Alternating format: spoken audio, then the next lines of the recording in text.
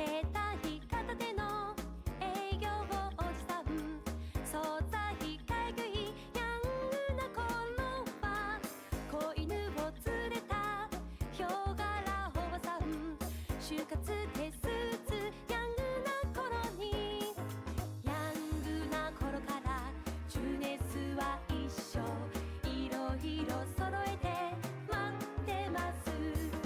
Everyday Young Life ジュネス。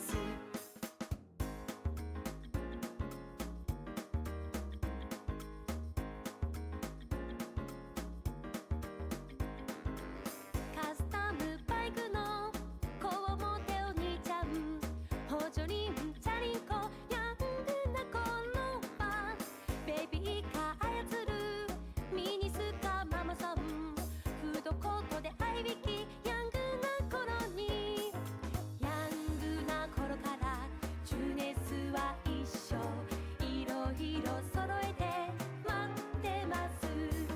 Everyday Young Life ジュネス。お父さん、僕サッカー始めたい。じゃあジュネスに行こうか。お母さんは前にバンドしてたんだよね。ジュネスでね。おじいちゃん見て、駐車料金無良心的だよ。ジュネスじゃからな。おばあちゃん、この赤ちゃん大きくなったら何になるんだろう。さあ、ジュネスじゃないかね。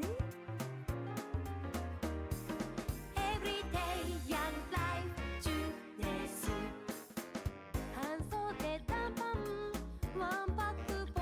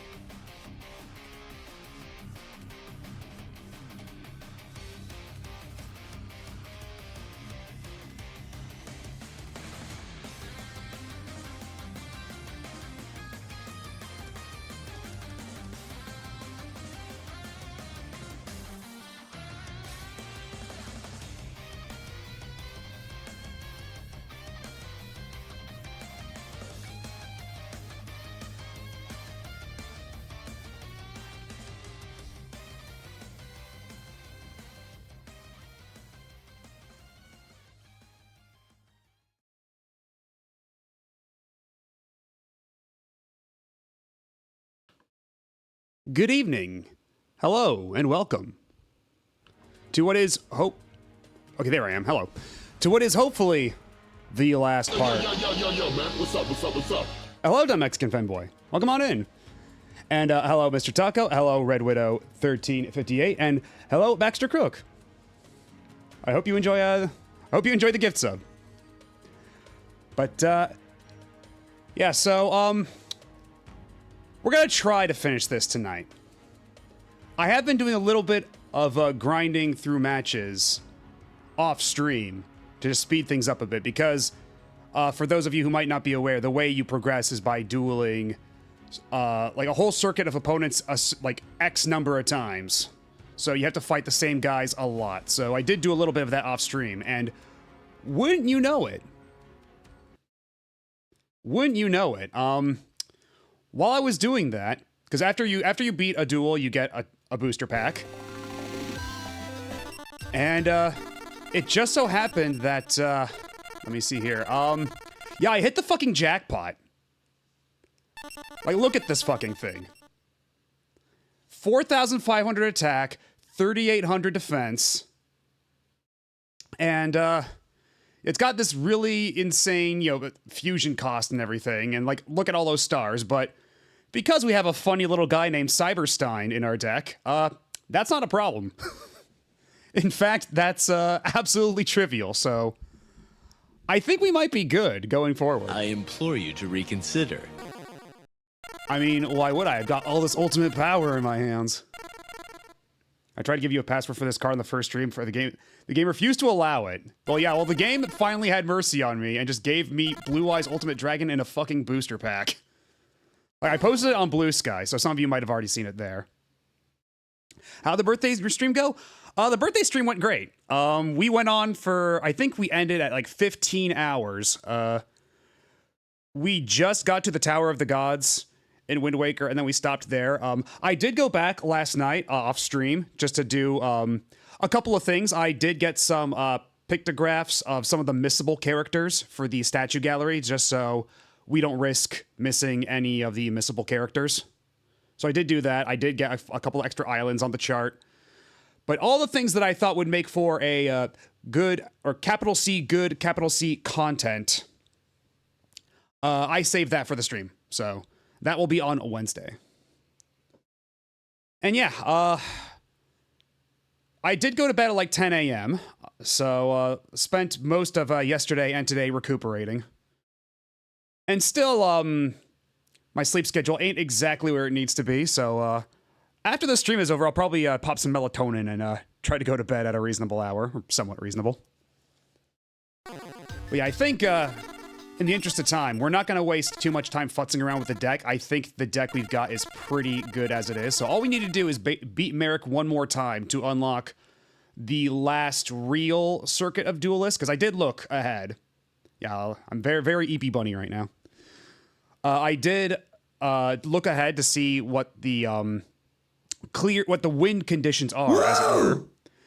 And apparently, like, the game just never actually rolls credits in this one. Like, apparently it just keeps going forever and ever.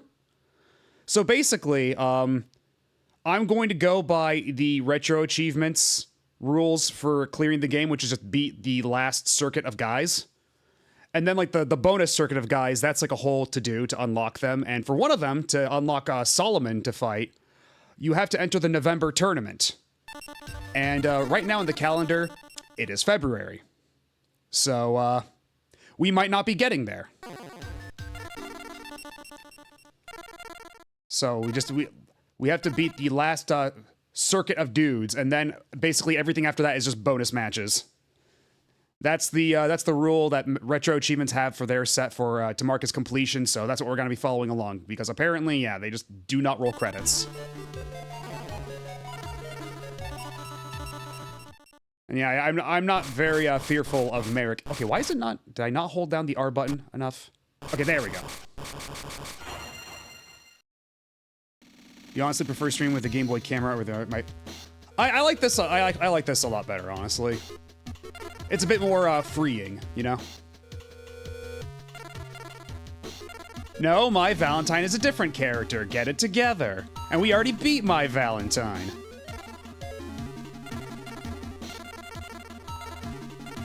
but not bad though. Let's see, we got, yeah, we're gonna, oh wait, I have to pull, I always forget I have to manually draw a card. It's so silly they make you do that. You'd think after like 3 streams I would have gotten that down, but still making that mistake. You know, this is a pretty good starting hand. Not too shabby.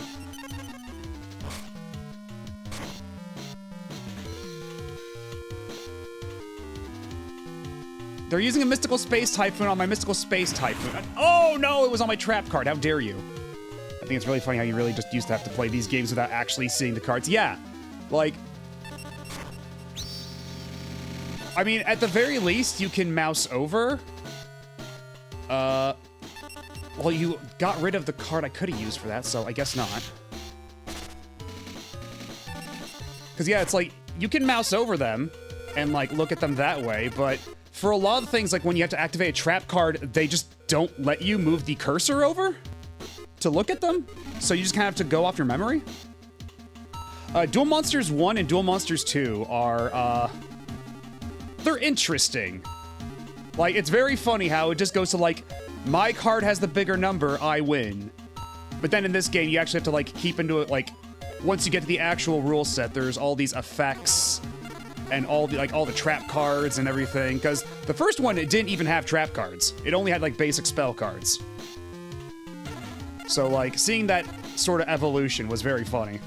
And how, like, you could play any card you had at any time, so basically I could just put, like, a Blue Eyes in my deck, and then I get Blue Eyes turn 1, I just play it, and then that's the game, I win. I have the big number card, and I don't need to sacrifice anything to summon it.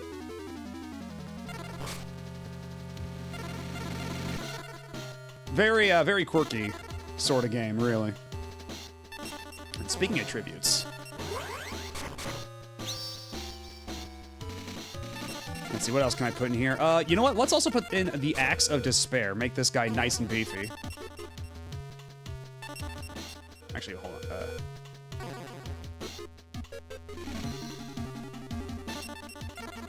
But I will also activate this, just in case that thing over there is a mirror force. My favorite thing is, in the anime, is how trash every champion is when you compare them to, like, 1 season later, because none of them use traps or spell cards at all. So what was that? Was I gonna get my shit wrecked with that? Yes, I was. It was a mirror force. That would have been really bad. Yeah, now that, like, I've gone through the games, I actually have to, like, watch the anime or read the manga and stuff now. Because, like, now I actually want that context. Like, again, like, I watched Yu-Gi-Oh! The Abridged series way back in the day. But again, you know, that's not really the real thing. And also just, you know... That was so long ago, I forget a lot of the finer details anyhow. I think it might be quite good idea to experiment with some games between now and the modern ones, like Duel Academy and Stardust Accelerator. I did find, I'll have to check if it's still on sale, but there was, it's not, was it Duel Links, the one that's on Switch? Because there is that I could take a look at, but... Okay, no, it's hard to keep all these names straight. Legacy of the Duelist, Link Evolution. Okay, so the word Link was in there. Duel Links is the mobile game. Okay. Exactly, those 2 games would be fine before Legacy of the Duelist. Duel Academy and Stardust Accelerator. What system are those on? And it's no longer on sale. Ah, well. I can pick it up later, but either way, after this, I was gonna take a bit of a break from the Yu-Gi-Oh! Stuff before, because I think that, like, you know, I've been doing Yu-Gi-Oh! Games for like 2 months in a row now. perhaps time to,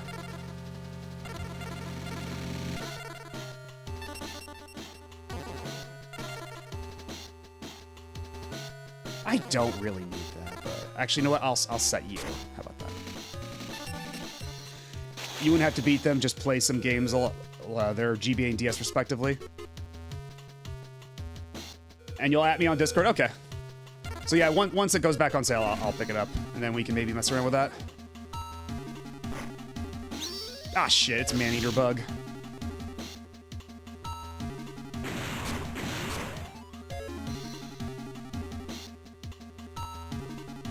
No, we can let Axe of Despair go. But unfortunately for you, asshole, I got Premature Burial. I can bring back my Cybertech Alligator, and there's nothing you can do about it. I think seeing mechanics and cards in their environment would help instill the strategies a bit easier. Yeah, probably. That's probably wise.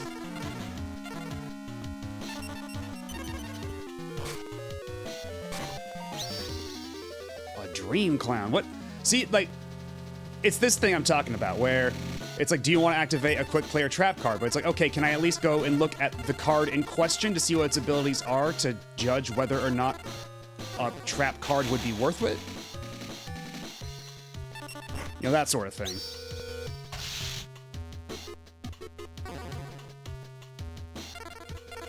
I should probably bring back Mystical Space Typhoon, because bringing back Axe of Despair is very tempting, but bringing back Mystical Space Typhoon is probably the strategic bet.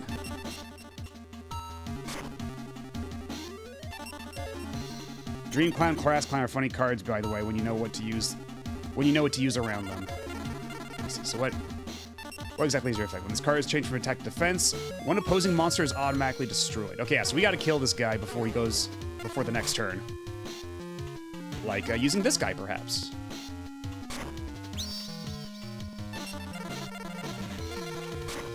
Oh wait, whoops, not activate. You want set.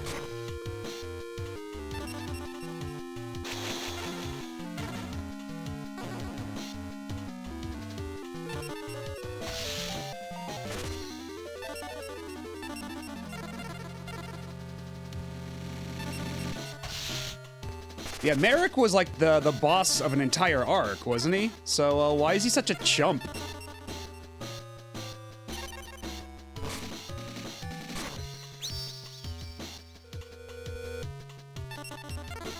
Ah, okay, I don't have anything.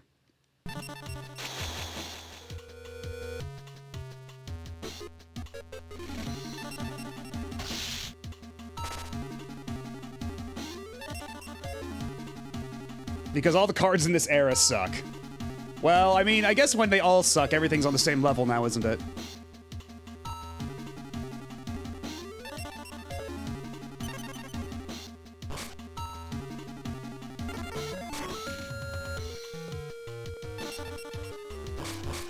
Ooh. I think it might be time for shenanigans.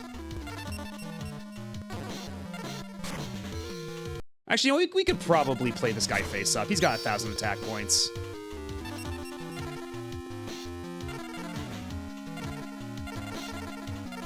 Yeah, I think. Actually, we might not even need to go all the way to Cyberstein. Because, yeah, we beat your ass for 600. Okay, so we will have a little bit of leftover. Okay, well.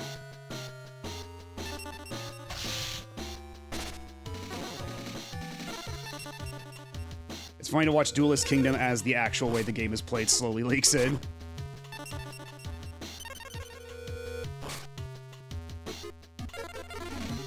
Okay, I really don't need to do this, but it would be funny.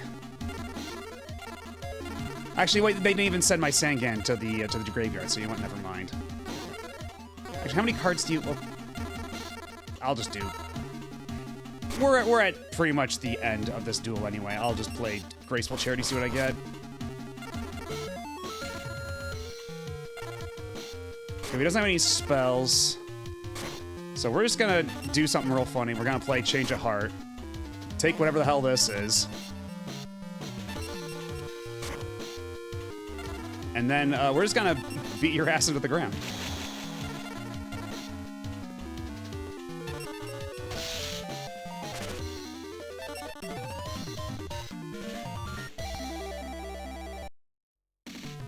I've lost the ultimate deck, but how? Could it be? Is fate on your side? Have you managed to reinforce your deck? Did you know that you can now select a new booster pack?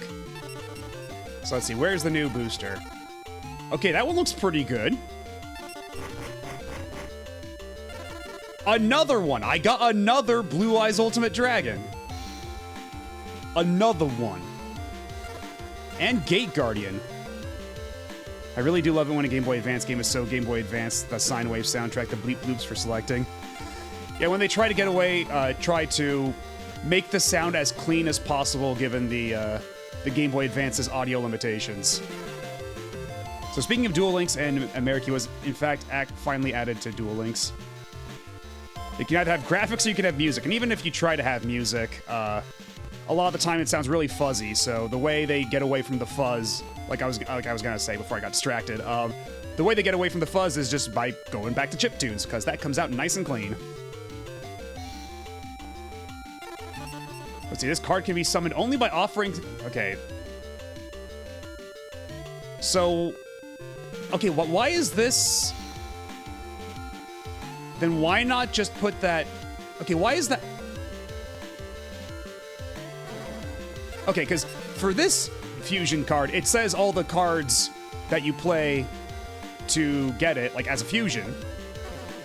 Oh, but I guess this one, because it's tributing, they all have to be on the field. Is that it? Is that the, So Gate Guardian itself sucks. Because, yeah, we don't need Gate Guardian. We've already got Ultimate, we already got Blue Eyes Ultimate Dragon. But, yeah, so I guess the way this would have to work is rather than tribute, playing the cards from your hand for a fusion, you have to tribute them.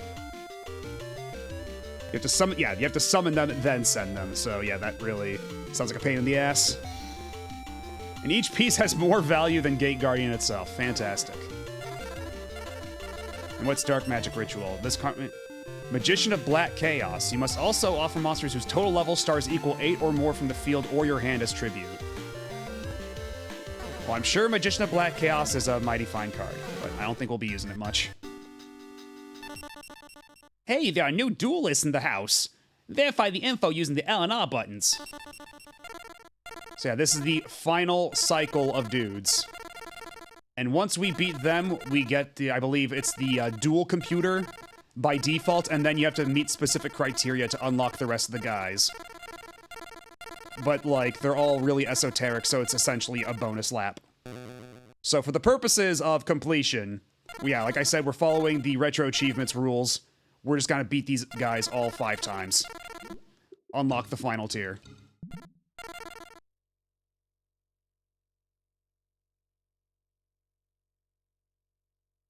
Let's see, so what is this? Gate Guardians combined. Must be special summon from your extra deck by banishing the above cards from your hand, field, or graveyard. When your opponent activates a card or effect that targets cards you control, you can negate that effect, and if you do, destroy that card. You can only use this effect thrice per turn. If this face-up special summon card is in its owner's control, leaves the field because of an opponent's card, you can special summon one level 11 or lower Gate Guardian monster. Okay, that's a lot of shit it can do. Holy crap. Joey would never say verify. His vocabulary is nowhere near advanced enough. Anyway, what's up, Yami Bakura? Let me warn you, I'm not as pleasant as our host. The deck I've constructed goes well beyond your meager imagination. I'm sure it does, buddy. I'm sure it does.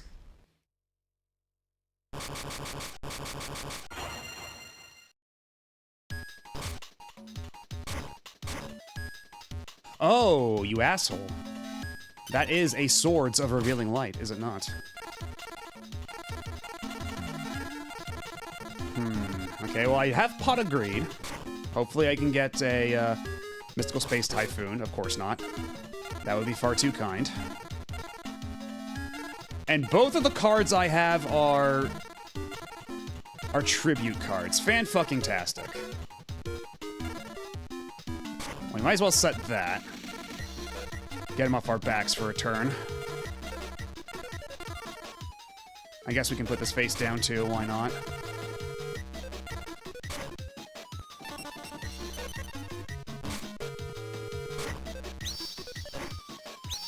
Yeah, I've seen what later cards look like. I know that they get a little bonkers in terms of the text length. Owned.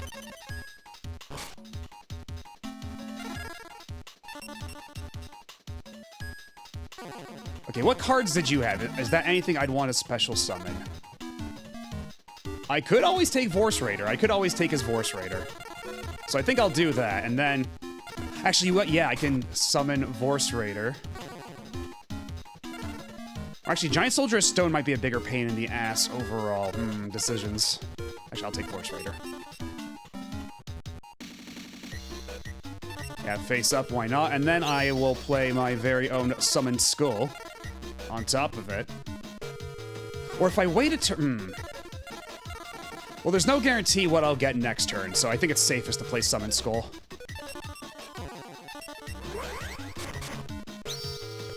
Have I seen Endymion, the Mighty Master of Magic? I don't believe I have.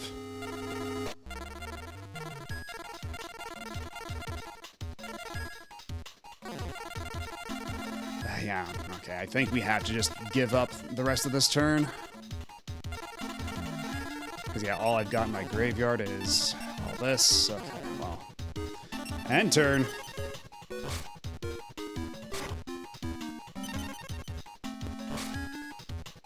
Okay, now I've got my own Swords of Revealing Light. How do you like that shit? When you get a sec, take a minute to read that card. It has the most text of any card in the game to date.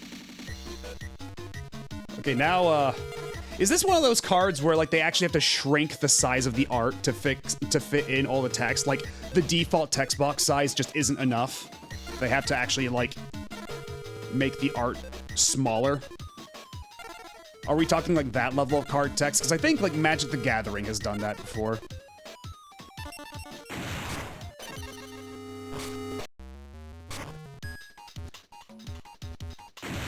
You asshole. Well, fortunately... Okay, yeah, well, we can do this. I'll play Dark Hole. Get rid of all your shit. Oh, but Call the Haunted doesn't even count because it's a trap card. Ugh. I can't just play it to bring a card back. I should have...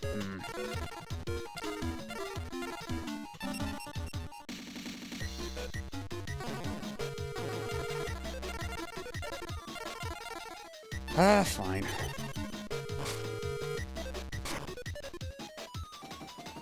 Yeah, they have to keep the actual dimensions. They don't ever shrink the art. The text is just painfully small. Yeah, I'll have to take a look at that once this duel is over. There we go, premature burial. Let's get my boy back.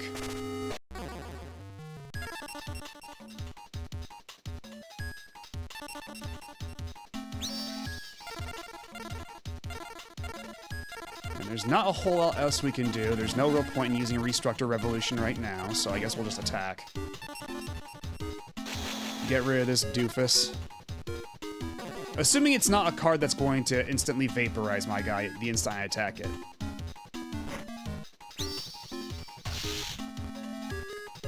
Well, alright.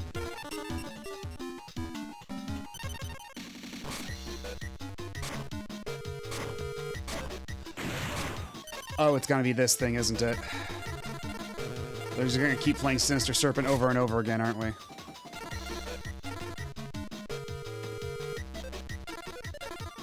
I'm gonna put down Ultimate Offering just in case.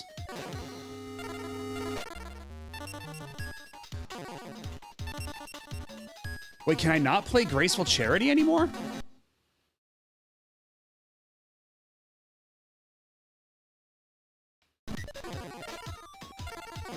Oh, because I took up the space for it, doy.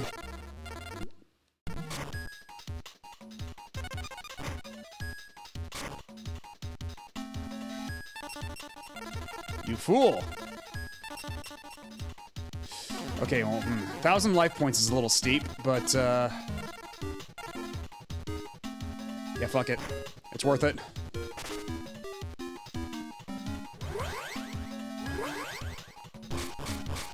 Let's see what we got.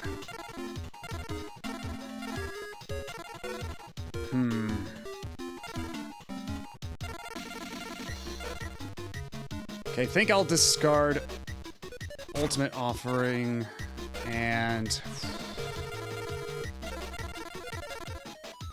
send the blue eyes? Oh, okay.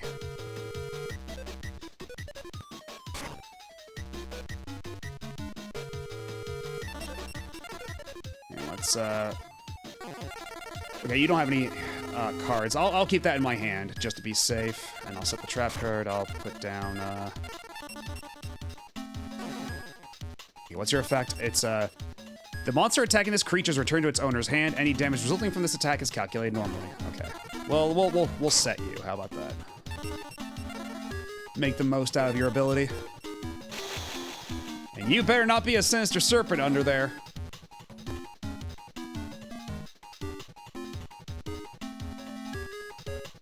Wait.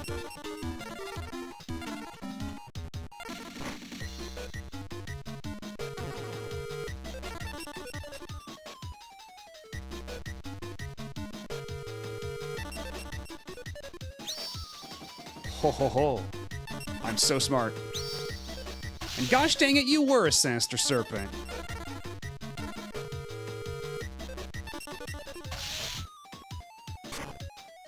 Oh, you had a Karibo. I see. Well, I guess that's all we can really do for now. Yeah, not a whole lot else we can do. He doesn't even have enough cards to make Restruct Revolution worth it. Yeah, honestly, I'm wondering what is supposed to be so sinister about this supposed serpent anyhow. You fool!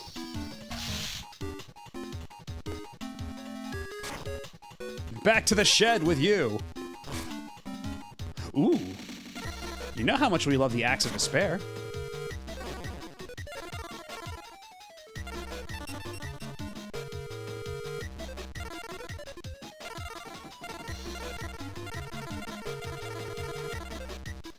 And you know what? I think this will be as good a time as any to use this. That way we have an open space if we need to use Mystical Space Typhoon. Which, honestly, I should probably play now, just in case he tries to do another Swords of Revealing Light or something. I mean, it keeps coming back, but to, like, what end, you know? Not exactly impressing us with his defense or attack acumen.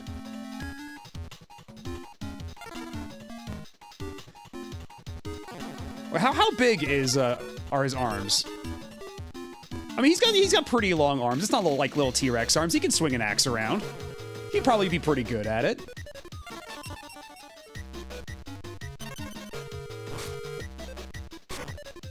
Oh shit. Even if I use Mystical Space Typhoon now, it's too late, huh?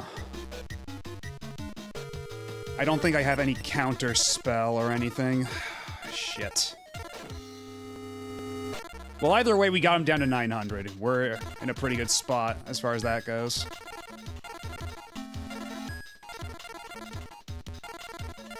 I guess we gotta...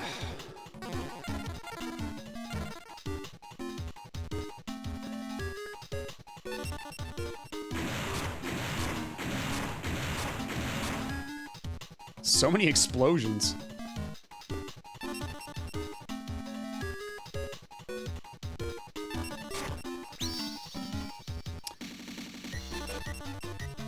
Not today, Buster.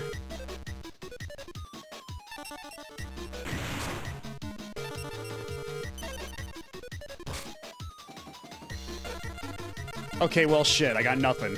I literally have nothing. Yeah, okay.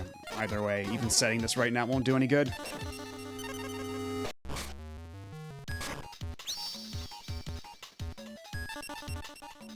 And yeah, that won't do anything either, so I'll just eat the hit. Well, you're in big trouble next turn, mister.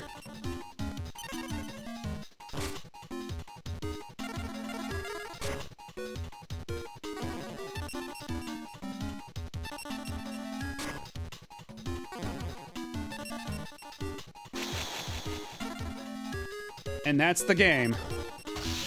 Beat your ass with your own elf.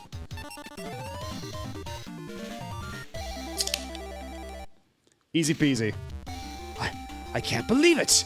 You've grown even more powerful than my wildest imagination. I felt something when you faced our host. I had no idea it was a premonition that I would be facing a true duelist this day. And also, from what I gathered, doing a research in this game is that basically, after a point, you only want these later booster packs anyway. Yeah, holy shit, these are all like infinity stars. What the fuck?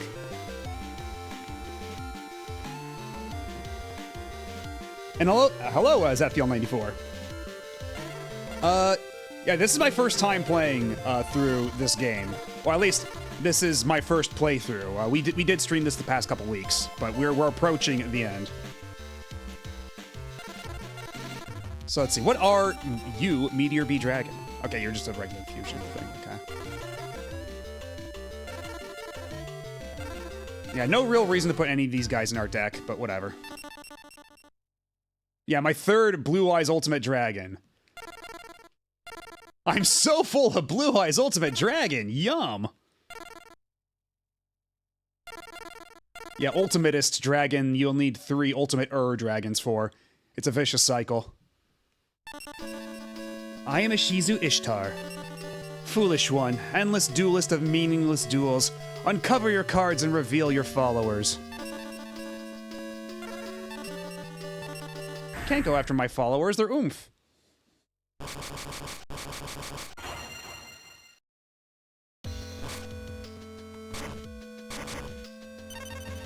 Ooh, this is an interesting background music track for this.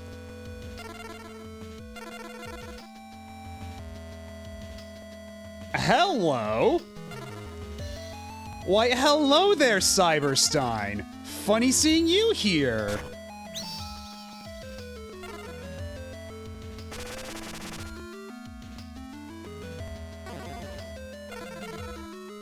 And I also have Beast Skull Dragon in my fusion deck for funsies, but we're not really gonna need him, I don't think.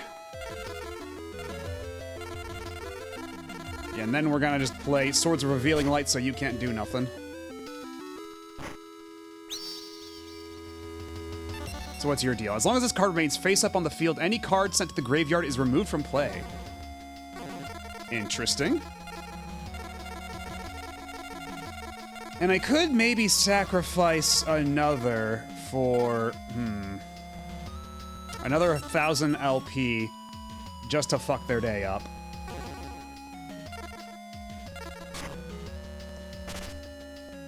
Yeah, unfortunately, it doesn't actually show you their hand. It just gets rid of the cards for you. Either way, they're down to 1 card, so we're in a good position right now. All the same. And they can't do shit because we got Swords of Revealing Light. And actually, how much HP are you? Okay, 2,000 defense. That's actually kind of obnoxious, but we can take. Okay, before we do, well, actually, I've got Monster Reborn. I can tank the hit with Blue Eyes Ultimate Dragon if they've got a Mirror Force. I can bring Blue Eyes Ultimate Dragon back. It's fine. I think, right? Because it's still in my graveyard, I can just bring it back with Monster Reborn. That should be okay, I think.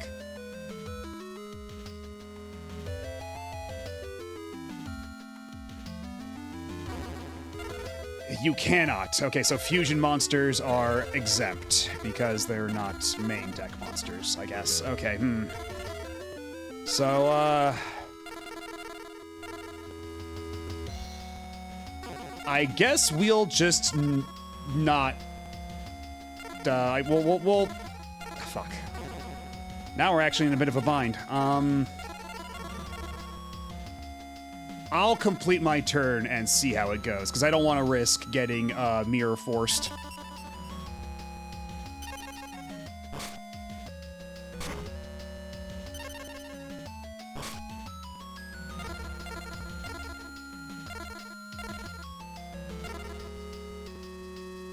Okay, what I can do, put down Monster Reborn there, play Giant Soldier of Stone. Then next turn, actually, then I can. Oh wait, actually, you know what? Hold up. I've got a better idea. I will play Cybertech Alligator, because now Cyberstein has fulfilled its purpose. We'll battle, and we'll send out a Cybertech Alligator first to assess the situation.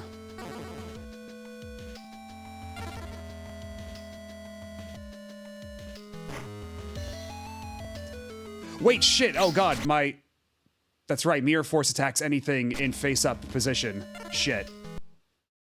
So that means even... So I have to... okay, so I have to actually put you in defense so you don't get your shit rocked.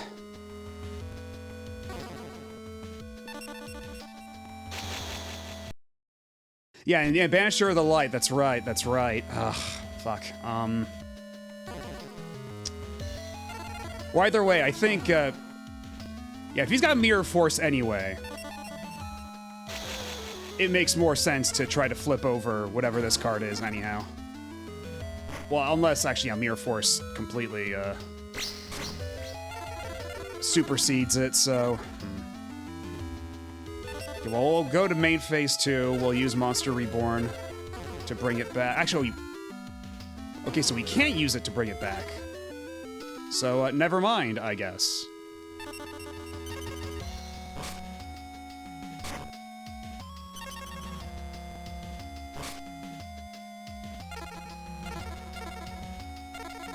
I'll set you.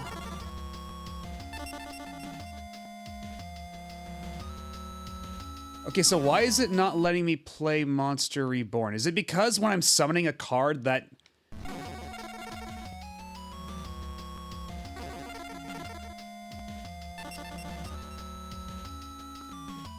Why is it not letting me use this? Oh god, God, that's right. He's actually banished. I've got nothing in my graveyard. That's why. That's why. Okay then. Well. Well, surely. He doesn't have a second Mirror Force, right? Or I guess it's, yeah, so she doesn't have a second Mirror Force, right?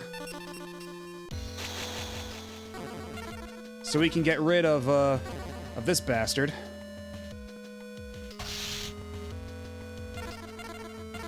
Yeah, now we can go to main phase 2 and bring him back.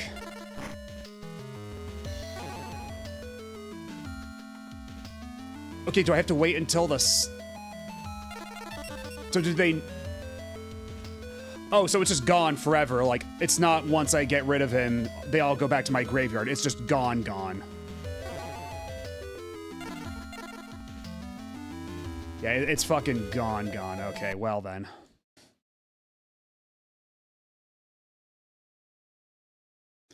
Because yeah, I thought that, like, once you get rid of Banisher of the Light, oh, your cards come back, but nope, no such luck. So,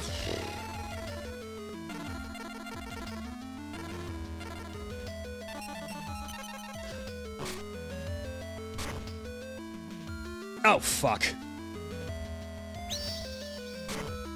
You asshole.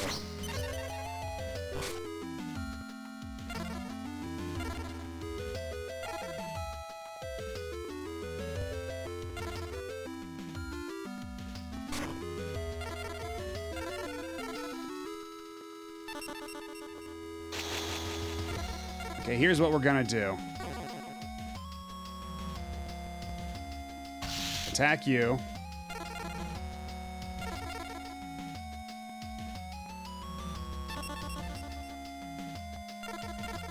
Because how many of because they just brought back Banisher of the Light. So we're gonna just prevent any such shenanigans from happening again.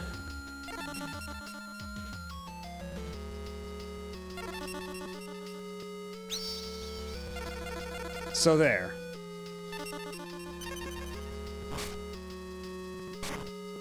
In this era of the game, there are extremely few cards that interact with banished cards, and in this game, I believe there are none that can bring them back.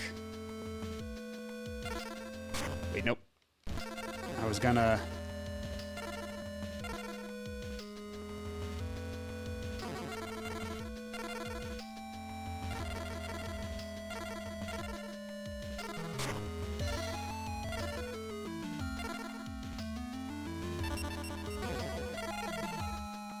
So banishing cards doesn't really do much good for me, so I'm gonna just take you out of the picture.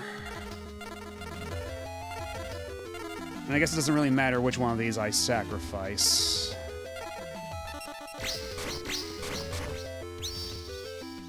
Okay, so now we got Blue Eyes and a Blue Eyes Ultimate.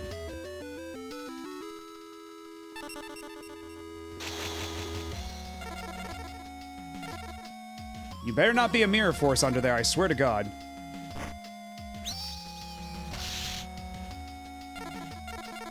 Okay, nothing happened, so I think we're safe.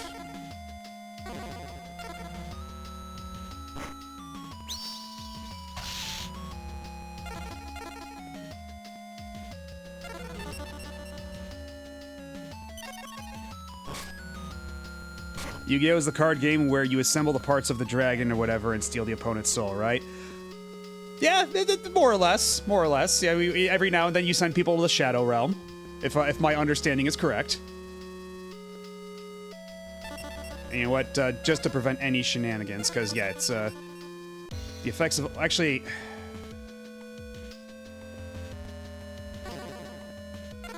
Yeah, just to be safe. We're gonna pop Royal Decree. Thank goodness. So we're gonna play Mystical Space Typhoon, get rid of one of your shits. Alright, what did I get rid of? I got rid of another Mystical Space Typhoon, so that's very nice, very handy.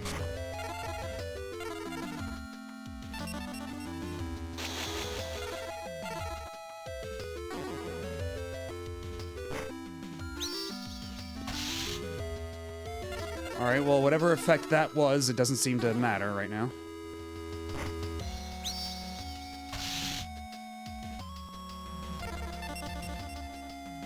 I'm sure someone has already told you, but the Shadow Realm was... Yeah, that was... Yeah, I already knew that that was just 4Kids nonsense. You asshole.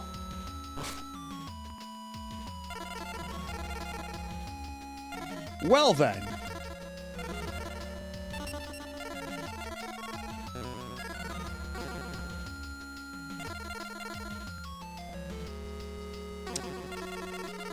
I guess I'll put this one on the field, just to set it, and then go fuck myself, I suppose.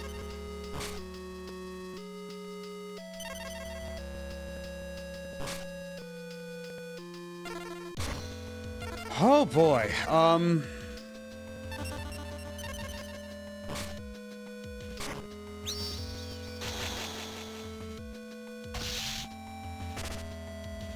Man, this duel went real south real quick, huh?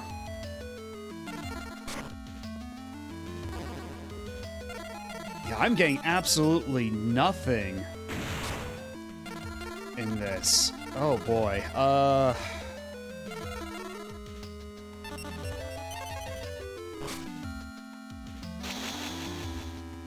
you didn't. You didn't win. You didn't win! Hello, Blackfoot. How's it going? And the Shadow Realm is still maybe one of the better concepts they may have to replace as a whole. It ended up getting a little canonized in GX. So, like, in GX, people just don't just die anymore, even in the Japanese version, I suppose, is what you mean?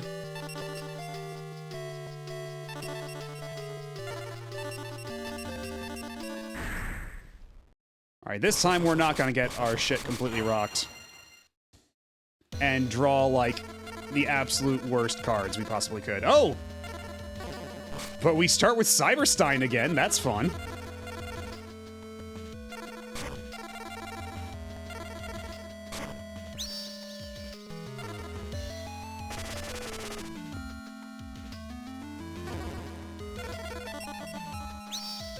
Yeah, turn 1 Blue Eyes Ultimate Dragon. An Upstart Goblin. You know what? Sure. Let's see what extra cards we can get.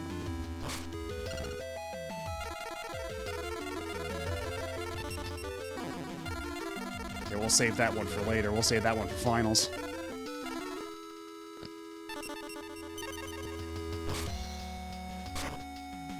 Did you know they made a Yu-Gi-Oh! GX game that's just a card encyclopedia?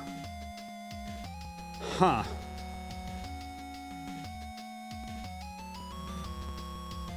Well, I don't have anything to get rid of Mystical Space Typhoon, so you've gotten rid of my Mystical Space Typhoon. Congratulations.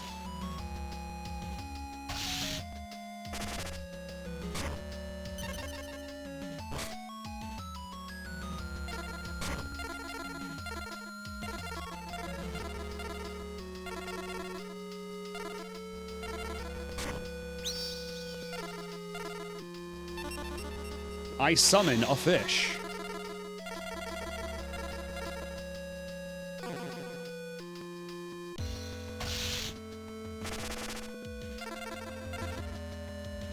I now attack you with my fish.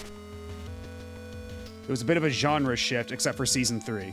So, yeah, I will say I have like zero familiarity with any of the other Yu-Gi-Oh things, because even like my familiarity with like the classic series is just like pretty surface level, all told, and like GX I know nothing about. And then there's the one where I know it's got motorcycles in it, and that's about it.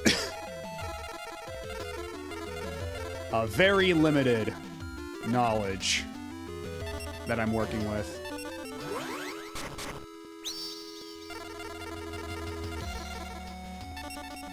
Yeah, 5 Ds.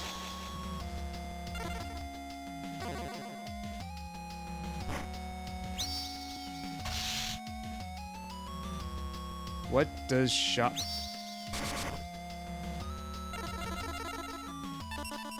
When this card is sent to the graveyard as a result of battle, you can select one light monster and... or with... So you just replace the Shining Fairy with another Shining Fairy. You're just gonna lame it out with Shining Fairies. Is that it? Well, whatever. Get blue eyes, idiot. You dork.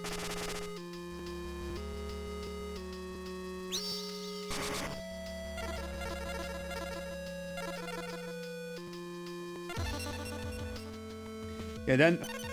No party's complete without at least 5 Ds.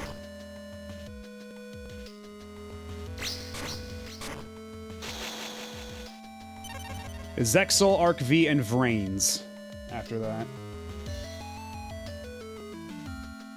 Jax holds a very special place in my heart for not only getting me into the roleplay group I'm still with, but also we used to watch the episodes completely raw and no subs every week because that's all we had.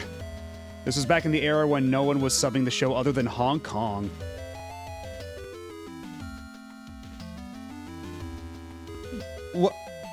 What do you mean the X is silent?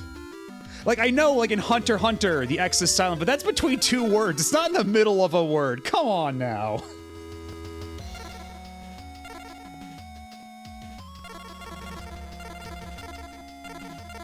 Fucking Xehanort trying to keep track of the nobodies shit.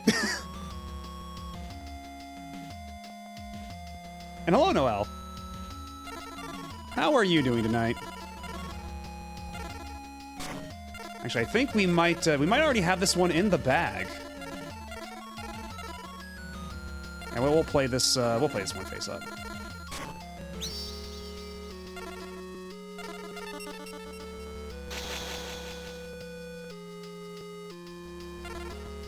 I mean, I suppose from a certain point of view, those would be silent eyes, but look. I have a Blue Eyes Ultimate Dragon. And that's pretty cool.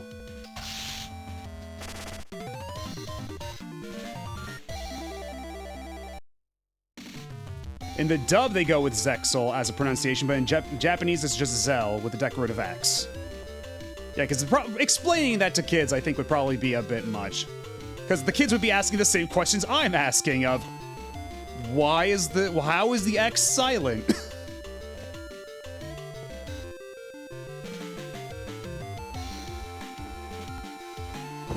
Oh, it's not even Zell, it's Zeyal. Good grief.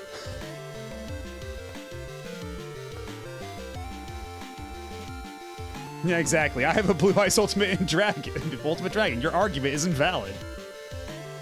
You already have obtained great powers, and those around you are wonderful supporters. And now give me the... Can I get a fourth? Okay, I do not have a fourth Blue Eyes Ultimate Dragon, unfortunately.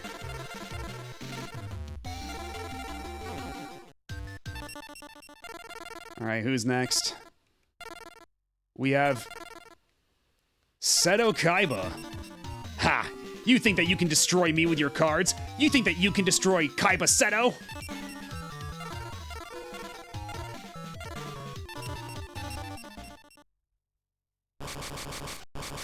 Yeah, I know Zell's a real word. That's why I thought it would be Zell like that. And not Zayal. Unless you mean to tell me I've been mispronouncing that word my entire life. Which, granted, is a distinct possibility.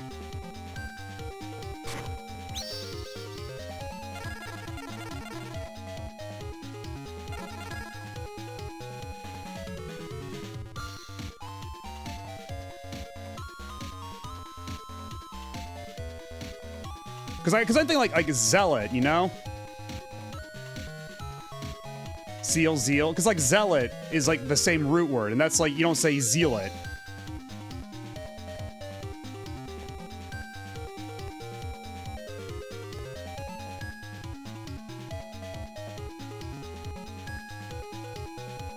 Okay, so I have been mispronouncing that word my entire life, but in a different way.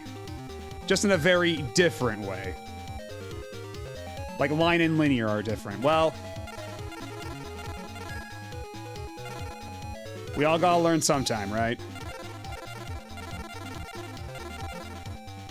Oh, I can play this turn 1 for it to be really funny.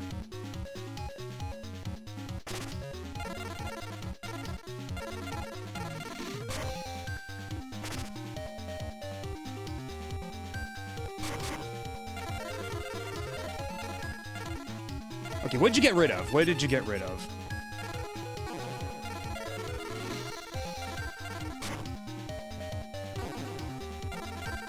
Yeah, just casually steal one of Kaiba's blue eyes right off the bat. No biggie.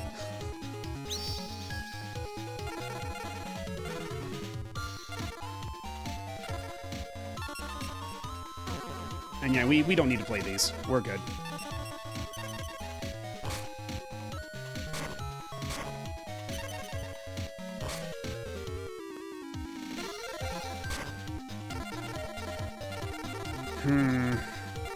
I don't feel comfortable about this card. Right there. But I'll play a Call of the Haunted, I suppose. Oh, that only works for my own graveyard, and once that Blue Eyes dies, I'll go back to his graveyard, huh? So not a whole lot I can do about that if it goes back to the graveyard. So I guess there's nothing to do but to go for it. And hope I don't get mirror forced. Nimble Momonga.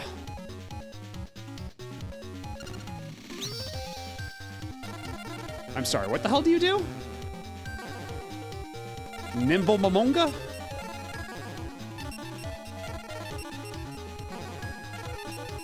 When this card is sent to the graveyard as a result of battle, increase your life points by 1,000. You can also take cards of the same name from your deck and special summon them to the field in face-down defense position. The deck is then shuffled. Oh, this card's a bastard. Oh, this card's a real bastard. Anyway, I just like Zayal, but it's the only Studio Gallop show that never got official subs released in a way where it's still accessible for whatever reason. And I continue to be angry about it to this day, because the dub is just kind of bad.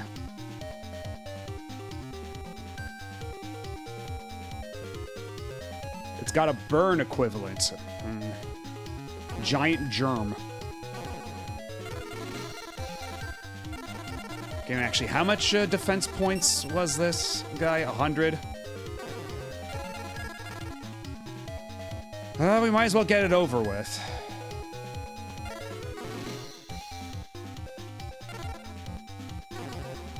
Because we can take him down a couple pegs beyond this. Yeah, get your life points. Okay, good. He doesn't have a second one. That's all of them. They're gone. We're done here.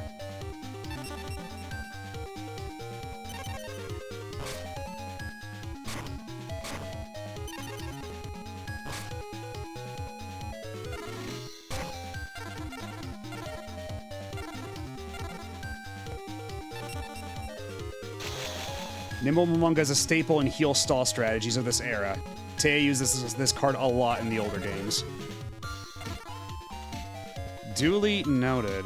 Actually, you know what? Let's I'm going to choose a different. I'm going to choose Ryukishin Powered to attack with, just in case.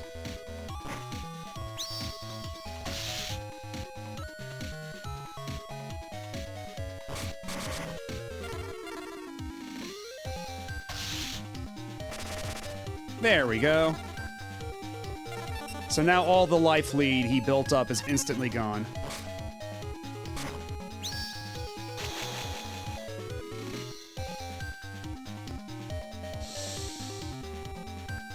You know what? No.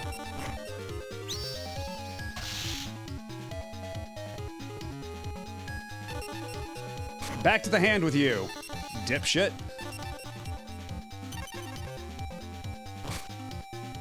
Ooh, and a trap hole. You like those around here.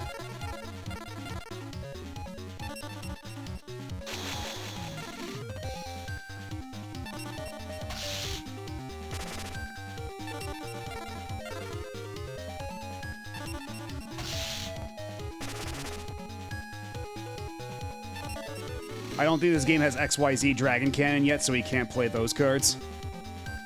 Let me take another look at the.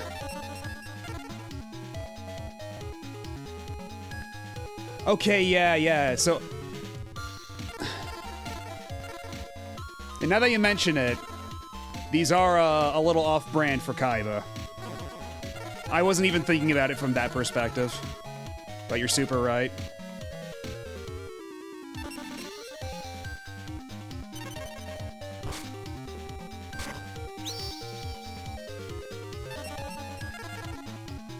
Yeah, what if I use Trap Hole and then you're not allowed to use your Voice Raider anymore?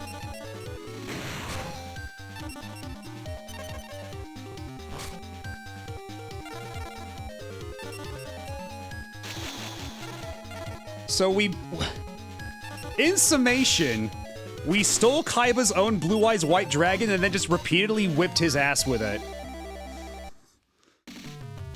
I will be the one to lead you to your end. I will not allow you to be defeated by any other. You are mine. Next time we meet, I will see to that. Next time. And then next time, I'll steal your blue eyes again.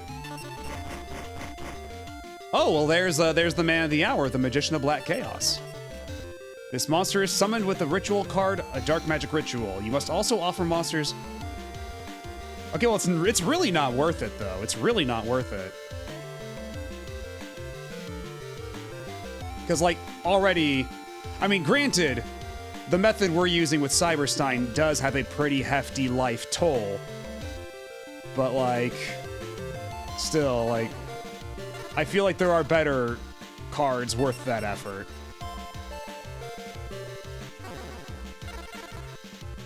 Because, yeah, Dark Magic Ritual is you must offer... Yeah, level stars equal 8 or more. Well, maybe. I know, maybe it would be worthwhile, but...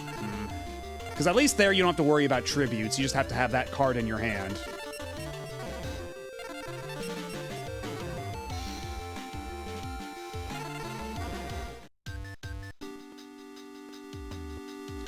Hello, Trucking Chat. It is indeed time to duel. And you just missed it, but we basically stole Kaiba's cards and beat him up with his own cards. It was very funny.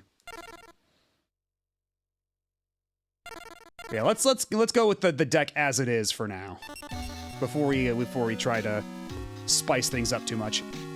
You may call me Shadi. I'm here to find out whether you're really the chosen one that I've heard so much about.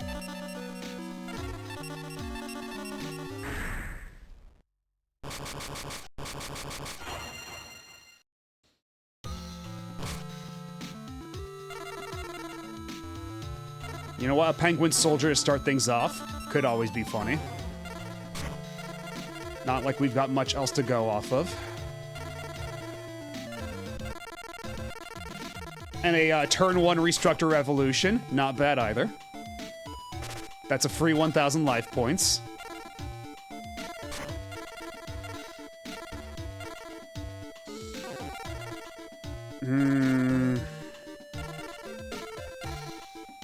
Monster Reborn could be really handy, so... Actually, well, let's play Graceful Charity and see what we get.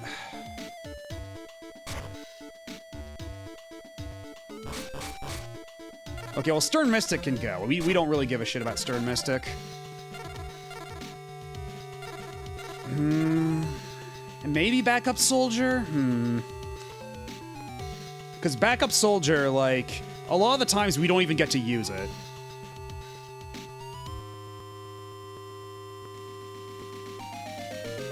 Whereas we could play Battleox next turn and have a pretty beefy starting roster here. Or we could actually... Because we could discard Battleox and then use Monster Reborn to get it back. But that might be a waste of Monster Reborn. Oh yeah, we could... Actually, you know what? You're super right. Yeah, now that we don't even... Because yeah, we put it in there in the first place just to run an Exodia deck. And now we're not really doing that anymore, so...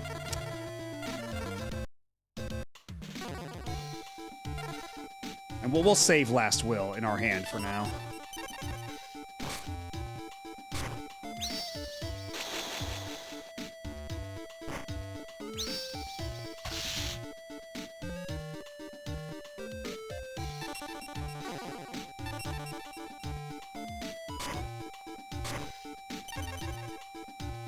Yeah, that's why I decided against it, because, yeah, Battleox probably not the best use of Monster Reborn. There are probably much more substantial, more advisable uses of Monster Reborn than just the Battleox.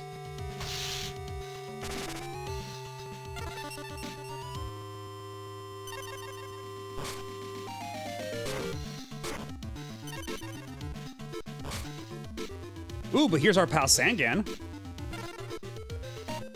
We do like Sangan around here.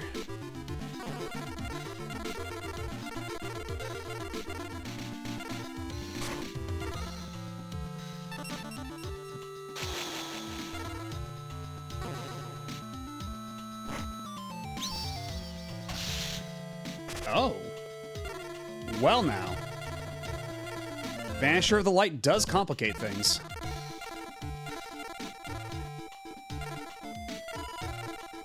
Something tells me we're going to be seeing a lot more Banisher of the Light going forward, aren't we? It's a perfect way to just, like, fuck up a lot of strategies you've built up over the course of this game.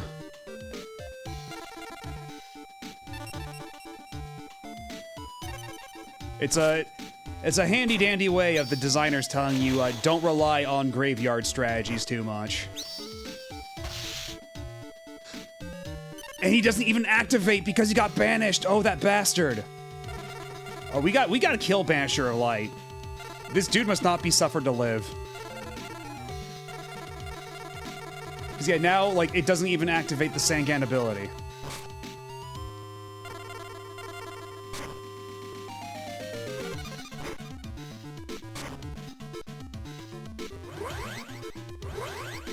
Well then. We're not even allowed that. We're not even allowed to banish everything on the field.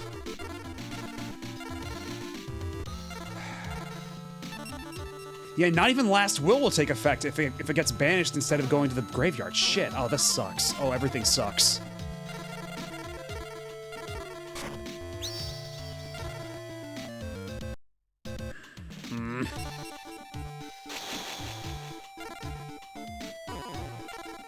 Well, at the very least, we can attack Lord Azemia and cause some spillover damage.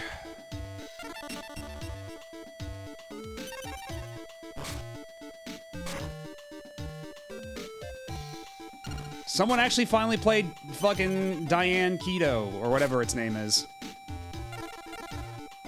You're hilarious, game, giving me a second Last Will.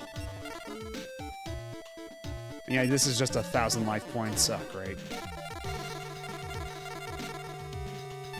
Well, I guess let's hope Gemini Elf doesn't get owned by whatever happens with this card. Okay, it's Magician of Faith. Oh, Okay, well, ain't that obnoxious.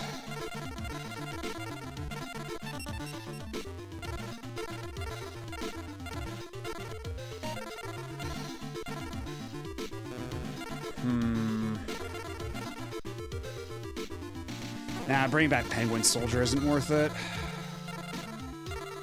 But yeah, I've got nothing that can take out Banisher of Light yet. This sucks.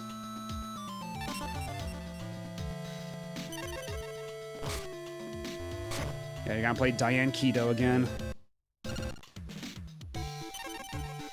it turns out the keto diet does wonders for your fucking life points.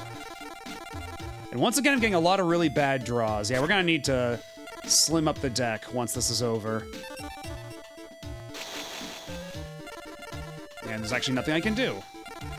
There's nothing I can do, so we all have to just keep going.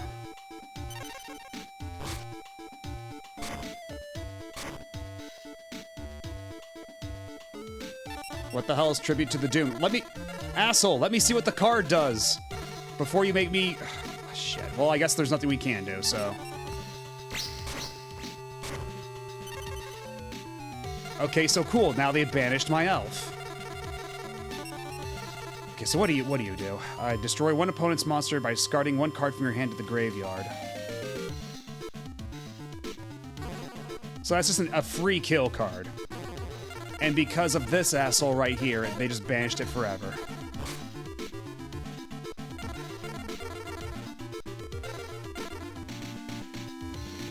Okay, you know what? Executive decision time.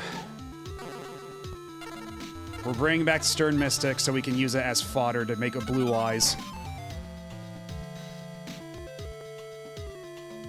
Okay, what is called the Dark do? Because Magic Thorn doesn't do anything.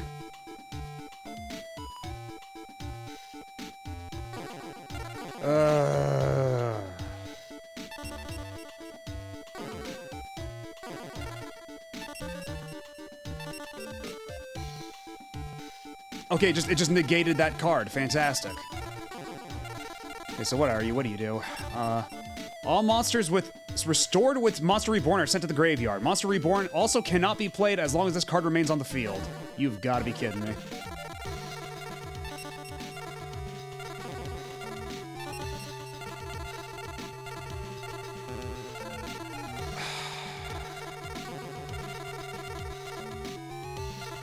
Okay, never mind. Then we're doing Premature Burial instead. I will make sure my strategy sees the light, yeah. Exactly, I'm using Premature Burial. We're summoning my Blue Eyes. Then we're getting rid of this asshole once and for all.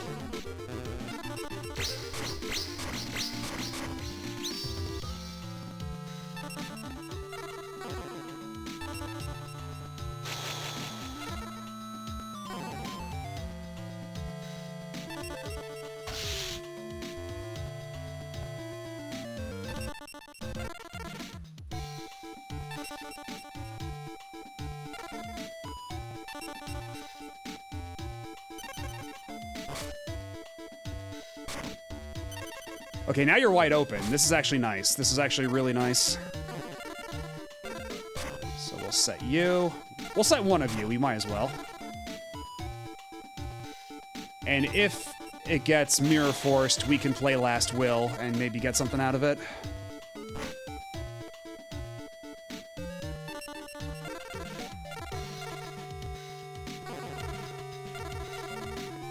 Wait, does 7 Tools of the Bandit not... Why can't I play 7 Tools of the Bandit to negate the...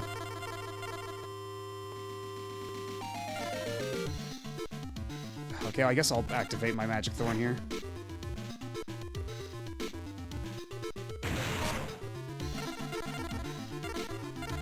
Alright, well, main phase 2 and Last Will, I guess. Because Last Will, I can just bring whatever and,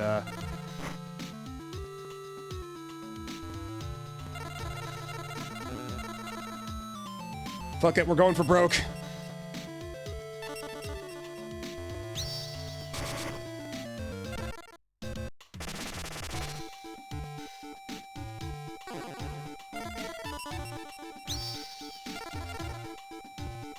Then we'll play another Last Will. Actually, I could activate a second Last Will, couldn't I?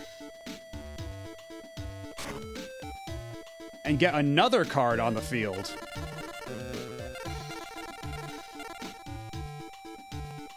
Okay, so they activated Mirror Force, and for whatever reason, it wasn't letting me use my 7 tools of the bandit.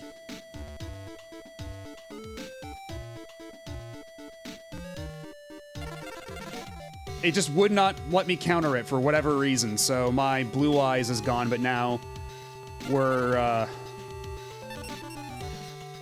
Although wait, that's a flip. That's a flip effect, isn't it?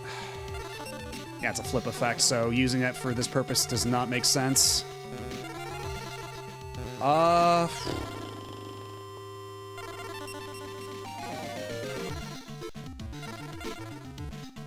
You know what? Wall of Illusion probably not bad to have out, just in case any shenanigans occur.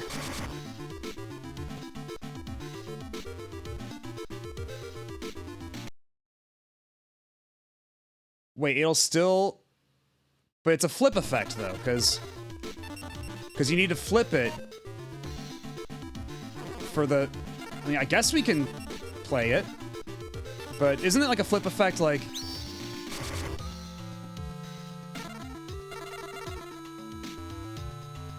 Yeah. Because, yeah, it plays face up.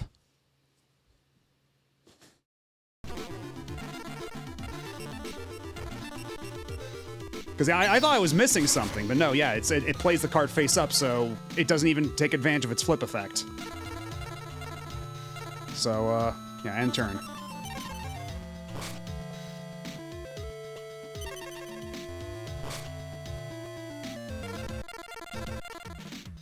So how much damage? It's 1,000.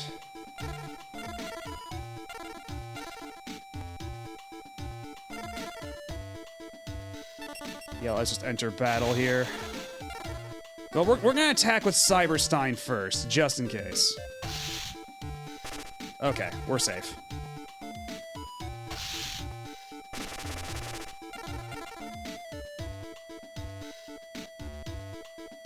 And that won't kill, so just to be safe, we're gonna keep it on defense, I think. Because we don't have a whole lot of life points. And there's only so many monster cards they can play next turn anyhow. Oh yeah, they're completely hosed. It's over.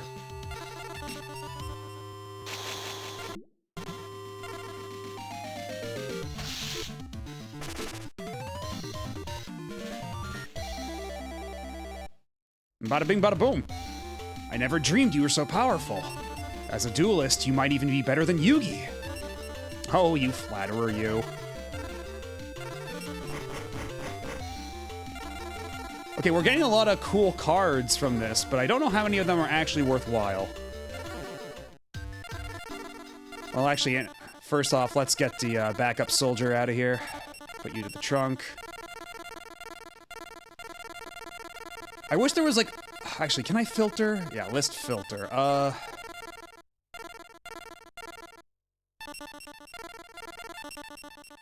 Yeah, filter normal monster by level. What would be a good addition here that I don't... Because that's 7, so that requires 2 tribute, yeah? And we have blue eyes, that's already... That's 5 or 6, so we could probably put in a Dark Magician. Yeah, that'd probably be worthwhile. Because that's only... Because, yeah, 6 stars, that's still only... You'll have to tribute just 1.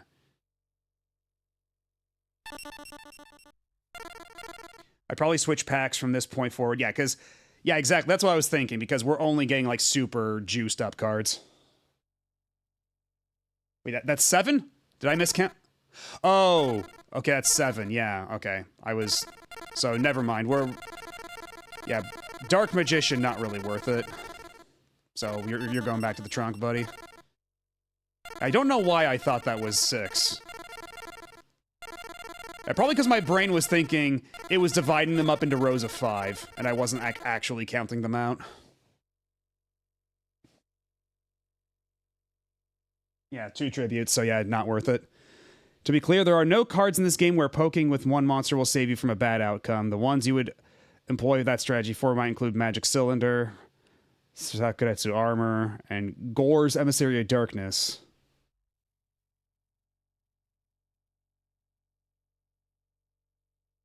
Yeah, so basically, for the most part, yeah, I just, if they have Mirror Force and I haven't already gotten rid of it beforehand, I'm just kind of boned. Is there anything worthwhile putting in my deck, then, if,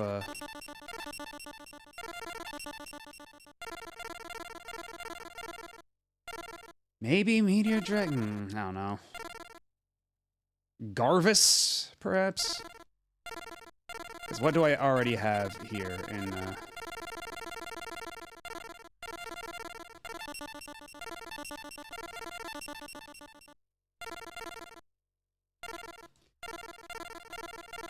Because, yeah, I've got Cybertech Alligator and Summon Skull, which are both 2,500.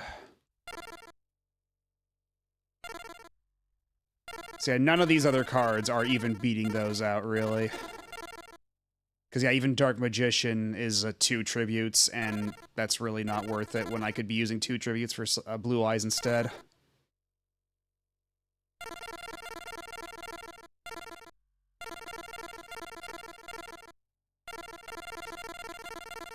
Because, yeah, I got 45 cards. I think it's probably, like...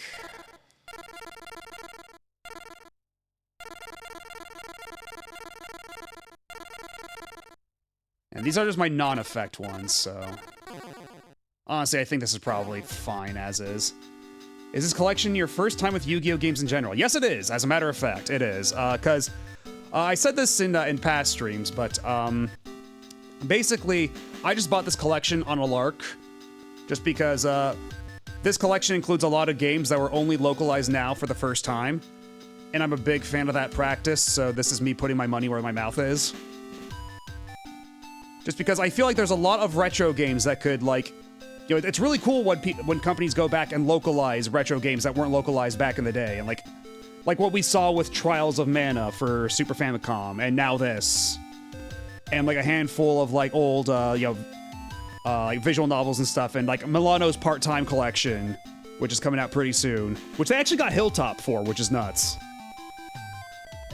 But yeah, I'm a big fan of that practice, so this is me putting my money where my mouth is, especially to Konami, because Konami is still not releasing Tokimeki Memorial here, even though there's like a brand new Switch version of it, so, you know, maybe to show interest that, you know, maybe bring over some old Japanese games. Give them a localization pass. I would pay money for that. Milano's Part-Time Jobs Collection was a game for the PS1 from the developers of, from Westone, the developers of the old Monster World and Wonder Boy games. And it's basically like a sort of minigame compilation, and you built a house. Like, you do, like, part-time jobs to get money, you fill up your house, stuff like that, but it's got really, really nice and cute sprite art. It's a really, it's the progenitor of the modern cozy game. And as a matter of fact, they announced this localization in the Wholesome Direct, of all places. Which is appropriate, honestly. But yeah, it's just, you're doing mini games to get money, and then you fill up your house and everything. And again, yeah, immaculate sprite work.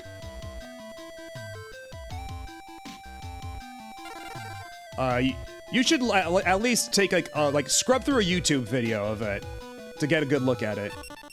It's a beautiful looking game. And it used to be really, really expensive to get on PS1. I should know. I imported a copy of it.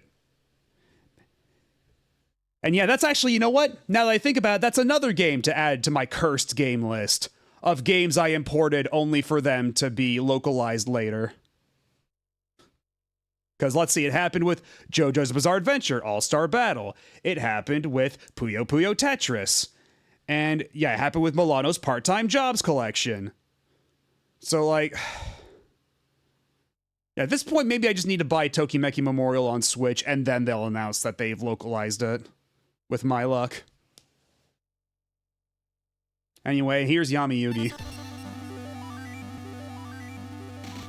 You won't find me an easy opponent. If you're wise, you'll hit me with everything you've got.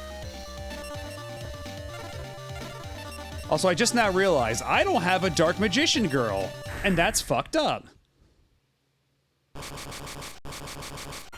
Yeah, that happened with Yakuza 1 Plus 2 HD and Tales of Vesperia PS3.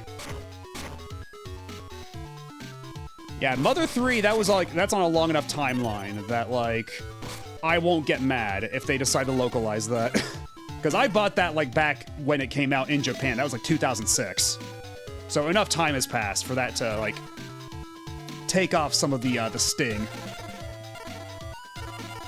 Like, I got Harpy's Feather Duster. That's actually really nice.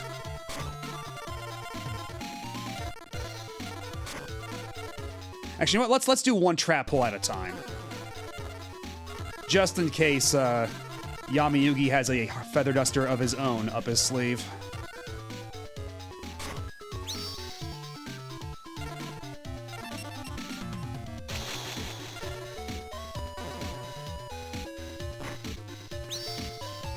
Oh!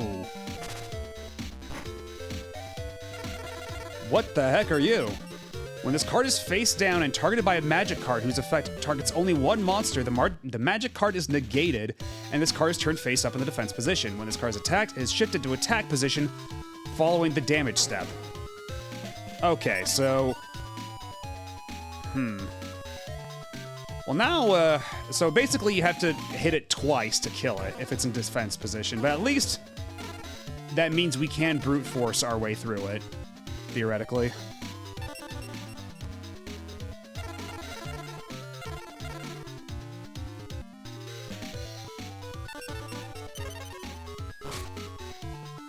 Yeah, hit me with everything that you've got. I equip my hand with brass knuckles and attack your face. Oh shit, wait. Did it not give me the chance to... Oh, it used... Oh, you used Monster Reborn, so that's why I wasn't able to trap hole it. Oh, this sucks. This actually really sucks. I'm in danger. Oh wait, no, it's only 100 damage for those. You really... Okay, well, we're fine for now, but... Yeah, we'll put this in your fucking pipe and smoke it.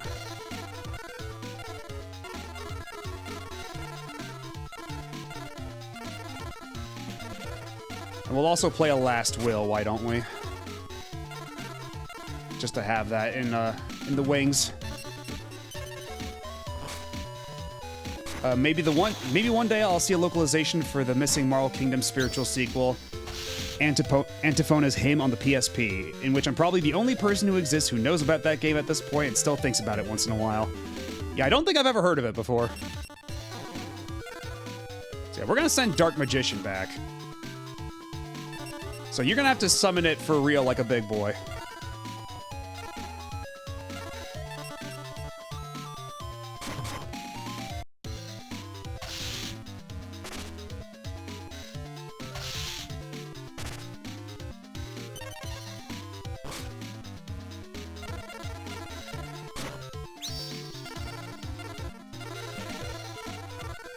Oh, and these guys are face up. They're fucked.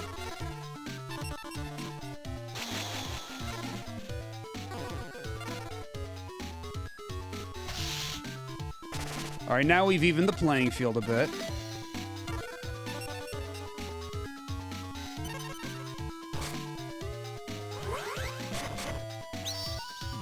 Dark Magician Girl. I hate to do this.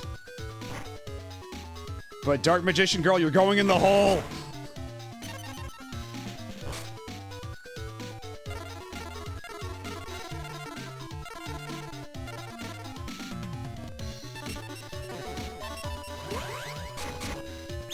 And let me see, and if I remember correctly, Dark Magician Girl is, gains more power for every Dark Magician in the graveyard? Yeah, but we actually...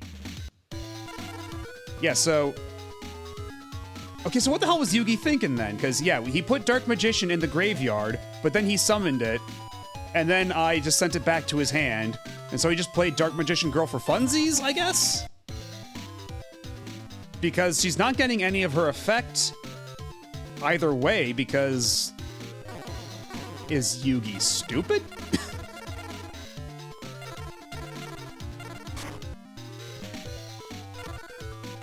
I mean, sure, but like, he still had to tribute something for it.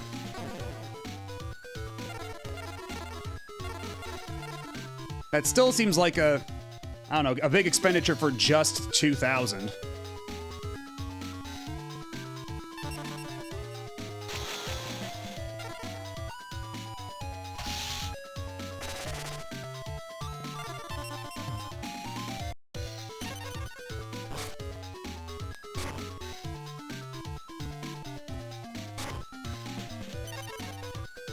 Okay, what? What are you? Increases the defense of all defense position monsters by 500. So that includes my side too, right? Let's find out. Apparently not. Because if it had affected, like, if it had altered numbers, it would show up in orange.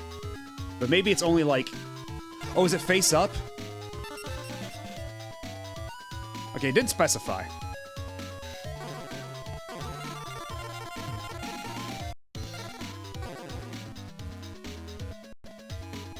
Yeah, if I were to put this guy... Okay, there we go, okay. Sure enough, sure enough.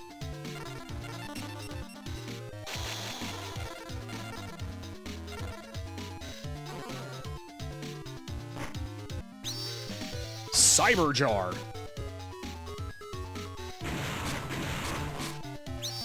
Haha. Ooh, Restructure Revolution. Hello.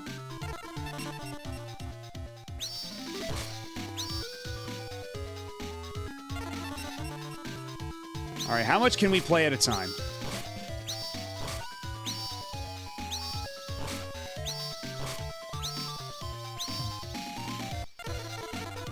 Okay, well, this is the perfect time to play this fucking card. So, yeah, let's go back to main phase 2.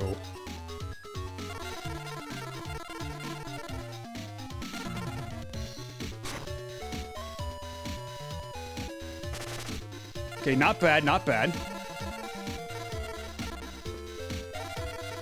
Let's see. Witch of the Black Forest, whatever the hell that is. And yeah, change of heart only lasts till the end of the turn. Yeah, until Raigeki comes into play, I'm not using my Premature Burial or Call... Actually, I'll put down Call of the Haunted, just in case.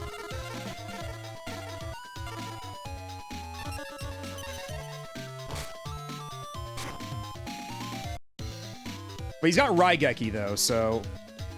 Does Raigeki flip over cards, or does that just nuke them immediately?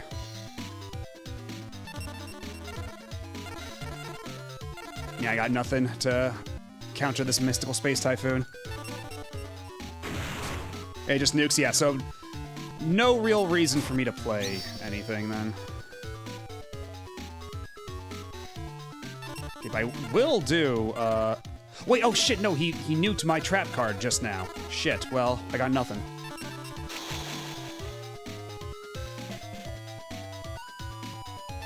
Let's see how this plays out.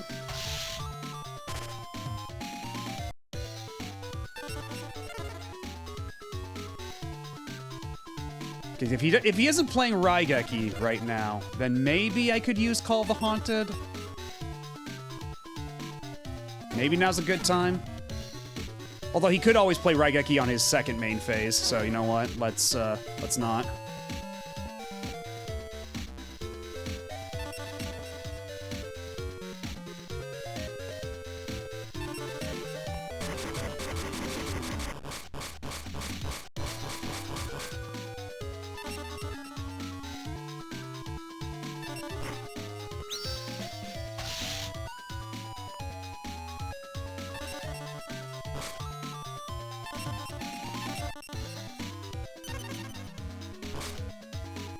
Okay, we got a lot of shit we can go through. Okay, let's play 7 Tools of the Bandit. Why not? I'll keep the Mystical Space Typhoon in my hand for right now. And before we play anything, I'm gonna play Graceful Charity, see if I can't get anything better.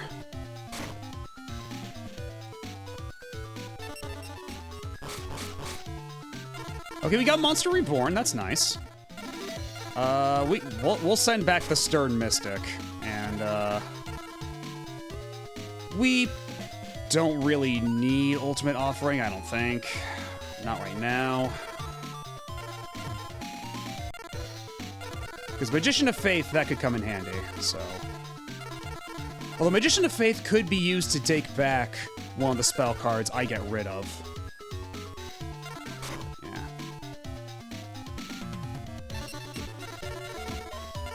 Let's see, let me double check what cards I got in here.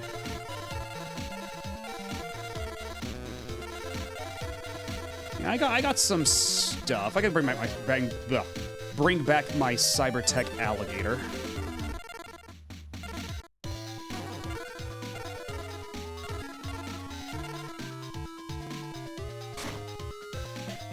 Ooh, you know what? Yeah, I can just steal his Dark Magician. You're super right. You're a Dark Magician? My Dark Magician. I always keep forgetting that I can just take one of their cards with Monster Reborn. I'm always thinking about my own cards when I'm looking at it, but it's true. You can totally steal. Oh wait, what's Buster Blader? Is that even better?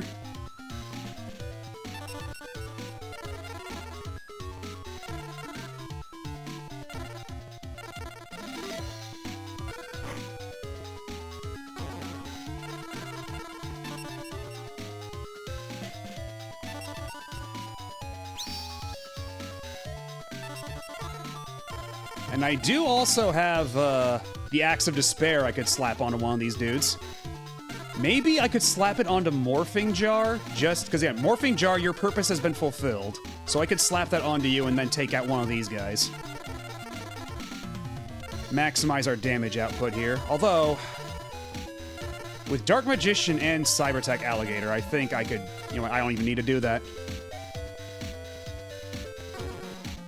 Or you know what, actually, you know what, even better, yeah. Slap it onto Dark Magician because the spillover damage will kill.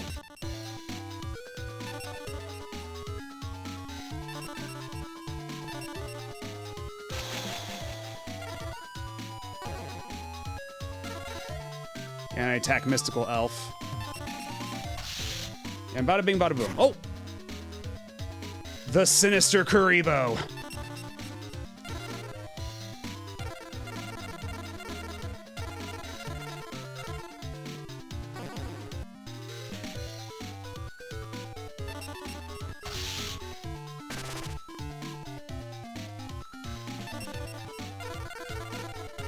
And not a whole lot else I can do right now.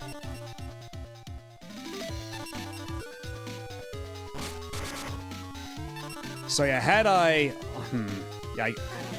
gone with attacking with the Morphing Jar, I probably could have gone in with. Well, actually, I would stop to contend with this guy.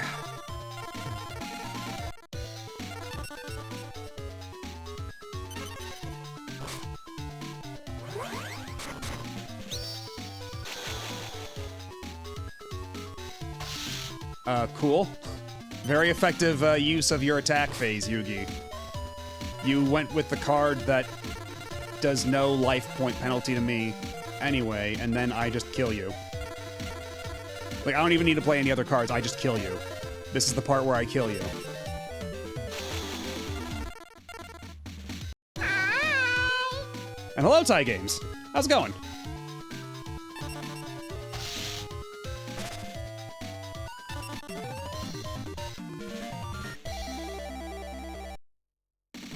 Very good.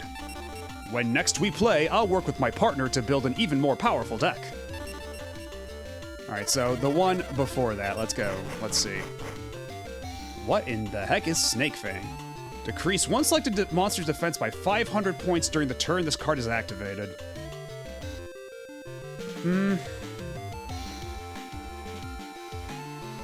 I suppose it could come in handy. And what was your deal again?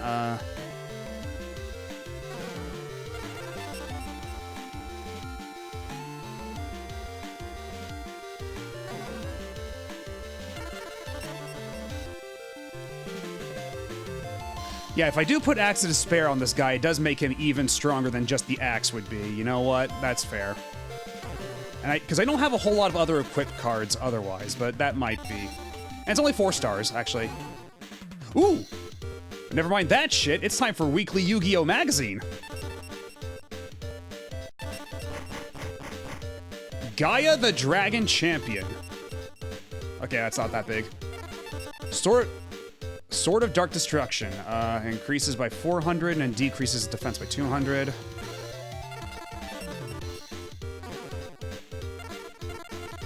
And these aren't fantastic.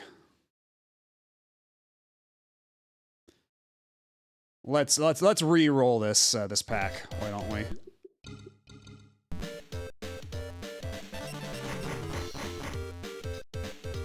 You know, I don't think I have a Karibo of my own yet. We might want to put in a Karibo.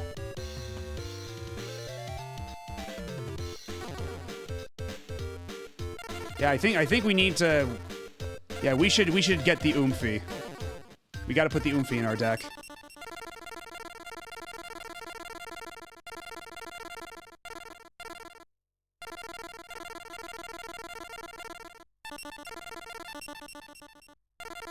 Oh wait, I have more than one. I've had more than one this entire time, apparently. Well then. Actually, you know what? I might have gotten it while I was card grinding and just forgot to put it in. And let's see, I don't know, maybe 2 is excessive. Then again, it's a good defense. We'll send you over here. Is there anything we could get rid of here? Royal Decree hasn't been really doing much for me, to be perfectly honest, so I think I'm gonna set Royal Decree to my trunk. Because it feels like every time I play Royal Decree, there's like no cards that ever, like, would be negated by it. It's just kind of taking up deck space. Maybe as a side deck card. Maybe it would be good in my side deck.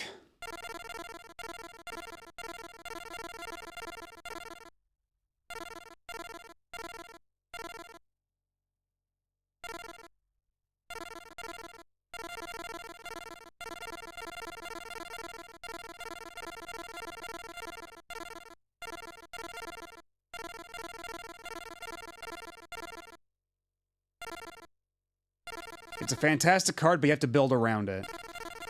Okay, because clearly it was not doing it was not putting in the work in my deck, so mine is not the optimal deck for it. And also Ultimate Offering, I think I might just put that back in the trunk. I haven't been getting a whole lot of use out of it. Because like in theory I could use it to like play tribute cards faster, but it never seems to be in my hand when I need it, or on the field when I need it.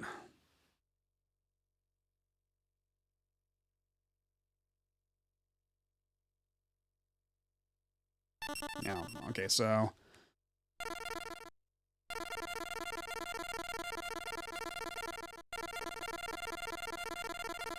I think this is probably fine for now.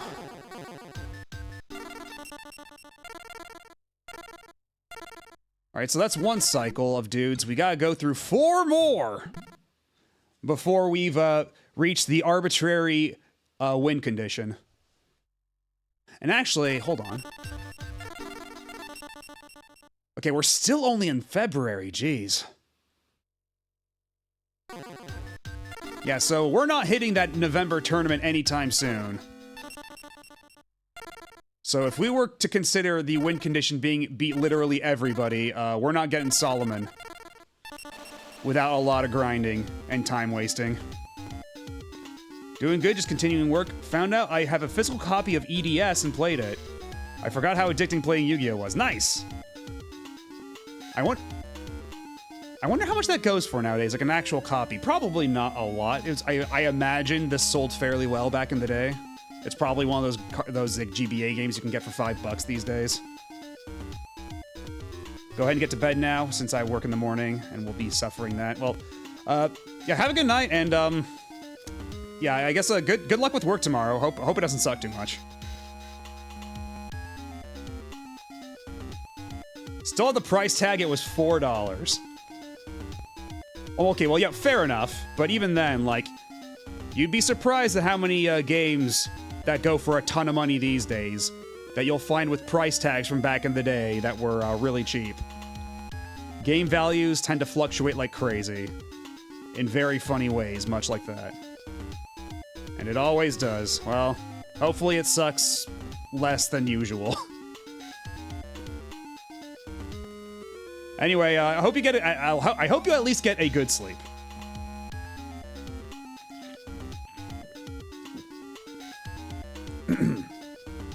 I find it amusing that you would even dream of facing me. After all, I'm one of the owners of a Millennium item. But if you insist, I'll be happy to teach you a thing or two about gracefully losing. Yeah, big words for a guy I beat in like 3 turns. Oh shit, I forgot to hold down the R button. There we go. Okay. God, I wish that was just a toggle. Because I always just, like, you miss the opportunity and... So where's the... Okay, there's the button I want to look at. Okay. Ooh, a Raigeki. Nice. So let's see. Play that. Play one of thems. Play one of these as well. Why not? Okay, Morphing Jar. We can save that shit for later. This is a good start. Solid ass start.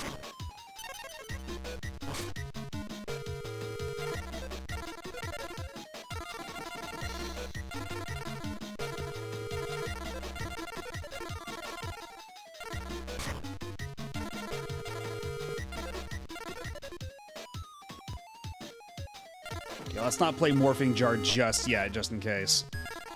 Although I could just put all... What if instead of Yami Bakura, he was called Yummy Bakura, and he was just Bakura-shaped ice cream cone?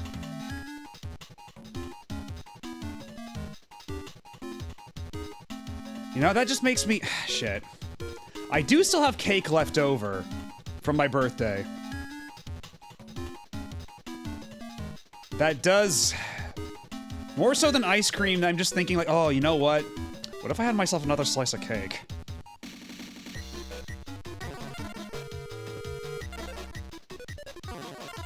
And hello, Asuka. How are you doing? Yu-Gi-Oh's going pretty well. You missed it earlier. We had a great duel where we just stole Seto Kaiba's blue eyes and we just beat his ass with it. We beat his ass with his own blue eyes. It was pretty funny.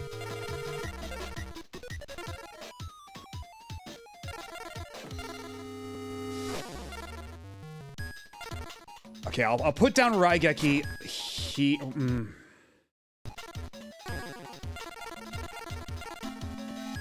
I'll put down Harpy's Feather Duster here, how about? We'll save Raigeki for after Mirror Force is gone. Then again, if I were to play either way, I can't play Morphing Jar right now. Let's play Graceful Charity, see what we get. Ah, I see. Well, you know what? It's just as well. So now you can't use it for when I want to play Raigeki later.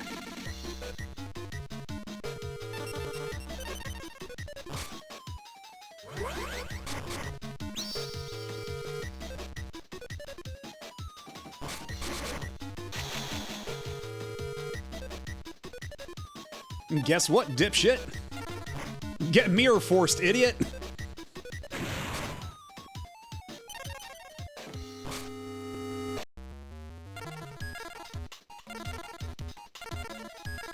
Let's play you face up.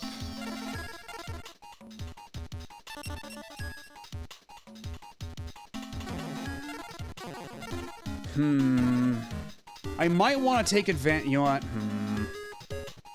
Because the Stern Mystic's whole thing is being able to see what the cards are.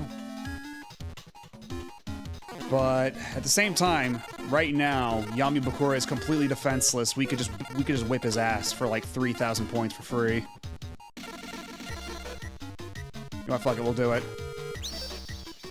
Not like I've gotten much use out of Stern Mystic's ability in the past, anyway.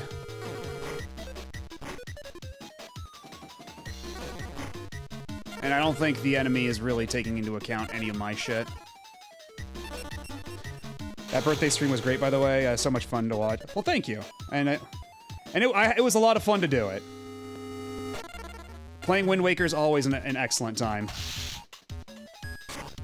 After that, I did sleep in till like 6, God, yeah, that was until 6 p.m.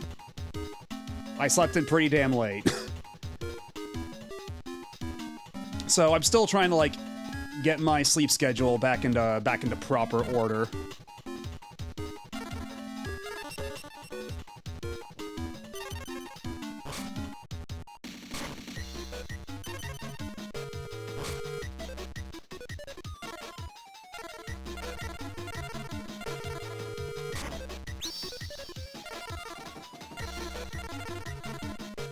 Let's not play Raigeki just yet until we know we got some bullshit on our hands.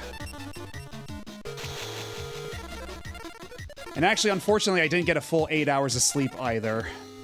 Not last night or the night before. So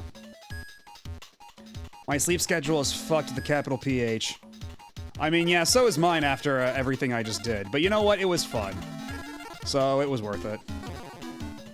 I had a good time. Wind Waker was a blast. Ah, I see. Well, that's not a huge problem.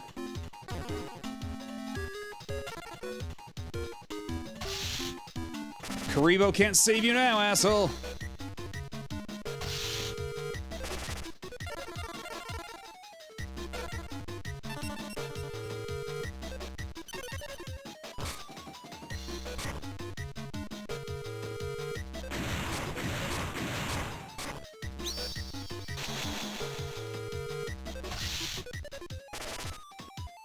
Well, ain't that a kick in the dick?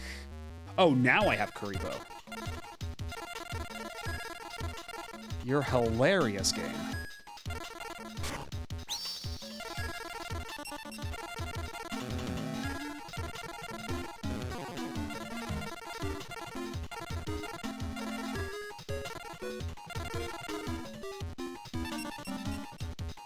Let's get you out of here. And yeah, I was mentioning it earlier too, but I did go back yesterday night off stream to play a bit more Wind Waker, but only to do some cleanup on otherwise missable figurines, just so I don't accidentally miss them during the course of regular play on the stream. And also, just to get a few more islands charted out.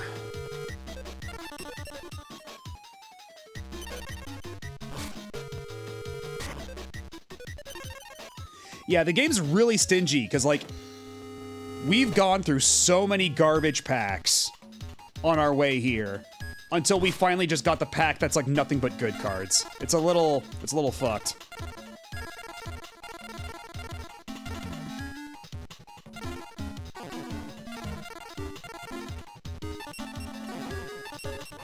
Although, unfortunately, the pack with, like, nothing but good cards is so good that, like, most of them are like 5, 6, or 7 stars, or like even like God, what is it, like 12 stars or something? Like the maximum amount of stars you can fit on there, like Blue Eyes Ultimate Dragon, which makes their application a bit limited.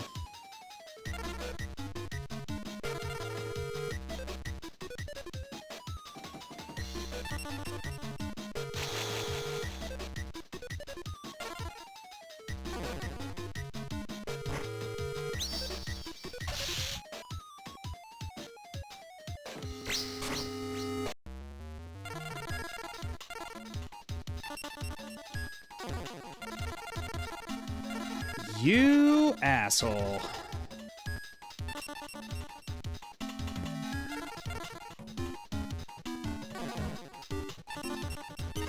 Okay, well, I have a Karibo I can use in case he tries anything. Okay, still nothing.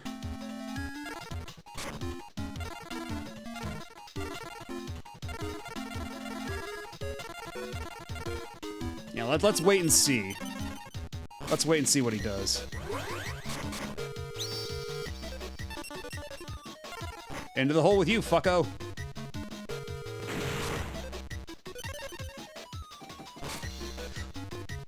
Now we're cooking, now we're cooking, now we're cooking! Oh, he's completely open, too. So yeah, about my Blue Eyes Ultimate Dragon.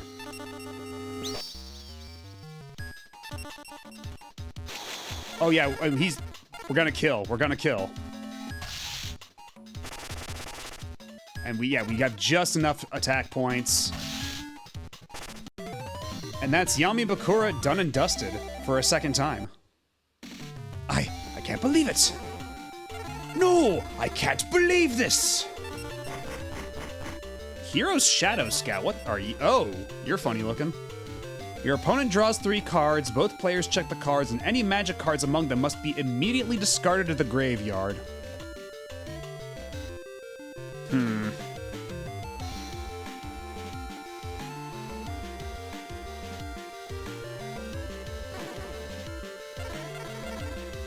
What about Fairy's Hand Mirror? Switch the opponent's magic card effect that specifically designates one monster as a target to another correctly targeted monster. Interesting, okay. So if they were to use Trap Hole, would I be able to refocus that, or is that only targeting... Would that only target freshly summoned monsters?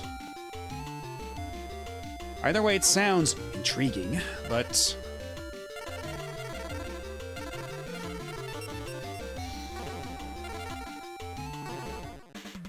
Ooh, another issue of Yu-Gi-Oh! Magazine is on sale today. Wondering what card you might find in this month's issue. Oh, wondering what card you might find in this month's issue? Okay, so it wouldn't work for Trap Hole.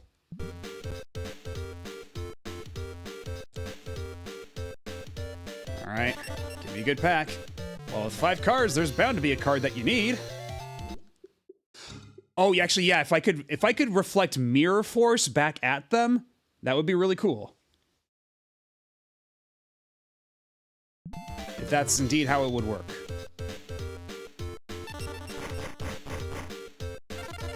Buster Blader. The attack of this card increases 500 points for every dragon type monster in your opponent's side of the field and graveyard. Okay, this guy sounds pretty neat. I think we might want Buster Blader. Especially if we're gonna be fighting Kaiba.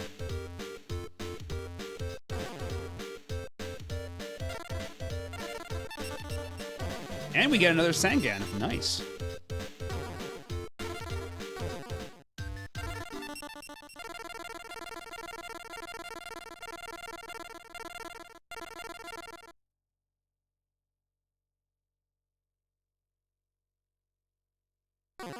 Let's wait until we actually go up against Kaiba before we try out the Buster Blader strategy.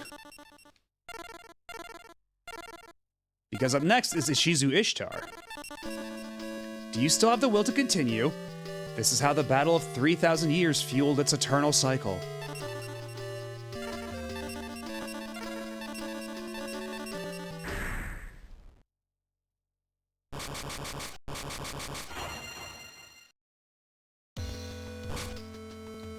Okay, Magic Jammer, always good to have. Okay, Blue Eyes I can't use. Fantastic. Mystical Space Typhoon might not be a bad idea to place that too. And we'll play Upstart Goblin, see if I can get a card I can actually play. Okay, well, we've got Karibo. That's not nothing.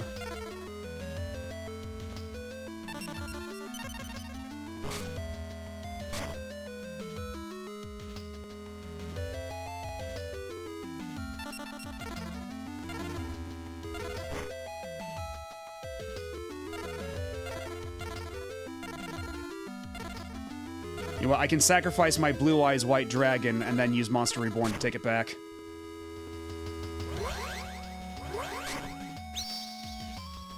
Well, thank God we did that before the fucking Banisher of the Light came out. Ishizu so far seems to really like using Banisher of the Light, which is my real big bugbear of a card. I hate this guy. I cannot stand this guy.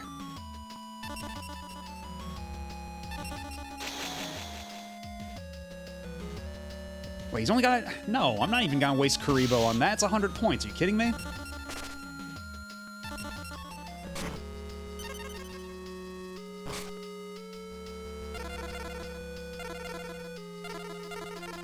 Okay, just to be safe. We'll play Mystical Space Typhoon on whatever the hell this is. Horn of Heaven. What the hell are you? Offers one of your own monsters on the field as tribute to negate the summon of a monster and send it to the graveyard. Well, too late, shitbird.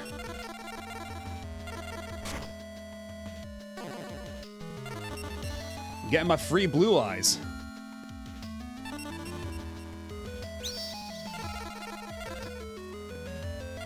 And I might as well set Sangan while we're at it, too.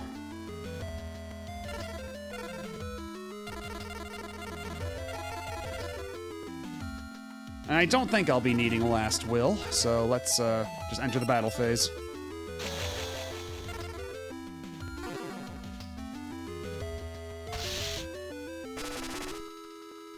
That's why I like to call it big damage.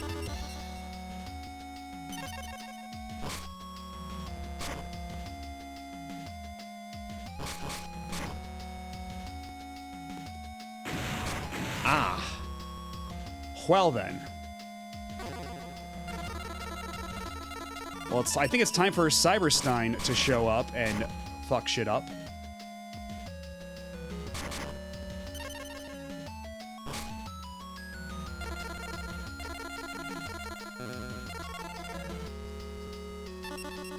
Increases the attack of all light monsters by 500 points and decreases their defense by 400. I see, I see.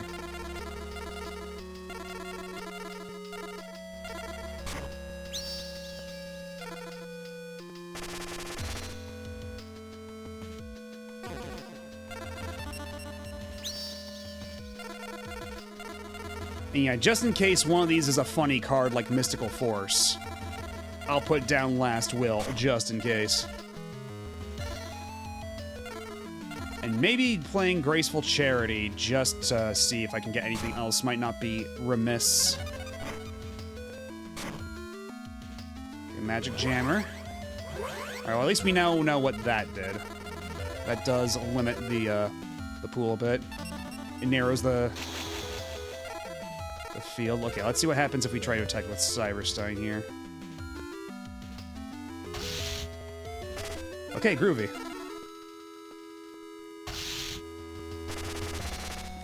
Oh yeah, and Blue Eyes Ultimate Dragon is a light type, so it gets way the hell more attack points. Congratulations, you played yourself.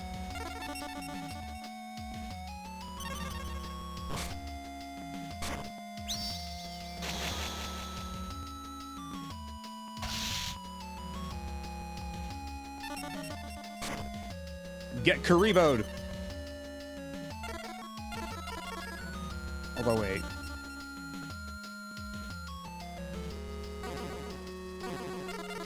Don't I get my...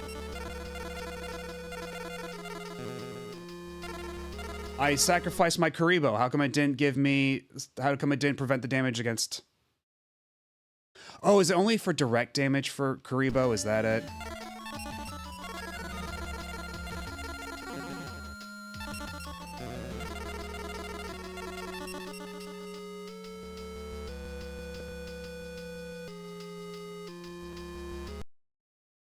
Wait, what? No, that should still totally count then.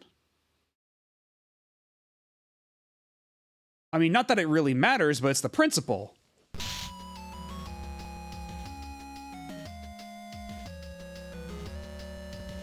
Oh, I guess it's just negating the spillover damage. Okay, well, fair enough.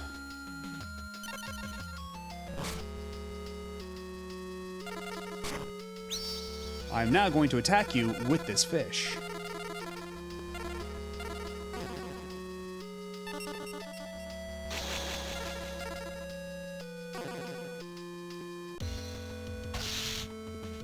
And that's the game.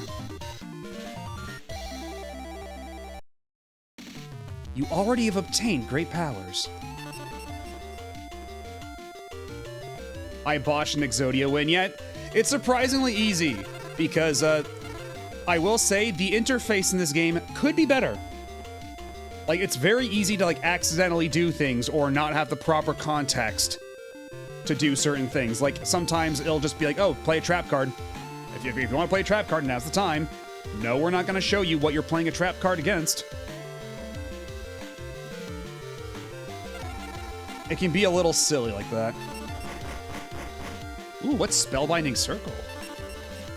Select one monster. As long as this card remains face up on the field, the selected monster cannot attack or change its battle position except by the effect of a magic, trap, or effect monster card.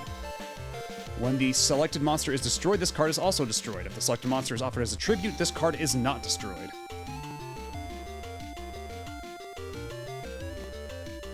Fascinating.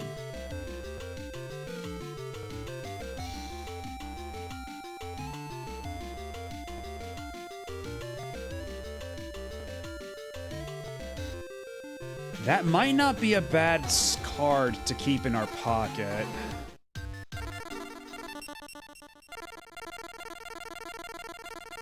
This Spellbinding Circle. Especially if we're gonna go up against some pretty nasty cards. Good way to get that off our backs, perhaps.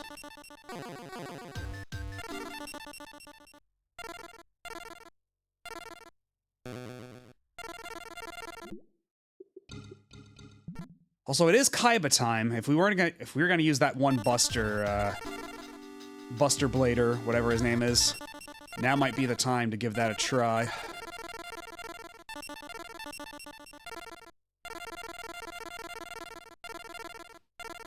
And Buster Blader is this many.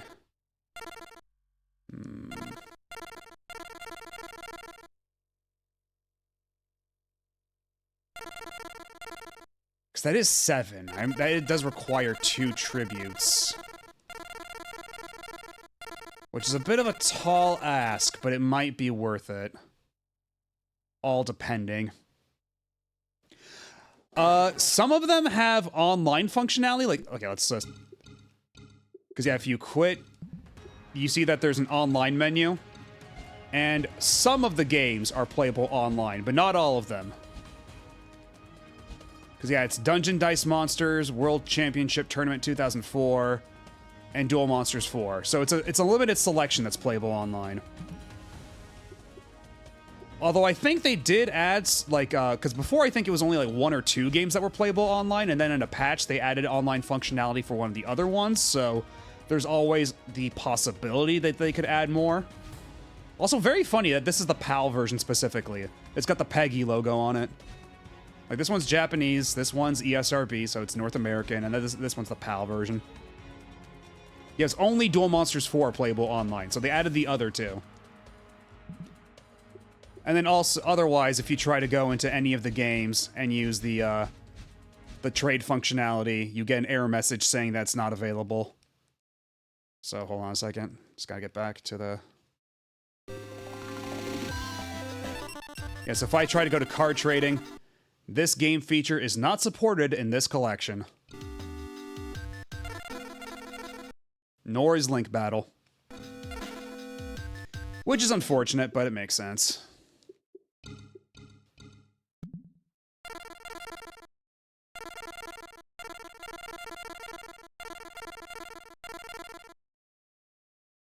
Yeah, let's give this a try.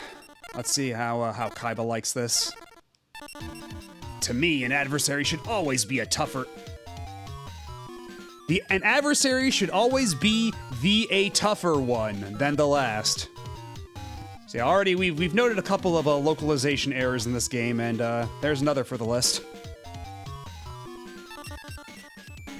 I do hope that you will measure up to my expectations.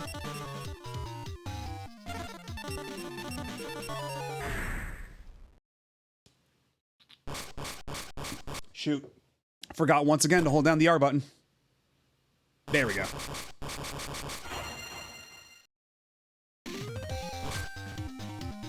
So, what do we got? Okay, Buster Blader right from the top. That's interesting.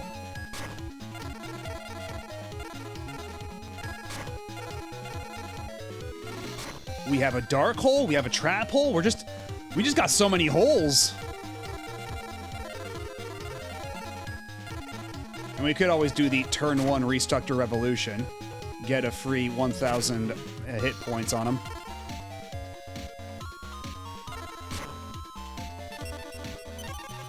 When you hold down R at the very beginning of the match, like right before the match starts, it makes the entire match go by in like fast forward. It speeds up all the animations. Because otherwise you have to hold down B if you want to speed up animations. So if you start the match with R held down, it speeds up all the animations.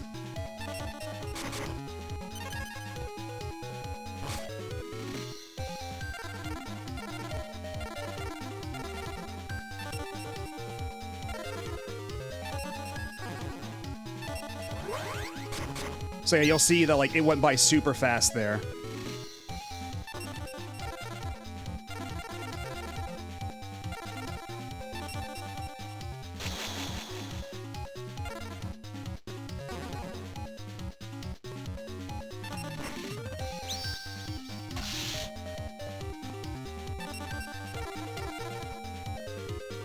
Actually, let me...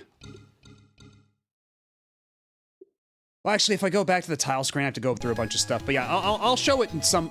Remind me, later, and then I can show you what it looks like without holding down R, just how slow it goes. Because this does do a lot to speed up the game. Actually, hold up. Do I want to activate a trap card? I might.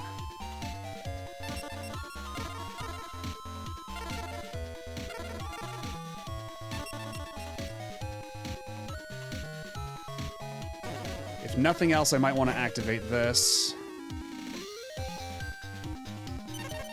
Just to have it activated.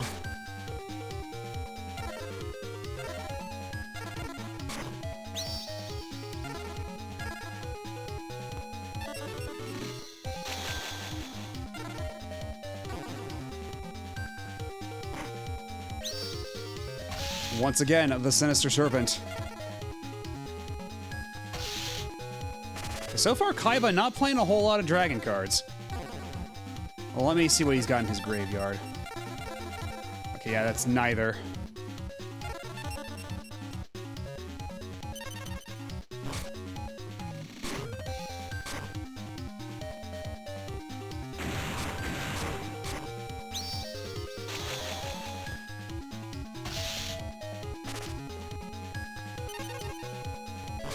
Who does he think he is, Raigeki-ing my shit? Right, but you'd figure that if anybody had whatever dragon cards were in here, it would be Kaiba. Like, that's his whole thing, right? The blue eyes? Like, I know my knowledge of Yu-Gi-Oh! Is somewhat limited, but I know that at least that much, that he's the blue eyes guy. And a bit of a wise guy in general.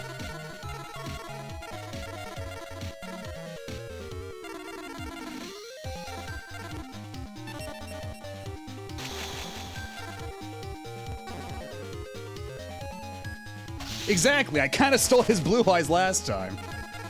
But that was last time, this is now.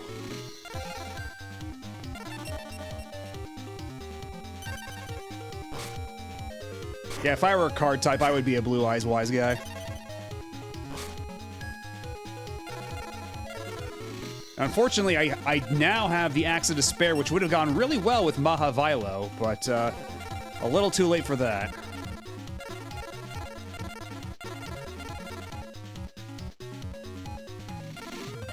I'll save this for now and just go back into the battle phase. Because right now we're just at a bit of an impasse. Just keep killing that serpent and getting absolutely nowhere.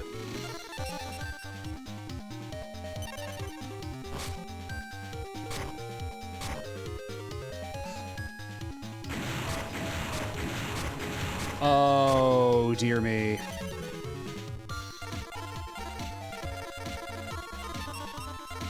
That was a bunch of my shit, you asshole.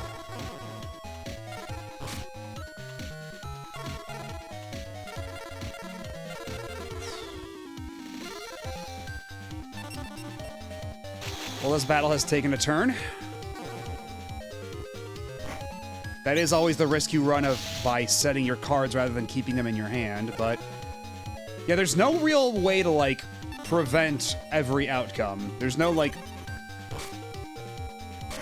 You're always gonna get got by something in this game. It's impossible to make the perfect defense.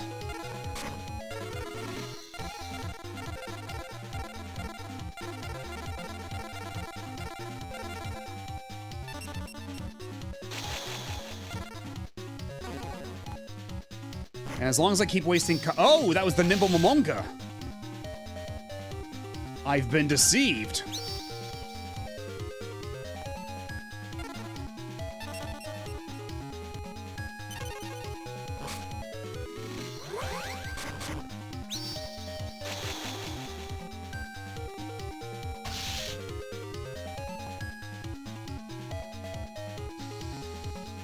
Not yet. We might be taking far worse damage later. Okay, yeah, this now officially sucks.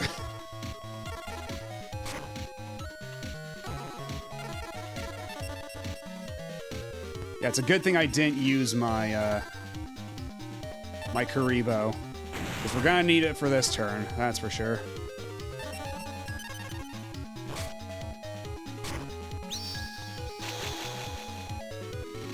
Oh, no matter how you slice it, this sucks.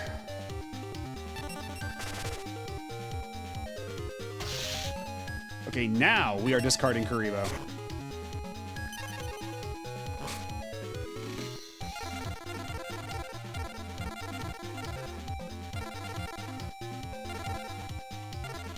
But Change of Heart only works for one turn. It'll have to do, though.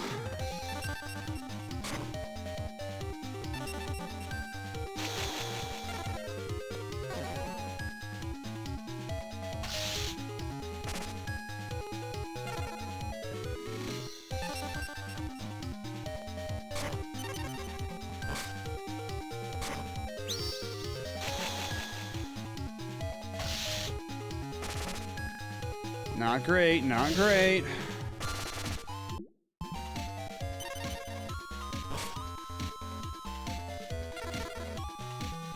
Yeah, premature burial is about all I got right now. And are you kidding me? My Joy-Con's running out of battery again already. This happened last time.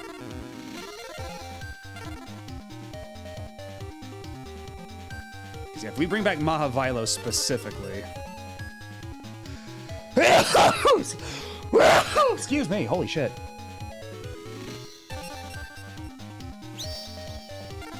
Getting all sneezy.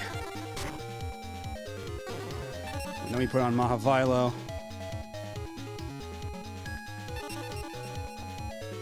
And now we've got a buff-ass card. Now we have a big boy.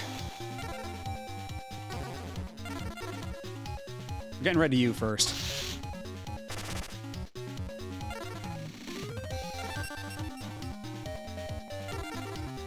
Okay, not a whole lot else we can do, actually, so we have to end the turn.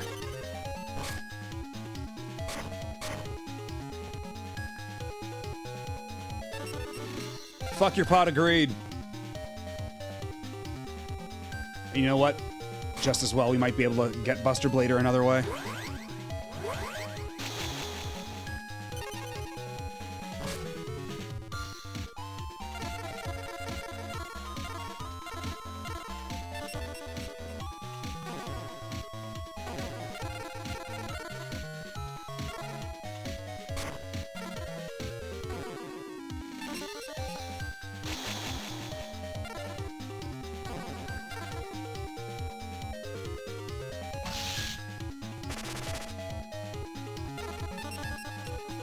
Thank you. Thank you for the bless you.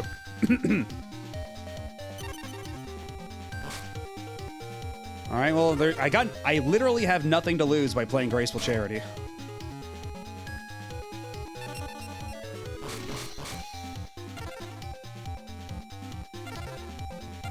Well, this is actually a bit of a tough call.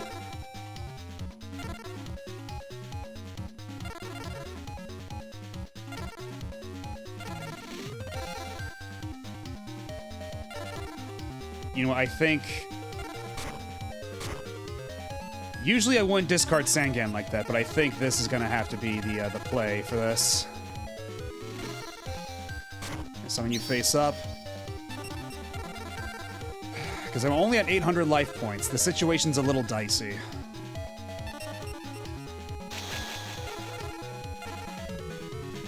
Gotta kill whatever this thing is.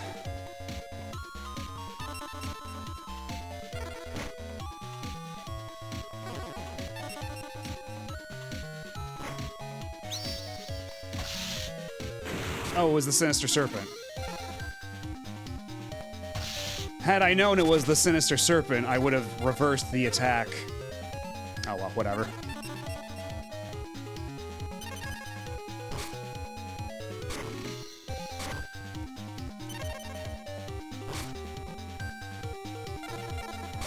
Just so we have extra super duper double insurance. Oh, now I can actually play my Buster Blader.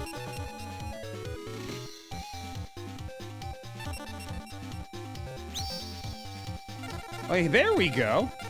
Buster Blader's a little stronger now. I didn't know I was a minute behind when I said that, though. Oh. Yeah, stream lag is a hell of a thing.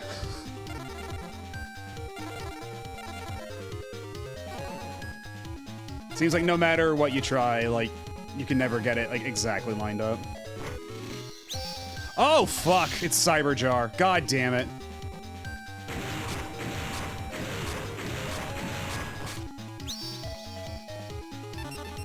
You know what? It's still my attack phase. You're still fucked.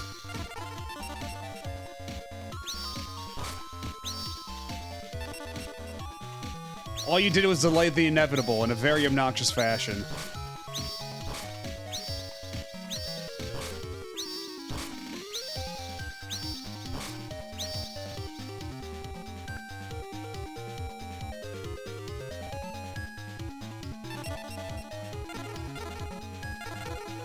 So one of you is Cyberstein, right? I think you were Cyberstein. Yeah, you go to the graveyard. You go to the graveyard right now. Do not pass go. Do not collect $200.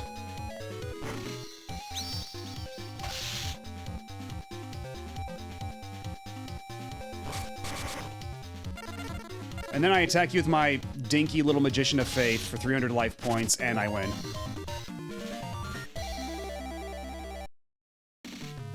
I will be the one to lead you to your end. I will not allow you to be defeated by any other. You're mine. Next time we meet, I will see to that.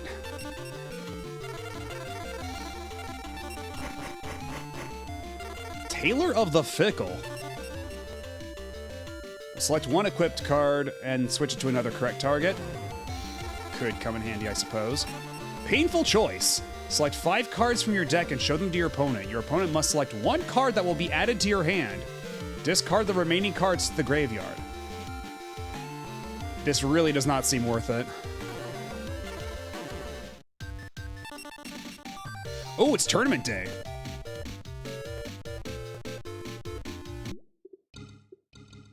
Okay, who's our opponent? Painful Choice is insane. What makes you say that? Beyond just letting your opponent decide what card you get to keep. Like, they're always going to give you the worst card. No matter what happens, they're always going to give you the worst card. Yeah, exactly. The other 4 go to the graveyard.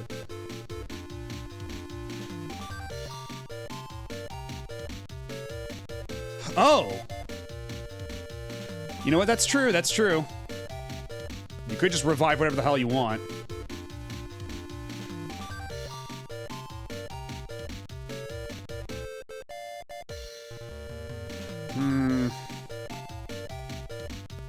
Yeah, when you put it that way, yeah. Oh shit, Yugi's our opponent. A duel tournament like this one is an ideal opportunity.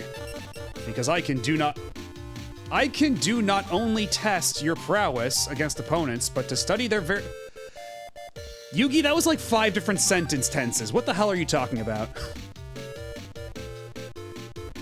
Not even just monsters, also some cards that have effects in the graveyard. Painful Choice was a banned card for over a decade because of how strong it was.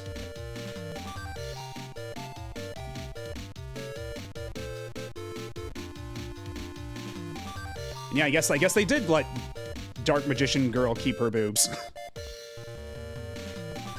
If painful choice was legal today, it would ruin the game.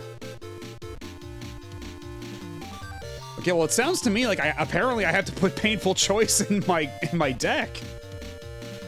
I was not aware of the capabilities.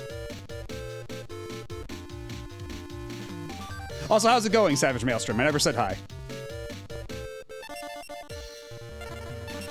Oh yeah, let me, before anything. Yeah, let me, just to give you an idea of how slow it goes. Like, see? So see how slow that goes, like that.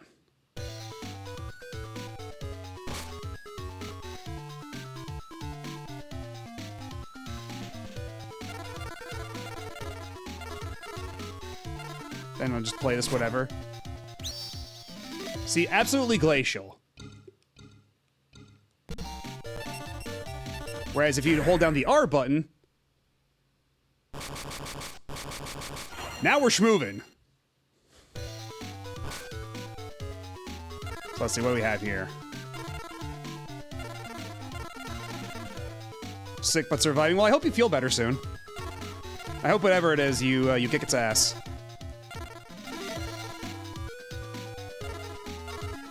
Yeah, let's start off with Giant Soldier of Stone. Let's not be hasty here.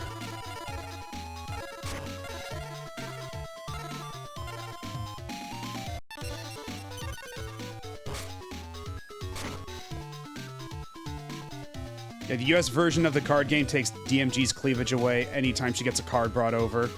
Do they still do that? Because, like, it's not for kids anymore. Are they still doing that? Because I know that they would edit cards and stuff, like the replace the tactical espionage expert's pistol with a weird popsicle gun looking thing. They may not do it anymore, but they may. Because, yeah, I know that they did that a lot back then. But... well, whatever.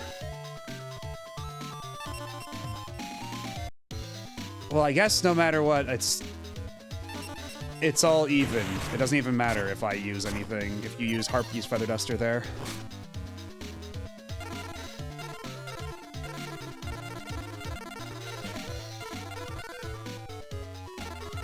Okay, before we play Cybertech Alligator, I'll just play the Stern Mystic, why don't I?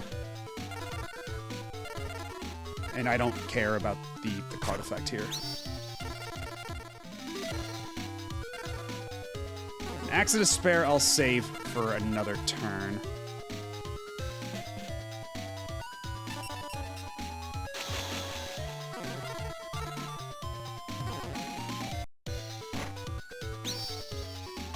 Oh, it's you.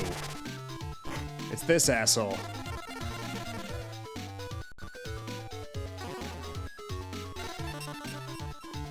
Another example is Harpy Lady's Slinkini being replaced by a full-body swimsuit. Huh. Yeah, I'll just play Cybertech Alligator. Put it on Giant Soldier of Stone, just so he's just doing a bit more damage. Then I'll give the Axe of Despair to Stern Mystic to make him pull his weight a little bit. Oh, but apparently Yugi's just gonna be a little bit of an asshole. I see. And we don't really need Raigeki, not against Big Shield Gardna, who's only at 100 attack. The Harpy Lady one was a bit of a later change, funny enough. If you have some first-run starter decks, some of them still have the Slinkini. Huh.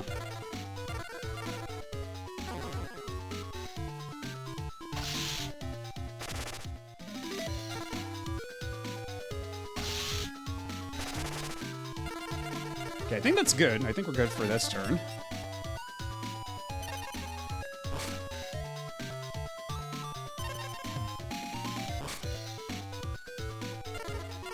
Might as well just set Call the Haunted. Why not? Not that I've got a whole lot of cards that would really make good use of that, but still nice to have, I suppose. And wait a minute. I can just win the match now. Yugi's got nothing. I can literally just win. Oh wait, I'll be a 100 short. Ah, and he had Kuribo, I see. Okay, well, next turn, though. Next turn. Next turn for sure. Wait, that's right. Monster Reborn also works on whatever's in his graveyard. I keep forgetting that. Shit. Oh, he's got Dark Magician. I gotta steal that. Gotta steal Dark Magician. Before he can do anything with it.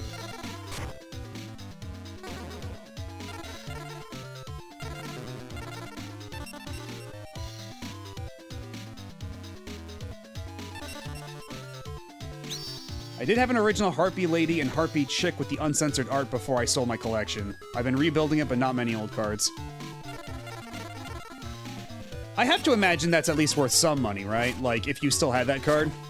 So probably might be a little hard to get your hands back on that one.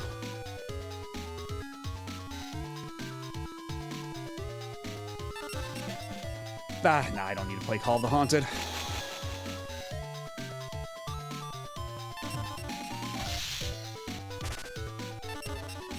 You're only delaying the inevitable, Yugi. Okay, well, I definitely don't need Cyberstein, but... we'll play Last Will just in case he's got any Mirror Force shenanigans going on.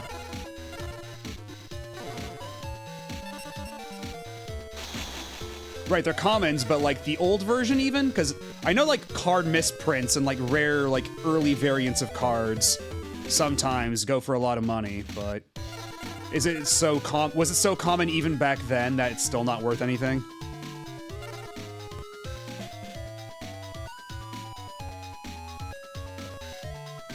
"99% of cards more than 10 years old or 10 sets old are just not valuable/viable." So even for collector's value. Ah, well.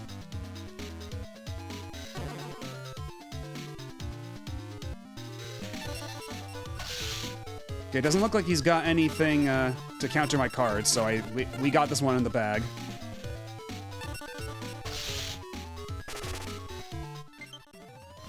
And this is a tournament, so...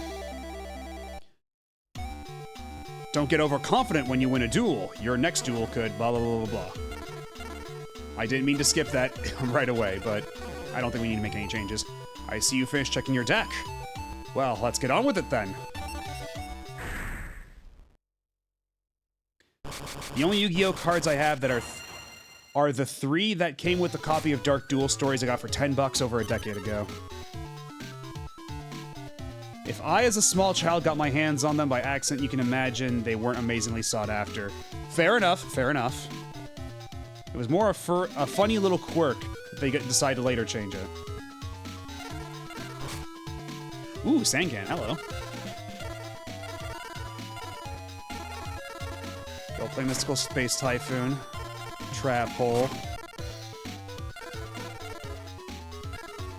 And put Sangan face down and wait for funny shenanigans to happen.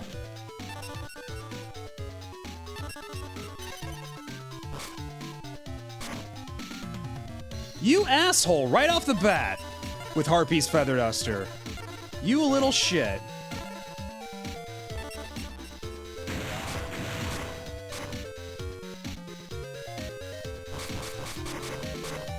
Something that helps keeps those cards cheap is that those cards absolutely suck. Well then. Alright, I think it's Cyberstein time. I think it might just be Cyberstein time.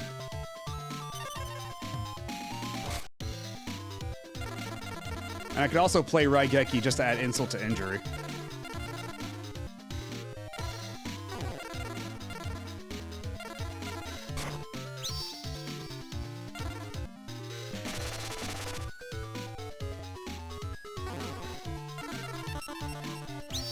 Go Blue Eyes Ultimate.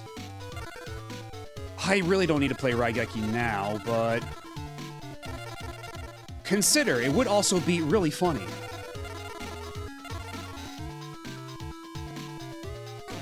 If the cards were any good, they'd probably be a little bit more expensive, but Harpy Chick is vanilla with 500, 500, and Harpy Lady is vanilla with 1300 something. They do literally, genuinely nothing.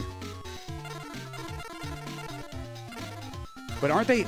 Isn't that My Valentine's signature? Wait, no, it's Harpy Lady Trio or something, isn't it? That's Mai's signature card, isn't it? So not exactly the same. Yeah, fuck, I'm going for it. YOLO. This way, Yugi will be down to my level. You know what? Good thing I started off with Cyberstein, too.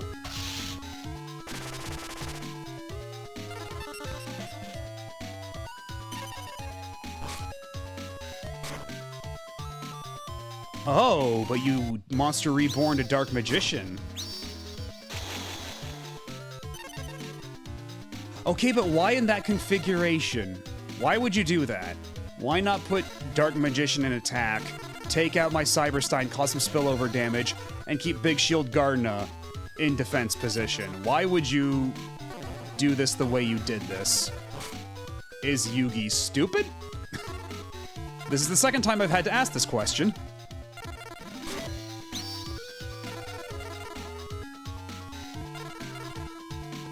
I didn't have any monster cards in here, did I? I did have Sangan, but I don't really need to get him out of there.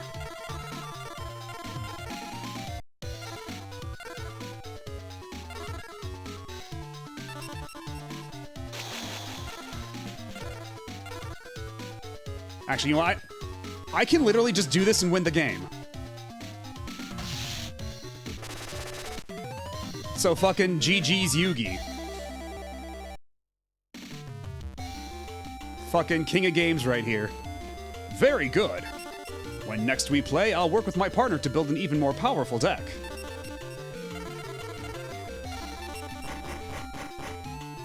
Oh, we got Giant Trunade here.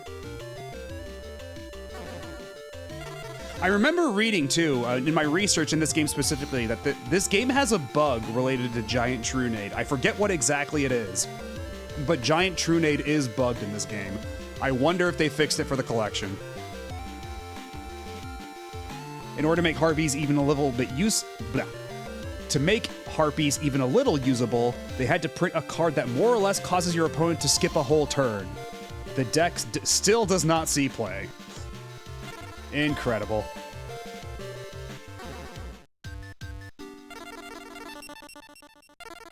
Okay. Oh wait, that's right. I was gonna put that one, let's see, where is it? I believe it was under S, was it not? No, it was under P, for painful. Yeah, painful choice. Let's get you in there. Although my deck is starting to get a little fat.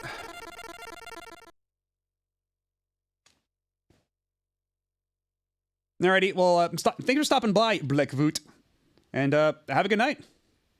Catch you later.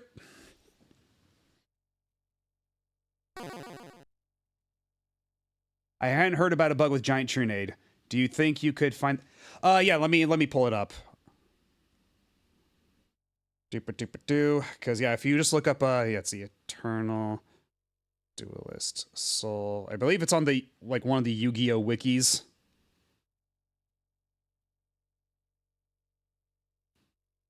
Because I believe, yeah, if you go down to, like, the trivia section, it should say something about that. Or, oh my god. Oh, fandom wikis. I hate you so much. At Cheats and Glitches. Giant Trunade. If you used Call of the Haunted to revive a monster, you can use Giant Trunade, and the monster will stay in the field. If you use Snatch Steal to take control of an opponent's monster, then you can use Giant Trunade to return Snatch Steal, and you keep the opponent's monster.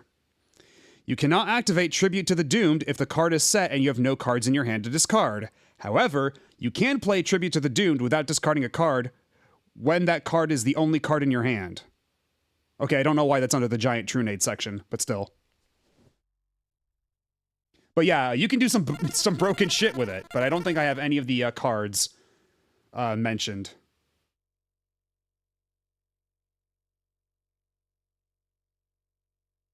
Actually, wait, I could... I do have Call of the Haunted. But, yeah, if I wanted to run a real dirtbag deck, I could put in Snatch Steal, and then hope I get Snatch Steal and Giant Trunade in the same turn. I've got a couple of Snatch Steals. But yeah, that's if I want to run like a real dirtbag deck. Oh, thank you for the follow. Yeah, we're playing the Early Days collection, and this is my first time. Well, I guess not really my first time because we've been playing this for the past couple streams, but this is my first playthrough of any Yu-Gi-Oh game with the real rules. Before this, we were doing Duel Monsters 1 and 2, which are like goofy Game Boy Color rules. So this is like the first time I'm playing Yu-Gi-Oh for real, and it's been a hell of a learning experience. You should absolutely abuse the fuck out of this bug. Well, why not, I guess? Because let's see, because otherwise it would be... Because, yeah, I could do that, and then, yeah, I get that card for free, no strings attached. And I don't... And so long as this card is in the graveyard, as long as I get rid of this card, I don't have to give them the life points. Yeah, this is an official collection. Yeah, this is the Early Days collection on Switch and Steam. And if we... Yeah, let me just save the game real quick. If we go to Quit Game, yeah, it's got all these old-ass games. And even a bunch of the Japanese ones translated to English. Because, yeah, Duel Monsters 1 and 2, Monster Capsule GB, Duel Monsters 4, Battle of the Great Duelists, all 3 versions.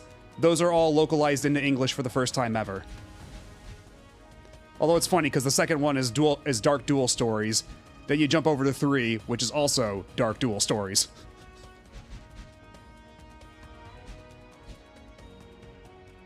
You can Snatch, Steal, take their guy, Giant Trunade returns it to the hand, but we keep the monster. Yep. And we don't have to pay them the life points that they get every turn. And yeah, for whatever reason, I don't really like dark mode on the Switch. I don't know, because I use dark mode on my PC, I use dark mode on my phone, I use dark mode on Blue Sky, and when I was using Twitter, I used it there. But for whatever reason, on Switch, I just use light mode.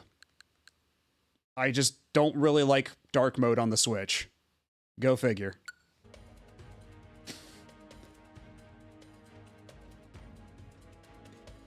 I don't think North America is going to keep Try Holy God Advent for the 3rd game here. Yeah. And either way, Dark Duel Stories is a very good subtitle. They were right to repurpose it.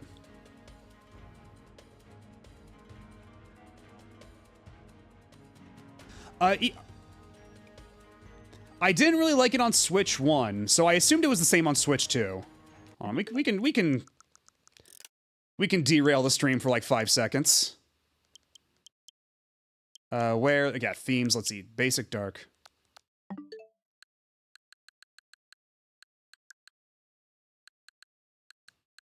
That is a little easier on the eyes. Anyway, well, we can do all that later. Yeah, let's hop back into Eternal Duelist Soul. Oh, the save stays, so we're back here. To my eye, the Switch 2 one's darker even without HDR on. But yeah, no worries. It was like 5 seconds. Yeah, sure, why not? And, oh, I can only have one at a time. I can only have one Snatch Steal. And yeah, that's certainly one way to make it easy on the eyes. Now I don't have to worry about seeing at all whatsoever. Thanks for looking out for me. So let's see, Giant Trunade. Giant.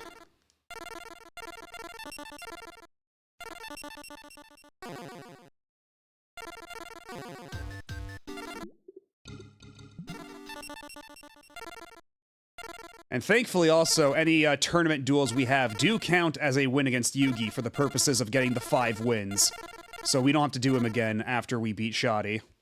You wish to challenge me? You couldn't have come at a better time. I'm ready if you are.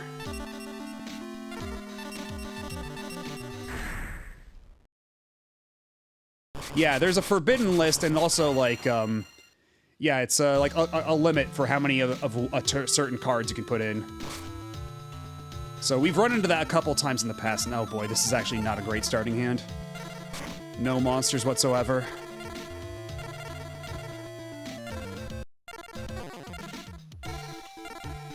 Okay, Shoddy, you have to promise me, Shoddy, that you're not going to do Harpy's Feather Duster on turn 1, like Yugi does, okay?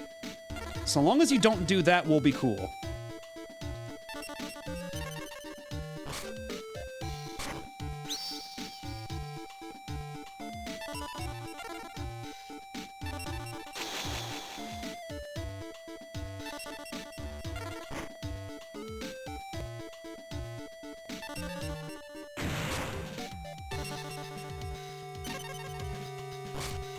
Okay, we got a fish. We got a fish.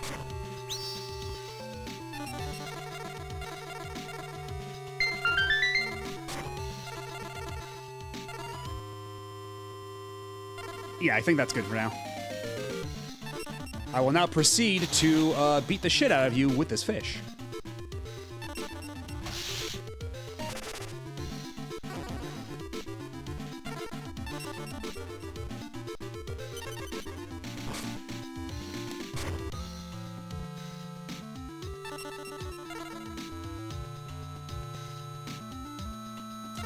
Let me see. Spellbinding Circle has to be face up. So let's wait and see before we activate Spellbinding Circle on anything. Ooh.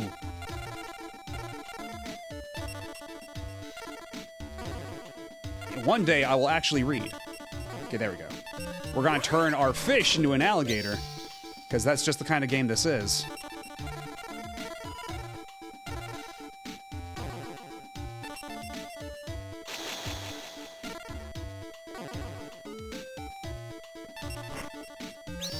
Needleworm.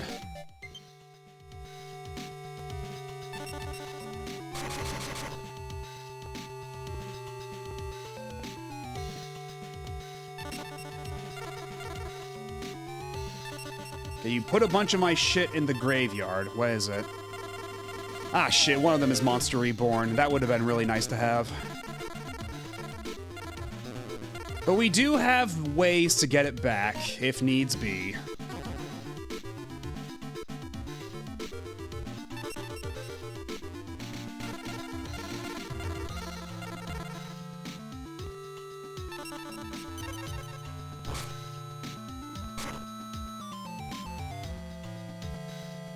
Yeah, I don't get it. I don't know why I'm having trouble with the Joy-Cons again. What I might have to do is I might have to completely power cycle the Switch. It might be something silly like that, like, it's Joy-Con charging is just being borked, and I just have to reset the console.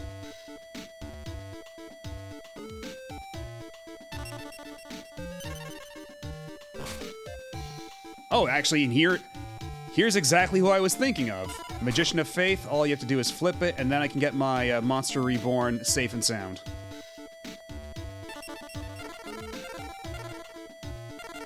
Actually, you know what? How about I also do this? Just because, fuck you.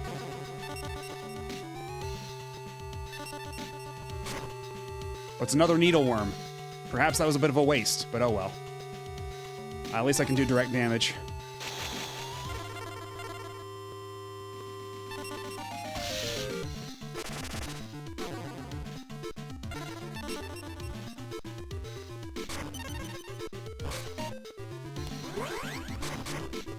Millennium Golem, I see.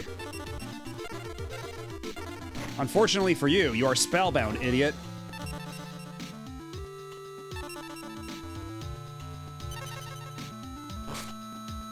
Ooh, and speaking of summoned skulls. Yeah, first I'll flip you, get my Monster Reborn back in my hand.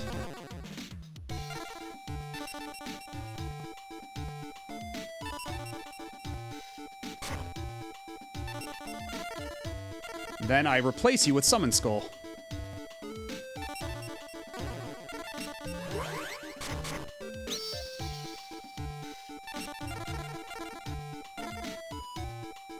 And what monsters do you have? Lajine of the Mystical Genie of the Lamp. Do you do anything? Okay, no. Not an outstanding card, but if we wanted to make this, get this over with nice and quick, that would be an option.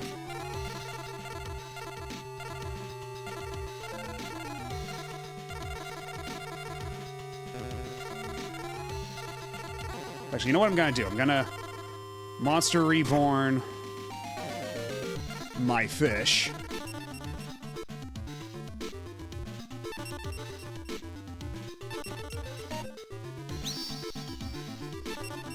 Then we enter the battle phase, and then it's over.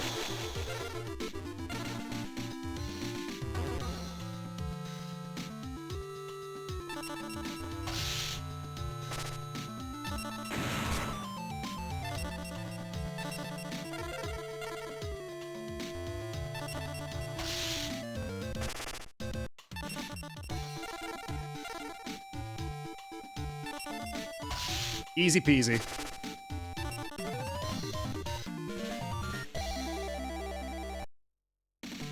I never dreamed you were so powerful. As a duelist, you might even be better than Yugi. Oh. New booster time.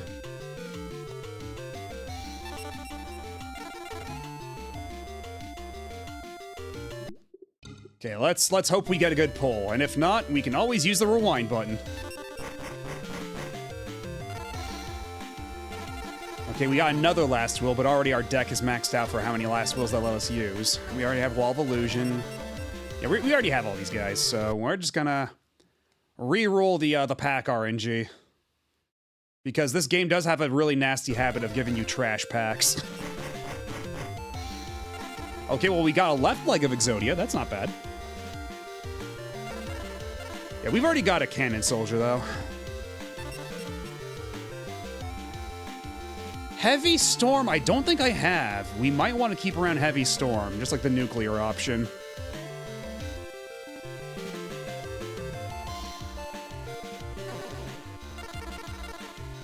We already have, like, pretty much all...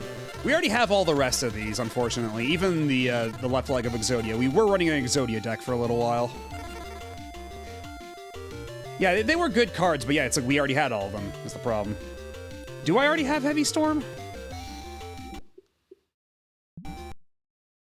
Well, there's a quick way we can check that.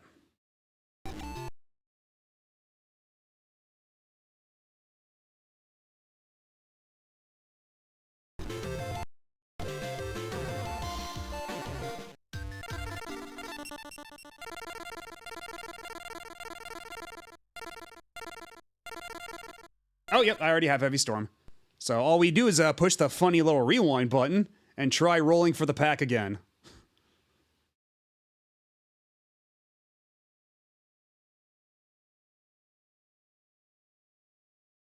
Assuming I have enough rewind time.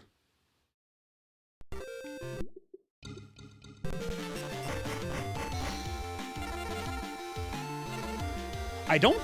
Do I have Cyberjar? Cyberjar's a very silly card.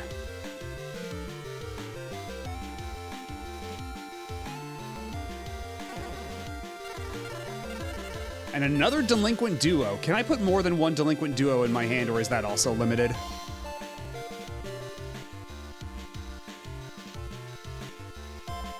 Okay, do I also have Cyberjar? Well, shit. Do I just have all the good cards already? Is that it? And Delinquent Duo is limited. Well, whatever. Okay, I'll just keep going. Oh, actually, you know what? Before I do, I'm gonna take a real quick break. I'll be back in just a couple minutes, so don't go nowhere.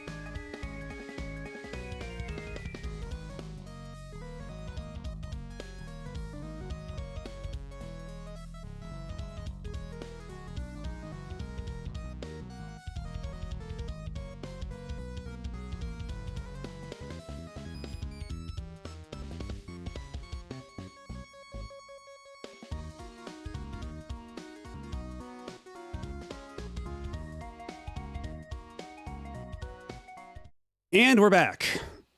I decided to cut myself a little slice of birthday cake. And yeah, we cheated in 99% of the good cards in this game, and you pulled the last one off stream. Hey, listen. I used passwords for that, you know? And the game gives you the option for passwords. So what you call cheating, I just call making full use of the provided game mechanics. I'm just saying. It's right there on the main menu. They're basically just giving me those cards, you know? And who am I to say no?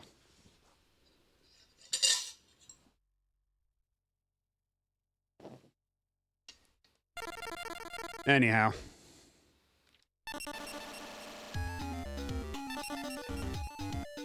Yeah, Bakura talking, or Yami Bakura talking a lot of hot shit for someone who lost 2 times in a row.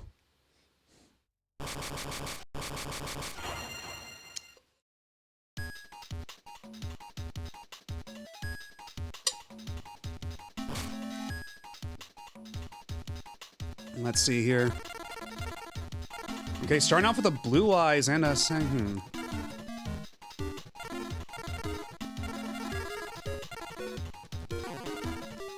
Let's see what Upstart Goblin gives us. Yeah, exactly. Also, have you all considered I'm cute? It's an excellent defense. Mr. Taco, how about I sign you on as my legal counsel? You seem to know exactly what to say.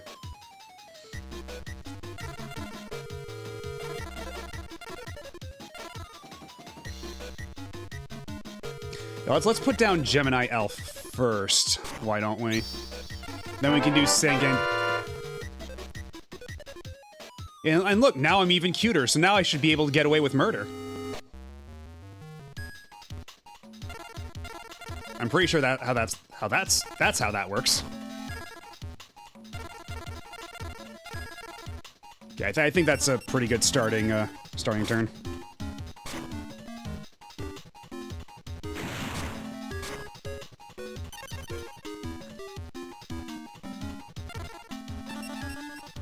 Right away, huh?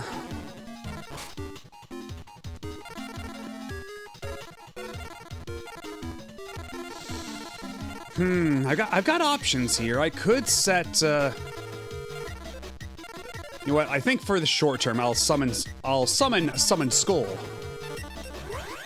And then I'll set up my Sangan shenanigans next turn. Why don't I?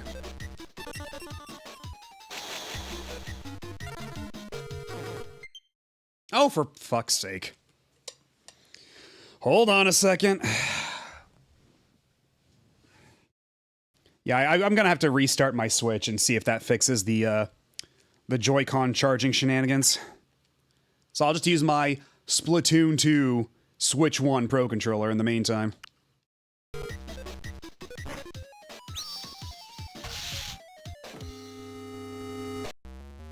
And you brought back Harpy's Feather Duster, you so-and-so.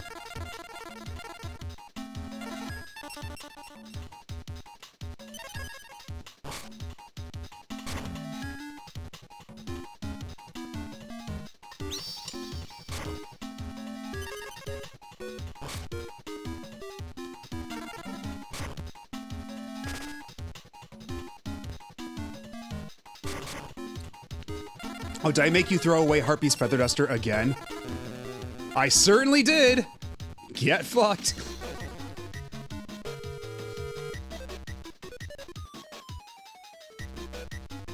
You know what, Asuka? You raise an excellent point.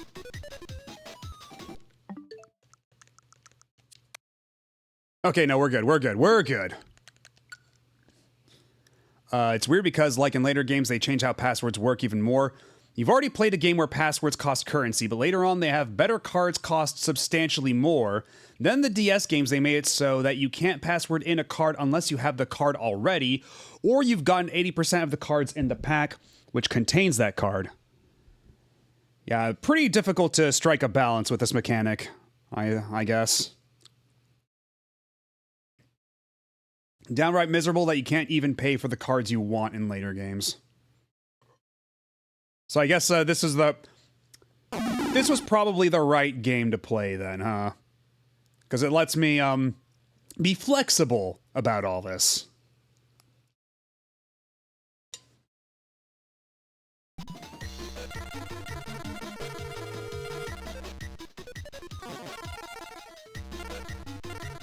Okay, yeah, now it's time for Sangan shenanigans. Yes and no. Well, Kill Gemini Elf does not pose much of a threat right now in defense. I could just pick it off, but there is no telling what's under this card here. Well, I might as well take the safe route. Bide my time. It's flexible, but it has nowhere to go with that flexibility. GX Duel Academy might be the height of the password system. Well, unfortunately, this collection does not have GX Duel Academy. Anyhow, I think it's Cyberstein time.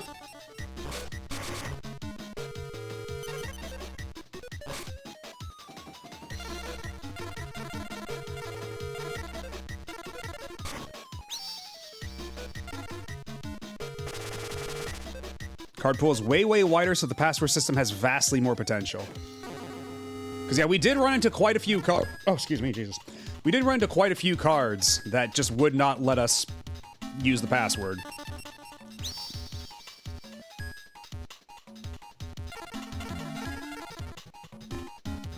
Is there anything else I can play right now? There is Last Will. No.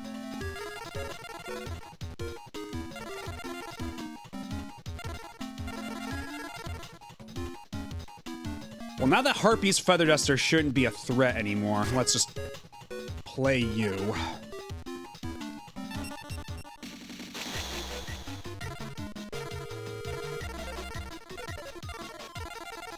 And we'll use Cyberstein to take out this little fella. Oh, and good. That was actually perfect, because now you just wasted your Kuribo. You fool.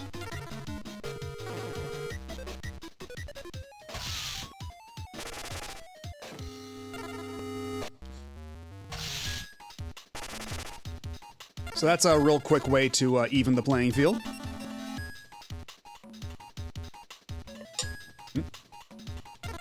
Oh, whoops.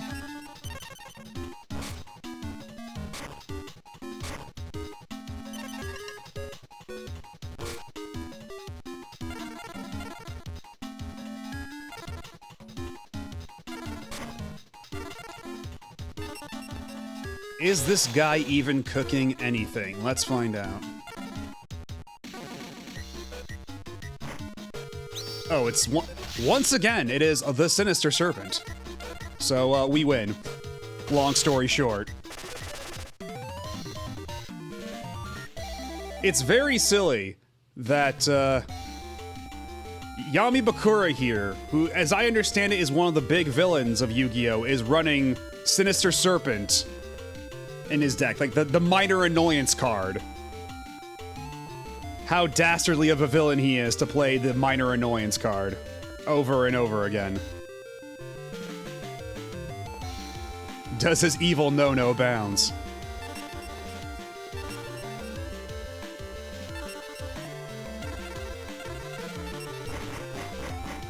Okay, we got another Graceful Charity, another Graceful Storm, another Sangan, another Cannon Soldier. I guess we might as well keep that.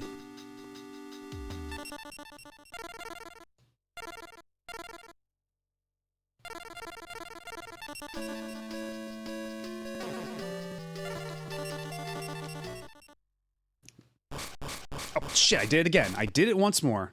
Let go of the R button too soon. There we go.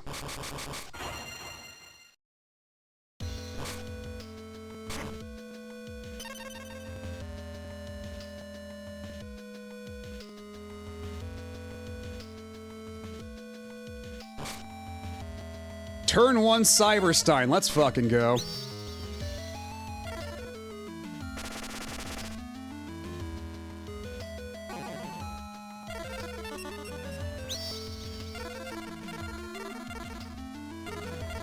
And let's do a little Swords of Revealing Light for good measure, too. Oh, Banisher of the Light. Oh, you bastard. But we've got ways of dealing with you.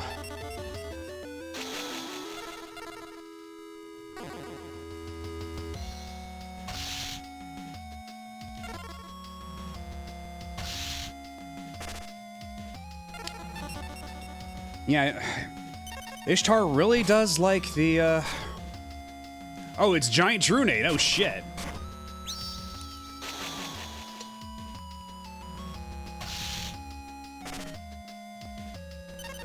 Ozzy's in a pickle. Well, I guess Swords of Revealing Light again. Congratulations for, stalling.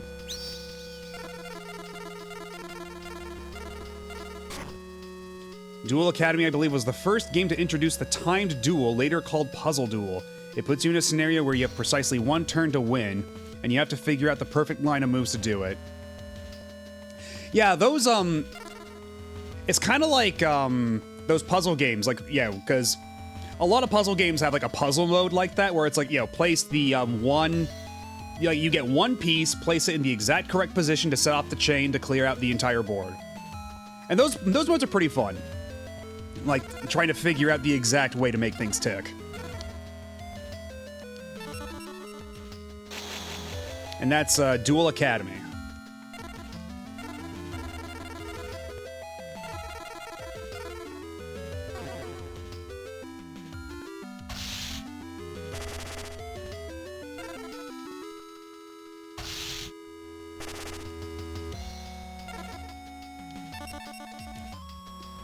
Also, it's funny just how fast these duels are going now because of how much damage. Oh, shit. Oh, I might be. Oh, I'm in danger. Oh, I'm in danger. Oh, wait, what?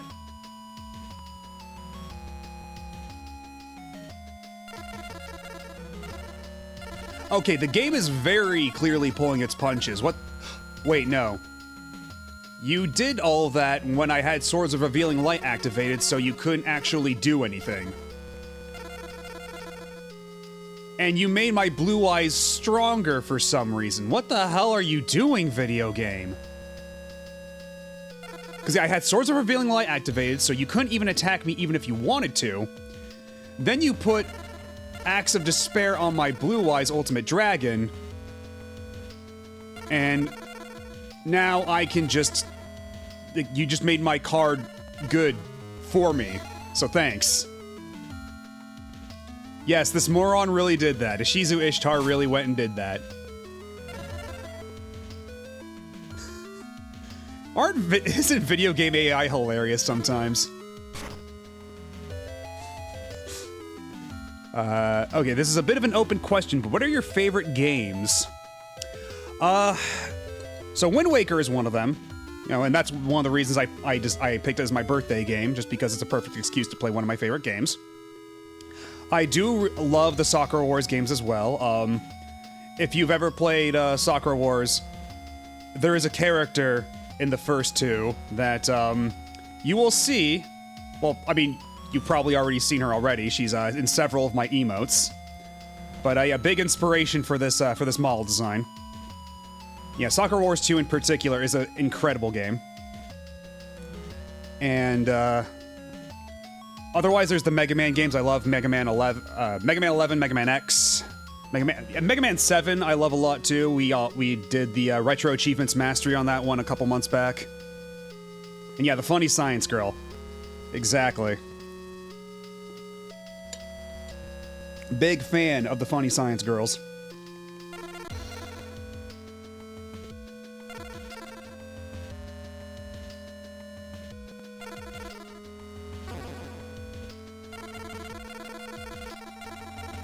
I guess we might as well just end the battle. My feelings on Command Mission. I haven't played Command Mission in a long time, but I liked it back in the day. I'm not sure how much I like it now, but I liked it back when I played it on GameCube back in the day, because GameCube is the one that runs at 60 FPS, but it does double the encounter rate, so I don't know how patient I'd be for that these days. And 7 is one of my favorites. I always have a bit of difficulty choosing my favorite, because again, I also love 11, I love 2. But 7 I like a lot because, like, I think it's really creative in a lot of the things it does. It has a lot of secrets. I love the music and aesthetic of it.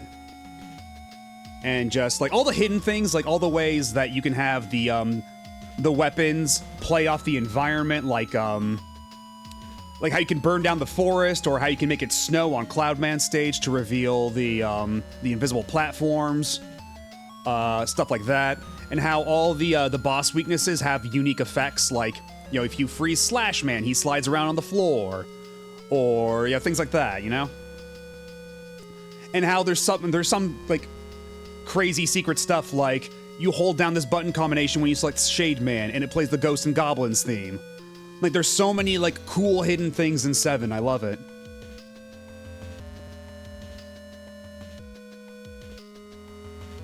If you use a trimmed ISO and use the setting that increases loading speed, the encounter rate is a lot more tolerable because load times are near instantaneous. Because I do have a physical copy of Command Mission, though, so if I ever replay it, I would probably be playing my physical copy. But we'll see. I'll definitely have to do some research into ways to make that a bit more tolerable. But then again, it might be educational to go back to the original vanilla experience. But it has been on my short list. I have definitely been meaning to go back and replay Command Mission one of these days. Because if nothing else, that design for X is fucking sick. Command Mission X is so fucking cool.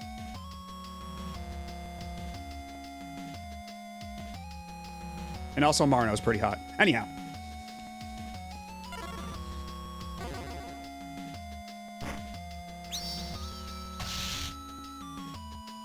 Yeah, and also, yeah, Command Mission also has the, I forget his name, but the guy who played Domon Kashu is X.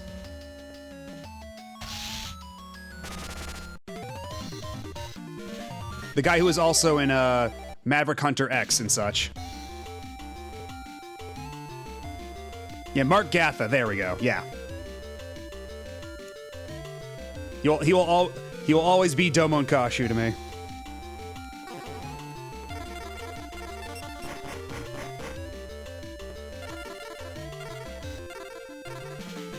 Yeah, pretty much I'm just getting the same cards. Ooh, hold on a second.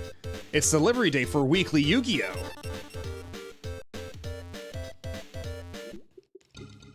Alright, Weekly Yu-Gi-Oh! Is actually how I got my Blue Eyes Ultimate Dragon last time, ahead of getting that one pack.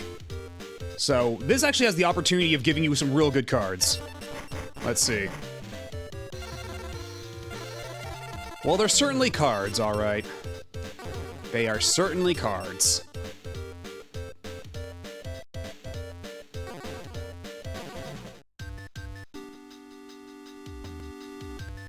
He was also in Zoid's Chaotic Century and Lieutenant Adgar in Zeonic Front. I've never seen either of those, so that's a little lost on me. But yeah, I do miss him though, because I believe he retired to become a dentist or something, some kind of medical professional. So I think he's done one interview in the years since. I think he came back for one of the Gundam Musou games, and that's it. Oh, he's a surgeon. Okay. It's so hard not to laugh at these packs. Like, why the fuck did they put all the good cards in the last 2 packs you're ever gonna get? Well, I mean, that's probably for game balance reasons, just so you don't have too many good cards right off the bat. Just so you're playing this game for hours and hours and hours, and you're not just blasting through it in like 10 hours.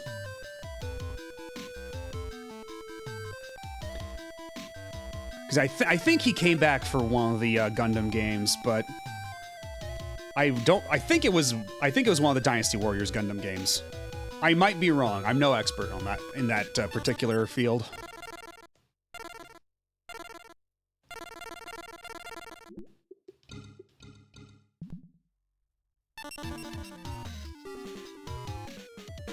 To me, an adversary should always be. Oh, that's right. Yeah, this is the tougher one than the last. We go second. Oh boy. Oh, and that's another shit draw.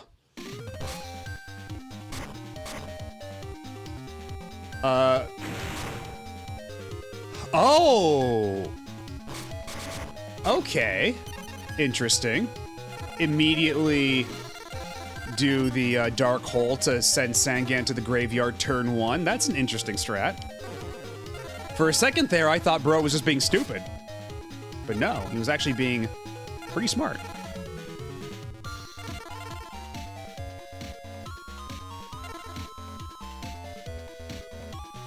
There's 4. I have not played Reborn, but not Dragon Quest, Jesus. Dynasty Warriors Gundam 1 to 3 is the other guy who just sounds wrong. And Reborn wasn't dubbed at all. So, okay, so I'm thinking of a different game, because I do remember hearing that he came back for something later on. Like, got out of retirement just for, like, one role. But I might be mixing that with someone else. It would not be the first time. I guess we could play Magic Thorn, why not? Now Upstart Goblin, might as well. Okay, we got the fish. Get equipped with fish.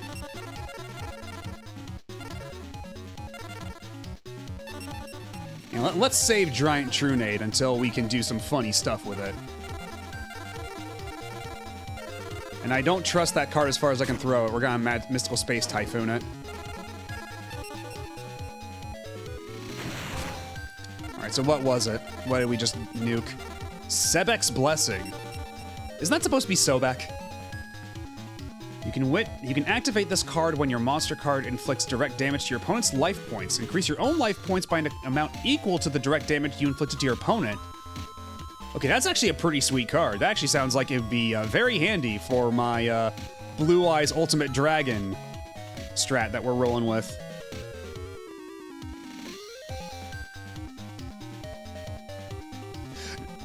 I don't think he ever voiced EXE, because EXE, that was a different guy, and that guy came back for the Battle Network collection to voice the version of Mega Man that's on the menu screen. That was a different guy who played him in Network Transmission, I believe. Because, yeah, Mark Gatha only played X, not EXE. Wait, he was Lan in Double... Wait, what? Well, I guess never mind me, then.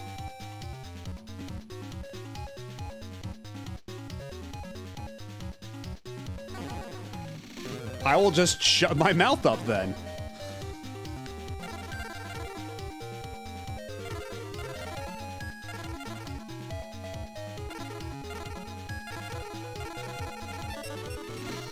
Okay, so I'll just attack. Nothing much else to do this turn. Increasing life is not a viable strategy. We would rather put cards that remove their cards or give us cards. The only life point that matters is the last one. I guess it's like Sonic the Hedgehog ring rules. It's like having more than one ring is a nice bonus, but the one that really matters is the one ring.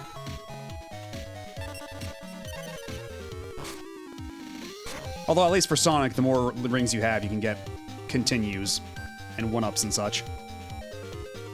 So perhaps not the perfect analogy. Just dust my shit up.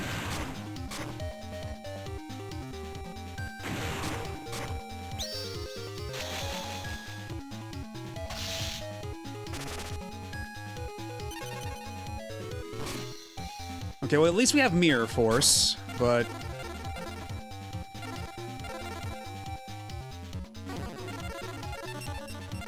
Okay, yeah, still not a whole lot worth stealing there. Yeah, I really don't need to do Monster Reborn on the fish, so let's just do Premature Burial.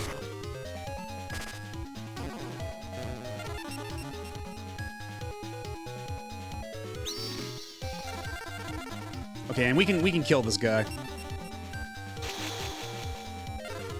I would agree with the life point thing, but there are cards, especially in this era, that pop off with life point differences. But it's usually stuff like Megamorph, and that's just a binary of if life equals bigger than opponent, if life equals smaller than opponents.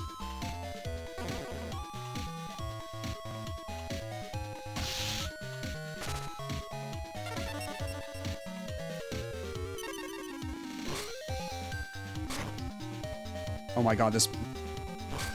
I ate my cake in such a way that there's like nothing but frosting left over. Oh dear.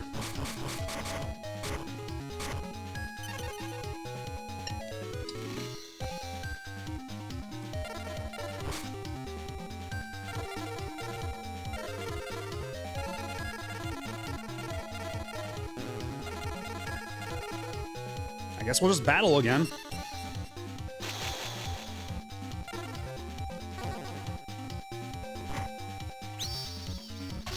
Ah, the nefarious cyber jar. I mean, I'll take that. I'll take Ryukishin powered.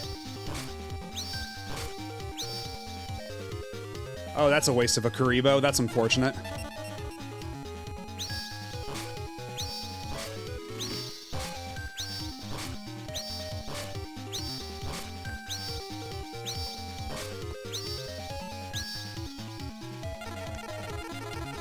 So let's see, what's the deal with painful choice again?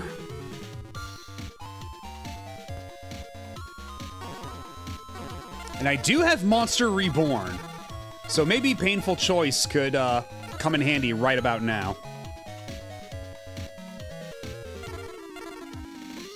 But that'll have to wait either way.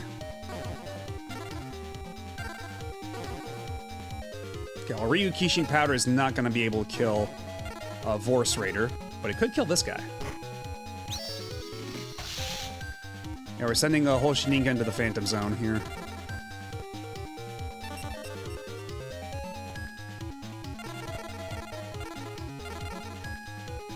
How many cards do you have? You know what?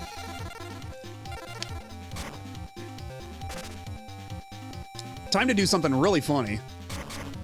Okay, it was one of those blue eyes. Was one of those blue eyes. Yes, it certainly was, so never mind what I was gonna say. We're gonna Monster Reborn Blue Eyes, because that's gonna be really funny. Once again, I have stolen Kaiba's Blue Eyes, and I'm going to beat him over the head with it.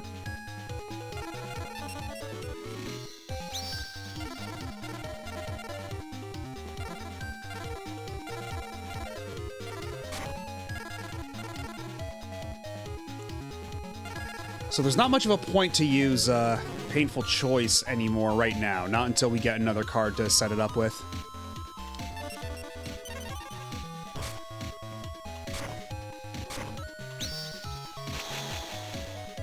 Megamorph can be dual purpose, always good to remember.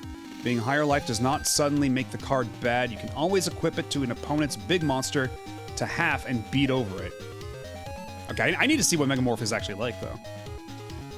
This is the third duel, so we're 2 for 3 for stealing Kaiba's Blue Eyes and beating him over the head with it.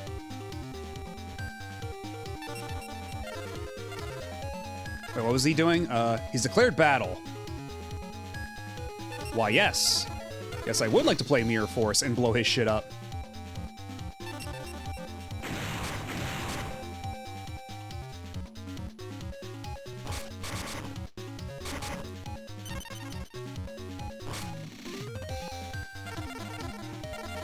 Now, this all looks like a bunch of bullshit, so what if I just played Giant Trunade to get rid of all of it?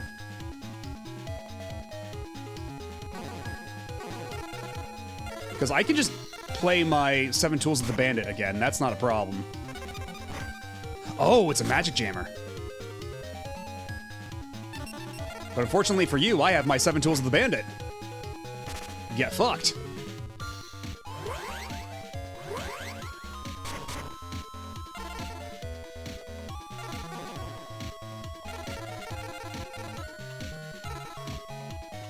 And we could perhaps play a funny penguin fella. We're gonna do this though, to set up for next turn, because I don't think we're gonna be beating him in this one turn anyway.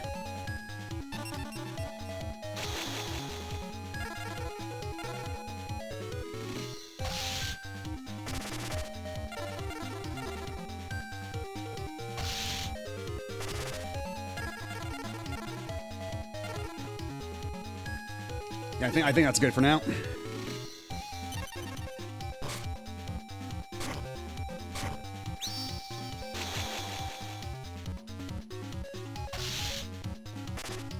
Oh, he actually attacked a smart target. How dare he?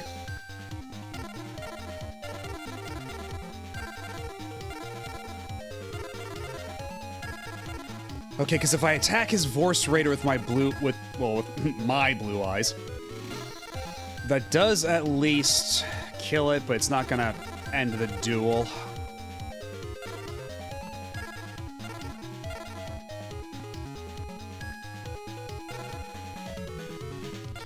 Okay, if I play this, does it put it in my hand right away?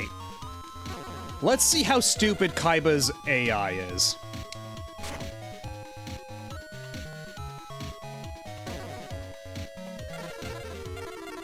Oh, I have free choice. I have free choice.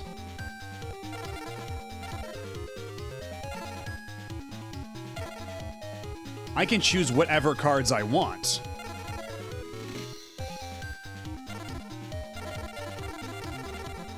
I see.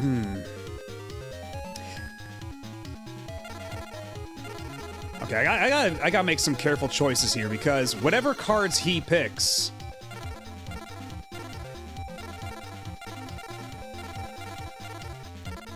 like I gotta make sure that it's only good cards so that no matter what.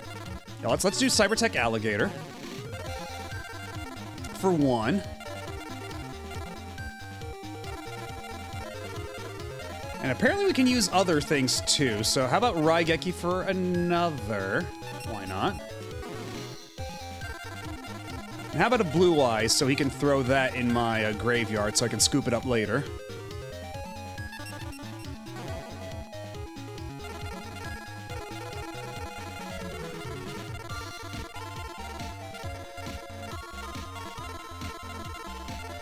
Yeah, Summon Skull is probably a good idea.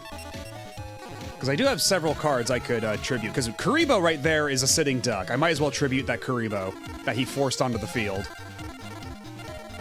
So do I have any other summon tribute cards?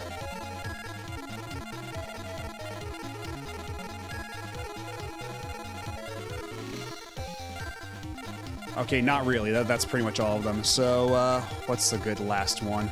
I guess Gemini Alpha has pretty high attack, so I think either way, no matter what card he picks, I think we ought to be in the black.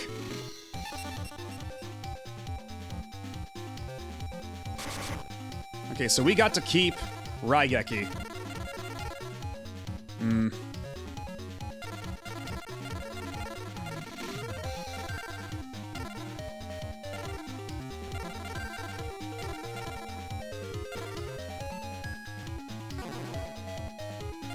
Okay, I'm gonna play it. I'm gonna see if I can win this duel. Yeah, he gave me the Raigeki.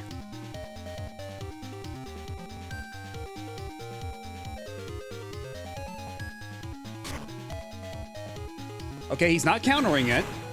That's apparently safe. You know what? I'm gonna flip over at least one of these, just in case he Kuribo is one of them.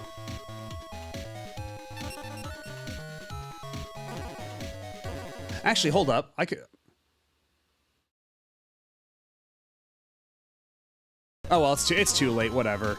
I've made my choice. Because I was like, oh, wait, I could have just flipped Penguin Soldier and then sent that card back anyway to land the killing blow. Well, at least it's in the graveyard now. So, whatever.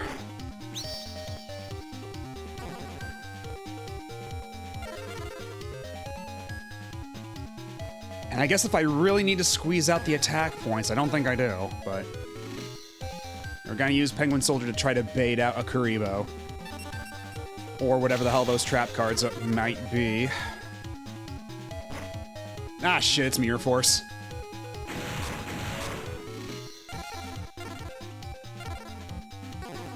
Well, not to worry, we got a last will. We can turn this around.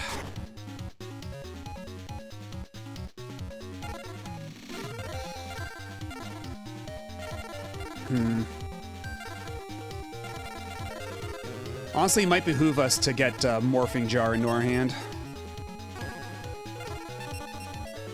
Oh wait, that's right, it goes on the field. It goes directly onto the field. Okay. That does limit our options a bit. Okay, Wall of Illusion in defense position, I suppose. No, we don't have enough life for Cyberstein. Cyberstein's not valid right now.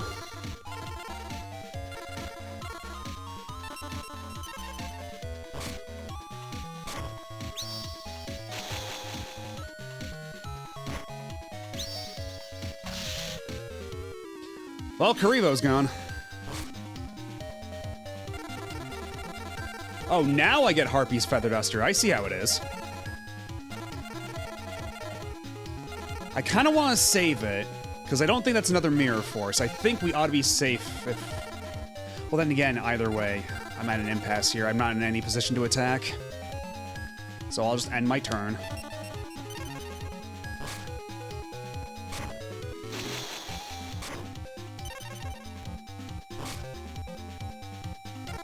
Okay, let's swords ya. Let's swords ya, why don't we? Make sure none of you fuckers are going anywhere.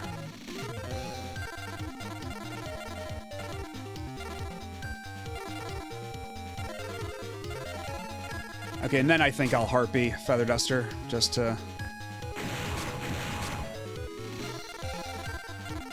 Yeah, now I can switch you back into attack position and it's safe, and then we can get rid of the Serpent.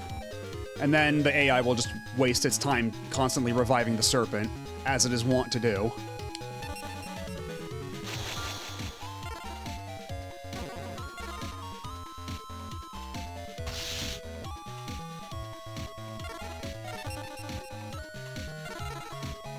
Okay, we got nothing else. I hope I draw a good card next time. That would be nice. I wonder what card that could be. Okay, well, we got Cyberstein now. Now that's gonna help us any. We might as well just summon it.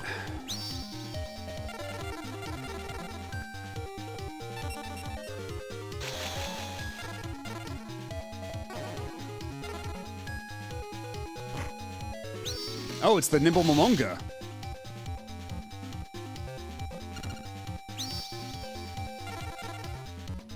You're gonna be a real asshole about this, aren't you? Well, let's get rid of both of them. Let's get this over with.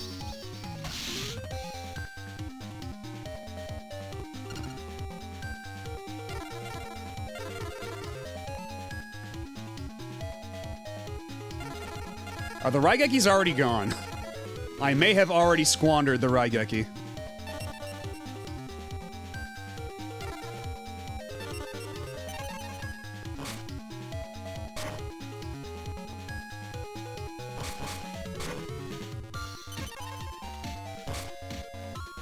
Okay, we got Mahavilo. That's something. Okay, we can at least finally take out the Witch of the Black Forest. Maybe we can actually make some progress in this duel now.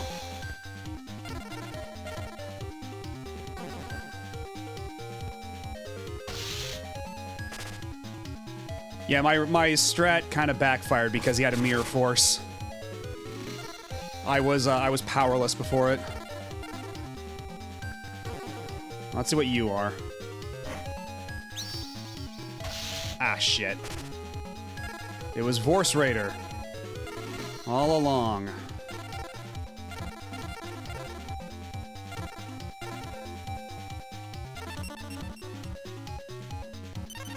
Okay, we still have Swords of Revealing Light for one turn.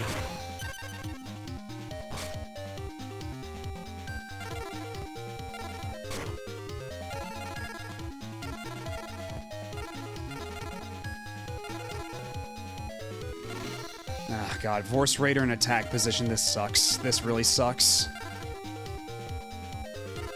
Yeah, not a whole lot we can do. Might as well put you in defense. And you in defense too, frankly. There's not a whole lot we're gonna be, Oh, God, oh, this all sucks. I hate everything about this. Yeah, Kaiba's got us on the ropes.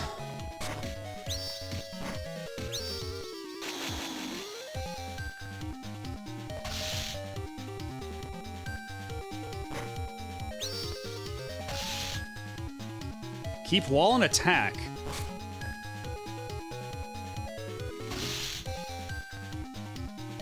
Okay, well, we still have wall. Okay, I'll set that.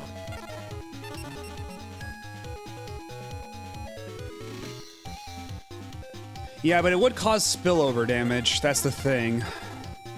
I'm a little wary about that.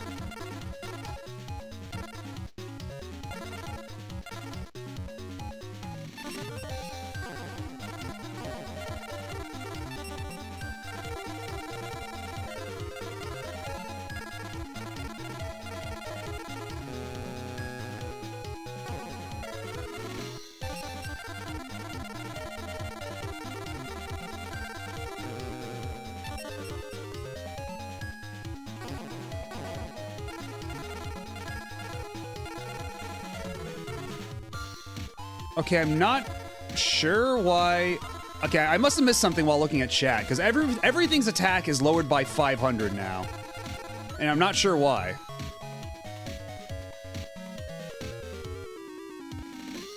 Oh, is it Hoshi... Oh, was it Hoshi Ningen doing that? Is that what's happening? Ah. And we've got, like, nothing but darks on the field. I see what's happening. Okay, well, you're not dark. You can... You might actually be able to turn this thing around. Kaiba may have fucked himself over.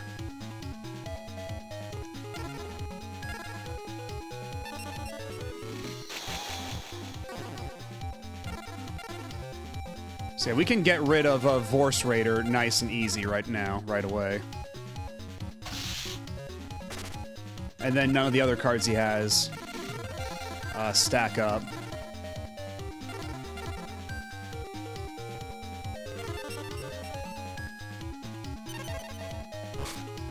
Yeah, he did play like the exact... Oh. Aha. I see. Let's keep Kuribo for now, in case we need to nerf any life-threatening damage. Okay, we definitely need Magician of Faith, because we gotta bring back some fucking... We gotta bring back a Blue Eyes or something with a Monster Reborn, so we need Magician of Faith to die. That's the unfortunate truth of the situation.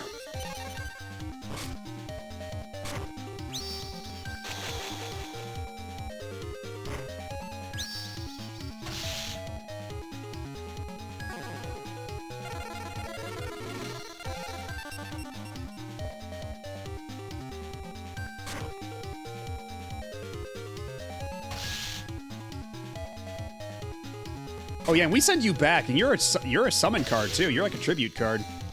So you actually, you're gonna have to do that tributing all over again, pal. Buddy. So let's see. Because I can get my own Blue Eyes, or does he have anything that might be better? Probably not. And we got... Our cup runneth over with Blue Eyes. Holy shit, there are so many Blue Eyes here. Okay, where's mine, though? There, yeah, there's mine. There's the alternate art Blue Eyes.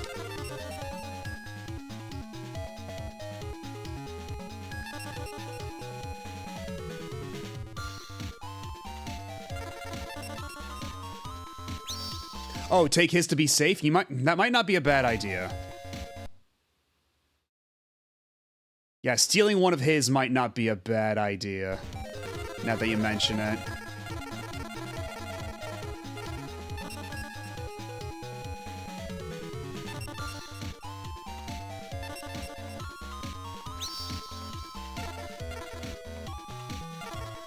And then I guess we can play a... Oh yeah, we can play Aquamador face up. Yeah, we'll be safe doing that. So now we go into battle phase. Blue Eyes attacks the Komori Dragon. Then Aquamador takes out the Sinister Serpent. Alright, we're back in.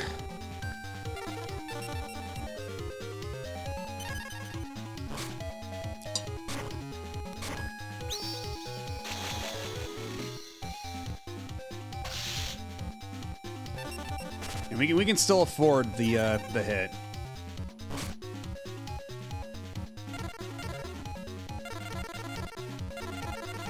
And actually, this should be just enough to kill. If I just enter the battle phase and kill his Komori Dragon, that should be the game.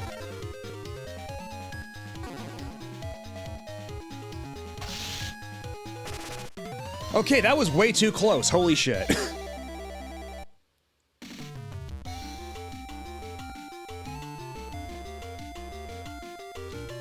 Dragon Mirror or something lets you remove from the graveyard diffusion summary. That's insane.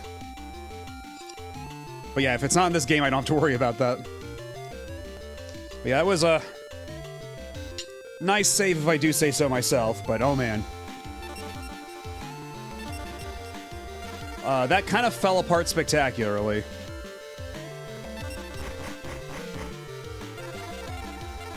That's about the same as what we're usually getting. Man, that was only duel number 3. Jeez. It's already 11. Okay, so we got to speed things up.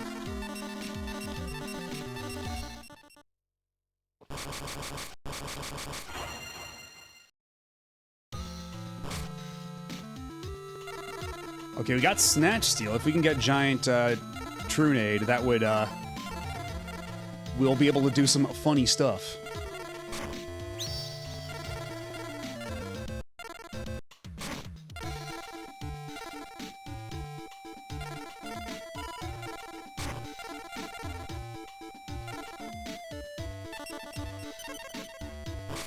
If I was a Yu-Gi-Oh card, what ability would I have? I don't know. I am not... Let me get back to you on that.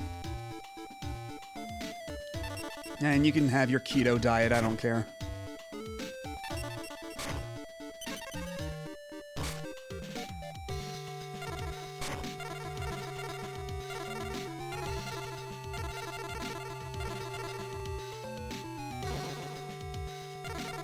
And just to be clear, Magic Jammer is... Okay, it's only negate a magic card. So I need the 7 tools to negate a trap card.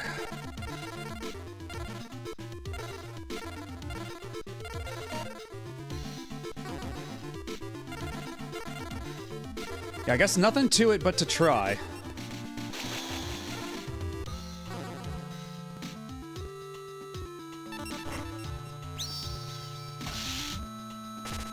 Once again, the Vanisher of the Light, the fucking bane of my existence.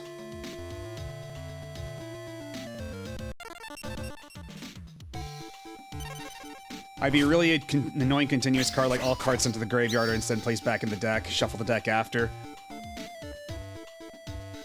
Yikes.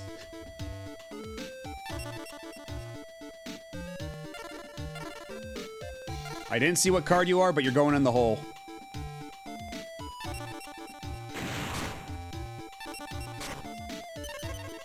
Wait, hold on. Banisher of the Light banished himself. What a chump. Yeah, way to banish yourself, idiot.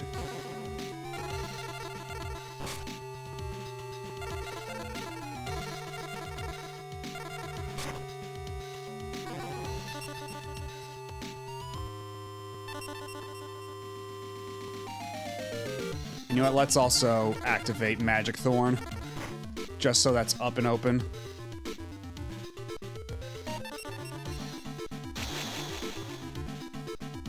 %90 of the duel is just shuffling your deck and Groundhog Daying every turn. Because that's the thing. In order for me to answer this question, I need to get like intimately familiar with some of the really goofy tactics with this game. Because already it's like there's a lot of goofy shit I'm aware you can do, but it's like this rabbit hole, if you'll forgive the saying, this rabbit hole goes deep.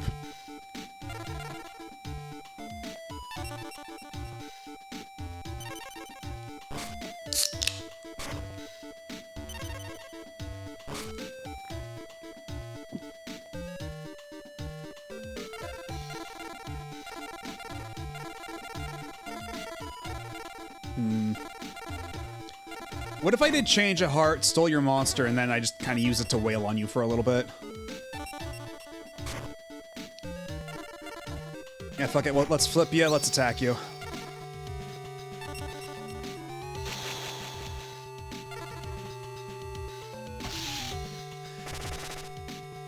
Yeah, I know the story. It's because people were making like insane big decks and just like, I forget the particulars, but I remember is that people were abusing the deck sizes and stuff.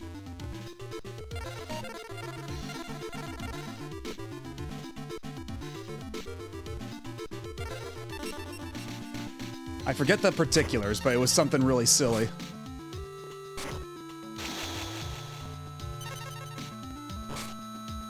Ooh, Mirror Force. We like Mirror Force around here. So I'm just gonna...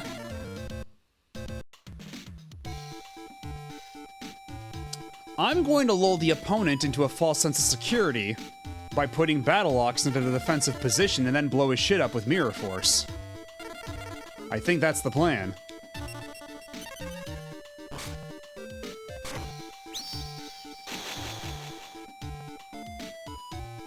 You fool!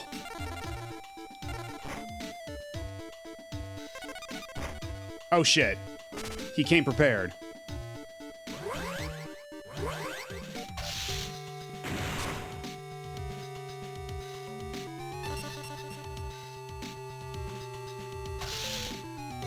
Oh well, I still have an overwhelming life advantage, it's fine.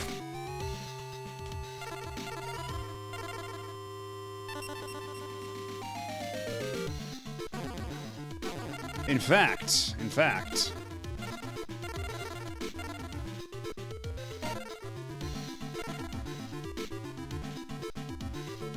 Okay, here's what I'm gonna do. I'm gonna play Wall of Illusion face down. We're gonna wait a turn.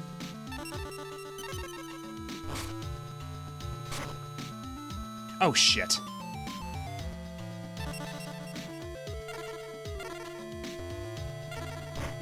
Yeah, we're jamming that shit. And, you know what, we'll put Buster Blader in the graveyard so we can bring it back later if we want to.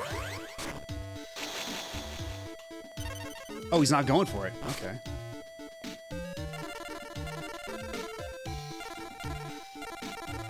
We have the funny combo! We can do the funny combo! Okay, so which one do we snatch? Oh boy, the world is our oyster here. We can do the funny bug combo.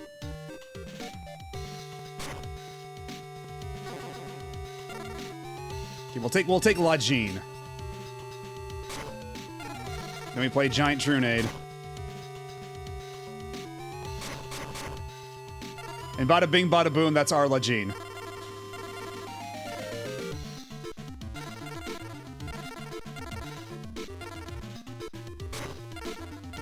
And then we'll also play Last Will, just in case we get our ship blown up anyway. Well, that's the thing. Well, I guess I could do it again. Yeah, let's do it again.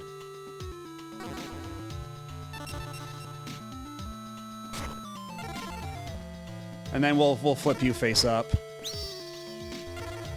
And then we can go... Actually, then we can pretty much go in for the kill. I think. If not, severely weaken him.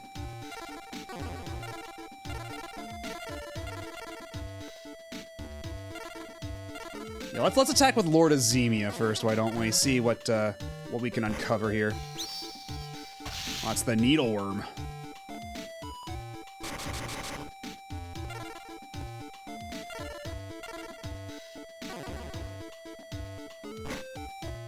Oh, it's another La Jean. Shit. Well then. Oh, well, you're only like 1,000 defense. I can kill you. I can just kill you like this. Shtabam, shboom.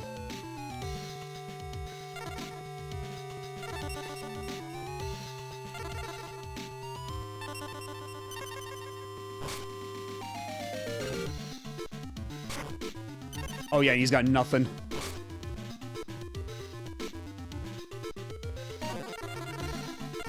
And then we can just make him discard the rest of his cards just because we're feeling petty.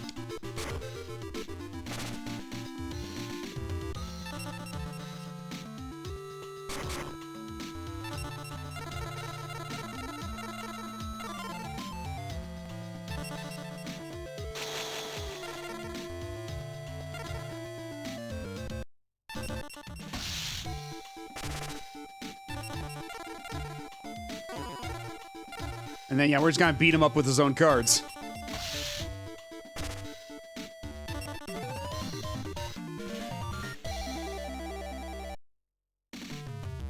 Yay, scumbag deck!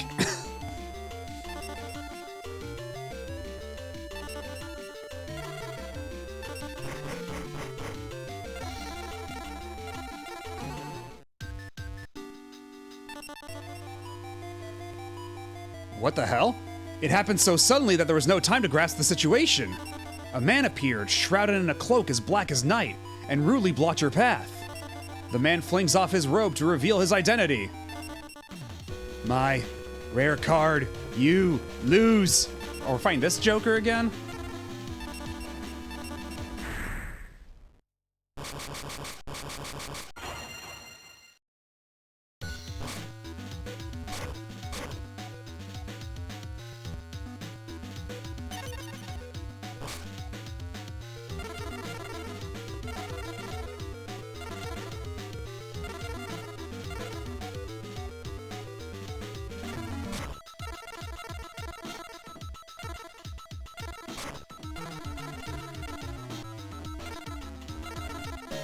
I guess we might as well play Painful Choice right now while we have it, yeah?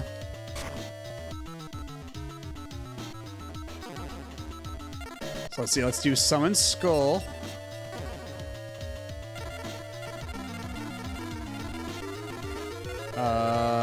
Where are you?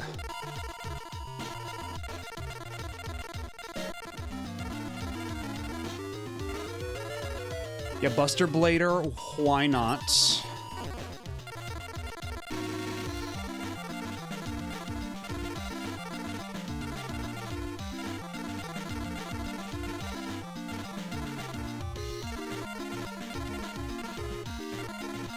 Cybertech Duo Alligator.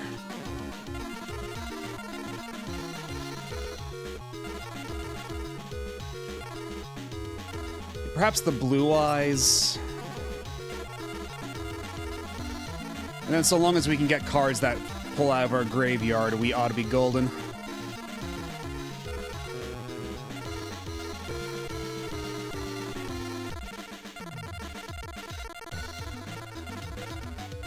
He's obviously going to give us the worst of these cards.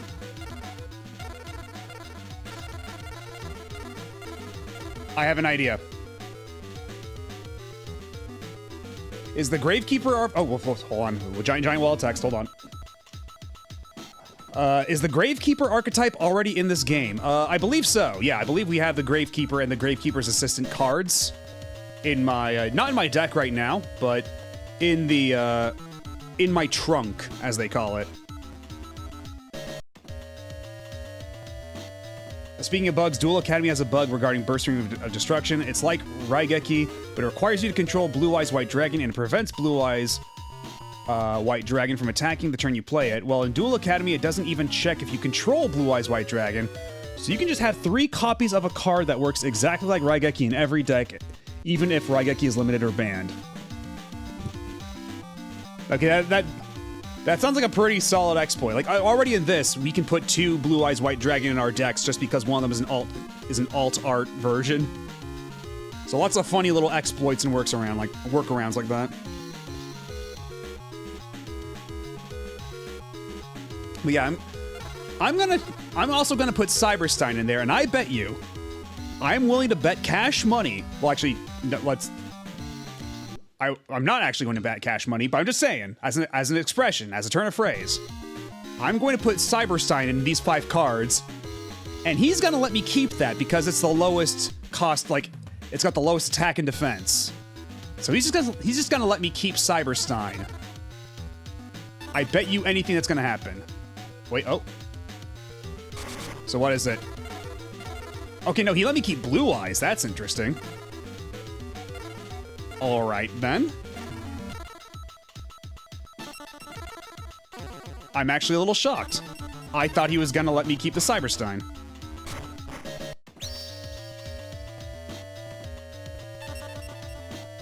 And you're going in the hole.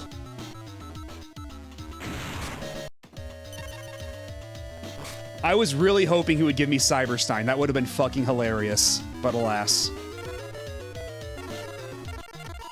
So what I might actually do now is, I might try biding my time with, yeah, Cyber Soldier Stone, and then I'll summon Blue Eyes the legit way. Actually, you know what? Better yet.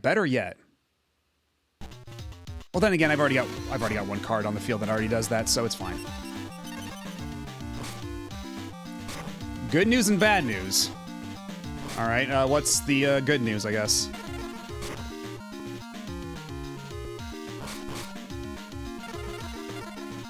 Okay, well, we can't exactly use Sangan to get our pal Cyberstein back. We'll have to use alternative methods. If we draw Monster Reborn, we can get Cyberstein and win the game, but if he draws Monster Reborn, he can summon Cyberstein and win the game. Assuming he has any fusion cards that are worth a shit. Because I don't know if this guy has any fusion cards that are worth a shit. Because I don't think he can access my fusion deck. Can he?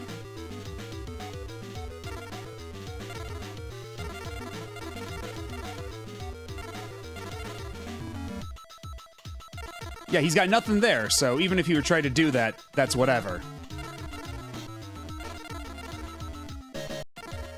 Because I have Penware. And that's just Swords of Revealing Light. That's nothing, really. Yeah,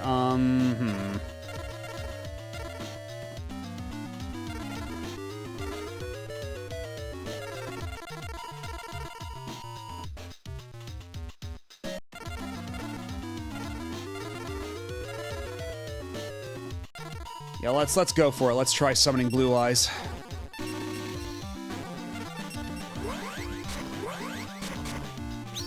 The legit way. And then we'll wait until next turn before we decide to use Axe of Despair or anything.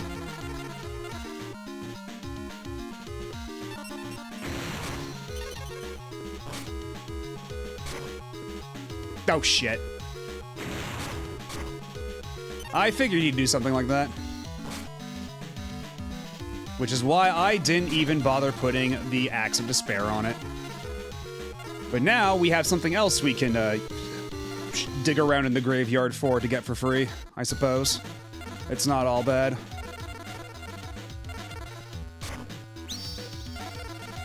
And then I'll give the elf a nice big meaty axe.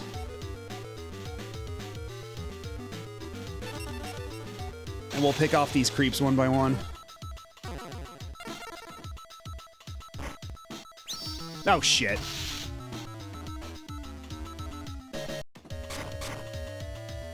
Well then.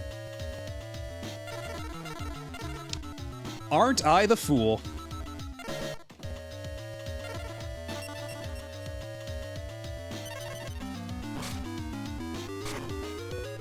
Okay, he just refuses to attack, which is very suspect.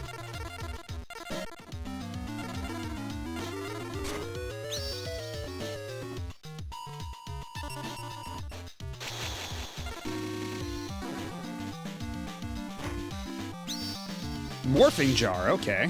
This ought to be interesting.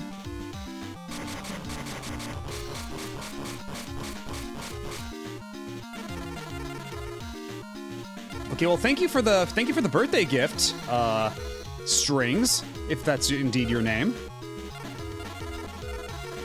You have given me quite the gift.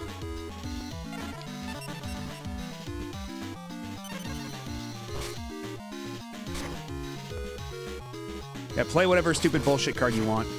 It don't matter. None of this matters. Okay, Monster Reborn there would be scary, but I do have a Raigeki in my hand. And a giant Trunade. So we're basically gonna ruin his entire game plan here.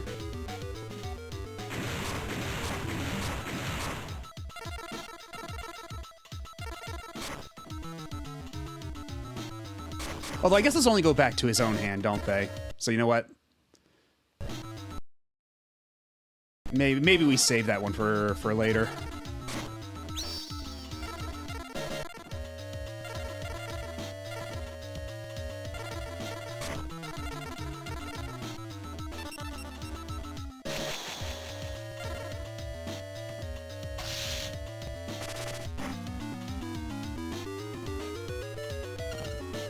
Numinous Healer, I see.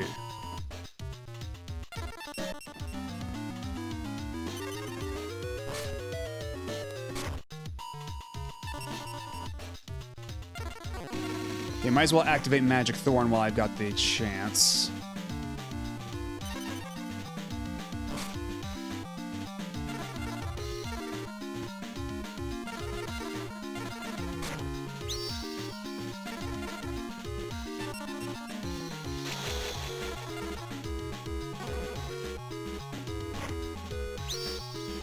Oh, it's this asshole. Well, no matter.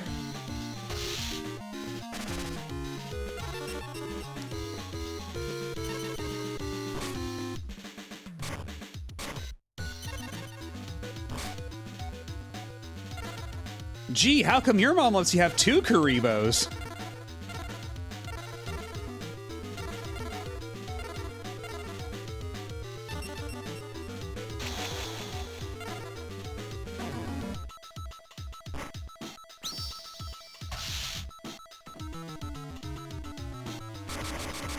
Okay, there is now a distressing number of cards in my graveyard. Yeah, half of my deck is in my graveyard at this point. Things are looking a little dicey, not gonna lie.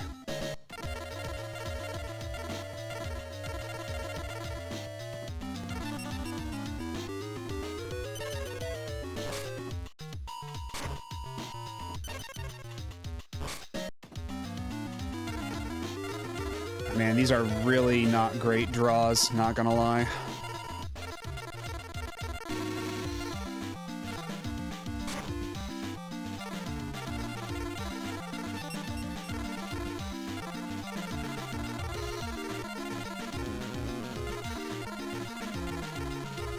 Actually, you know what? Let's save Magician of Faith. Save her for later, why don't we?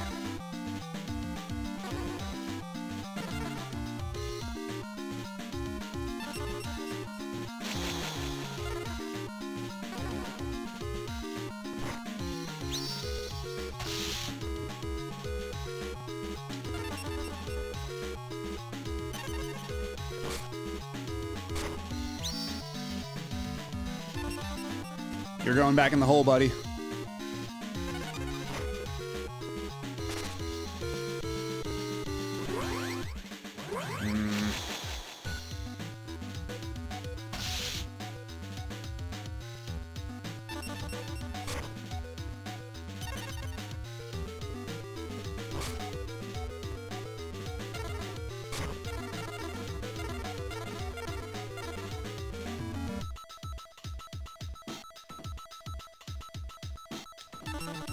Actually, maybe I should have let him...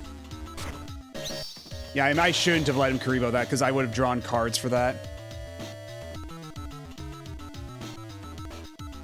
How many life points do I have? Because I should probably make him... I can afford a hit. Give me cards.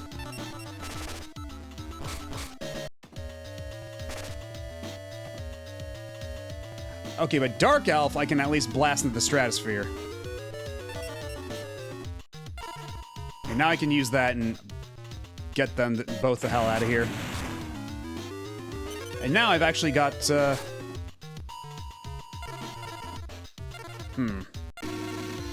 Okay, we're not actually in as beneficial of a position as I thought we would be here. And I got nothing to snatch steal either. Again, if I could, like, look at what cards were added to my hand before activating trap cards and such, so I can make more informed decisions.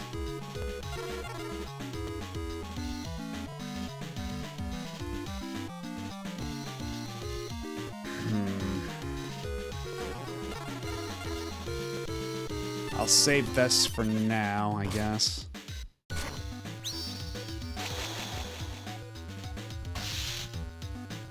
Okay, this I should probably Karibo. I don't want to take any empty damage.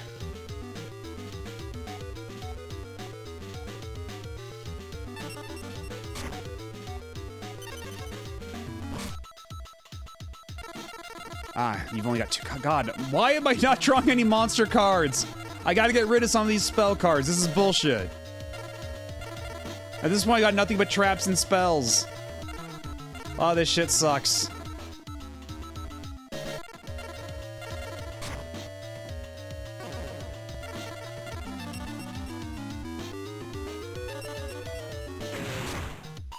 What were you, anyway? Another Numinous Healer, whatever.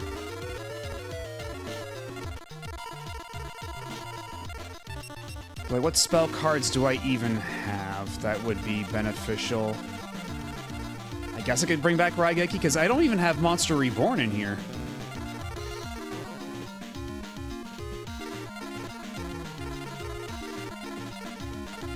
Oh, yeah, I could. I could totally do that, huh? Wait, that's right, I can do it, and then... I've got Giant Trune, don't I? Yes, I do. The card is free!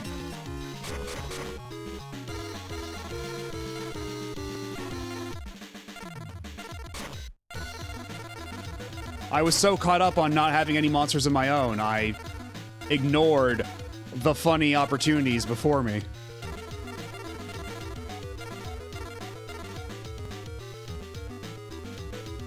Let's see, I don't have... Well, I guess I could also, yeah, just set you.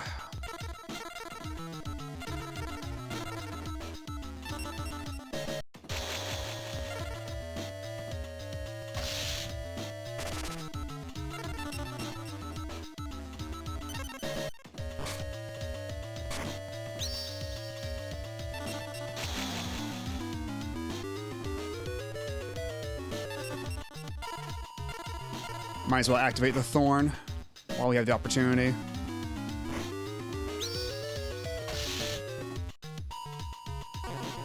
Let's see, what can we get? We can get Pot of Greed, maybe get Painful Choice. We've already like discarded so many cards while we're at it. Premature Burial, I think, is probably a good one to take out here now. Because Monster Reborn is not in the list, not yet. Well, we got Morphine Jar when we want it. How many cards do you have? Only 2. Okay, so Restructure Revolution, not even worth it.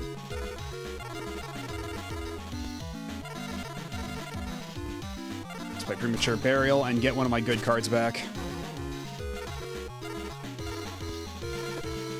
Actually, how many life points do I have?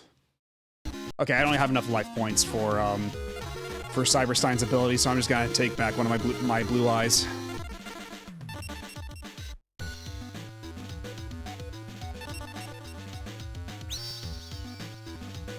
Yeah, now we can just steamroll. Yeah, I think at this point the game is won.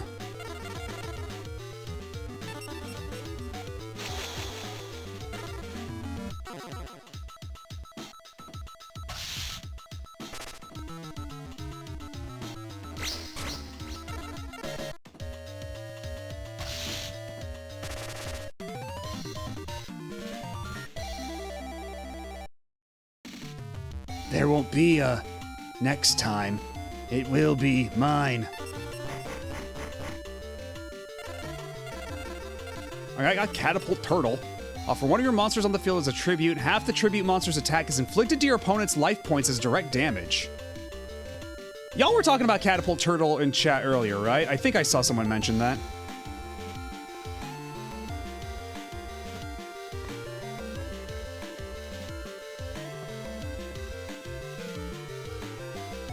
The fucker, in all caps.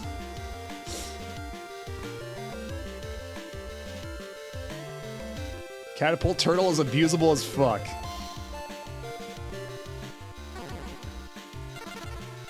And stop defense, what do you do? Select one of your opponent's monsters and switch it to the attack position. If the card is face down, flip it face up. If the card has a flip effect, it is activated immediately. Interesting. Ooh. Select a trap card from your graveyard, return it to your hand. That might not be bad. And then a dimensional warrior of my very own.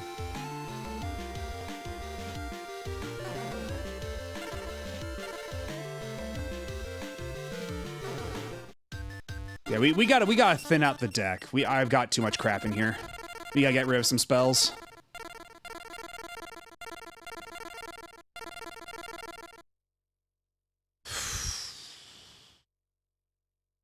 Yeah, we could probably get rid of one of these last wills, right? Because we mostly had it in here for the Exodia. Oh, wait, no, this plays a special summon, so,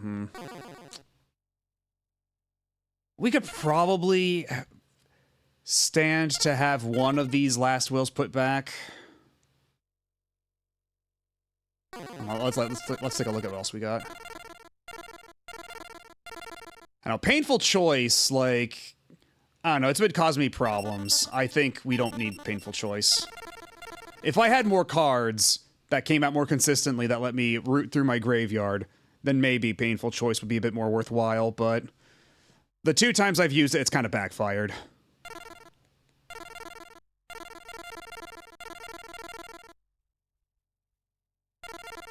Although, yeah, I think I am going to keep the Snatch Steal Giant Trunade combo just because that's come in handy twice already. It's scuzzy, it's cheating, but it's very funny.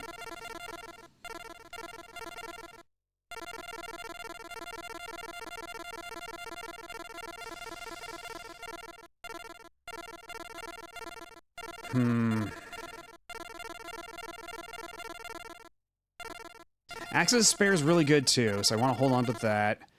Change of Heart, also good.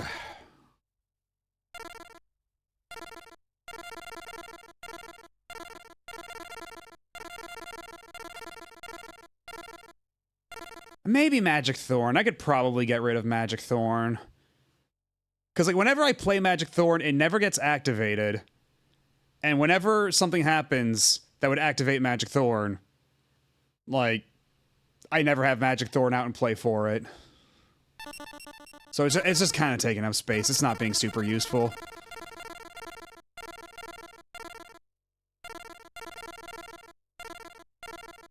Restructure Revolution is like a free 1,000 life points. If we can play it like turn 1. We've already been able to take advantage of that a couple times, so I think I should keep that. We definitely want Premature Burial, Pot of Greed, and Raigeki. 7 tools, absolutely. We can put back Spellbinding Circle. I haven't really found much use for that. Okay, I think this should be enough cards cold to be worthwhile.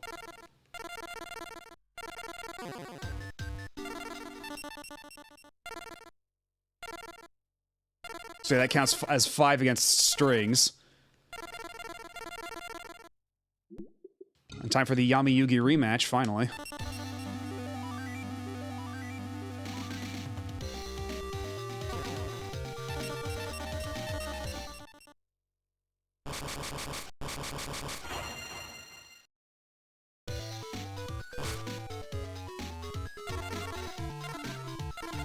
Okay, Raigeki Mirror Force Monster Reborn right off the bat. Okay. Pretty decent hand to start with.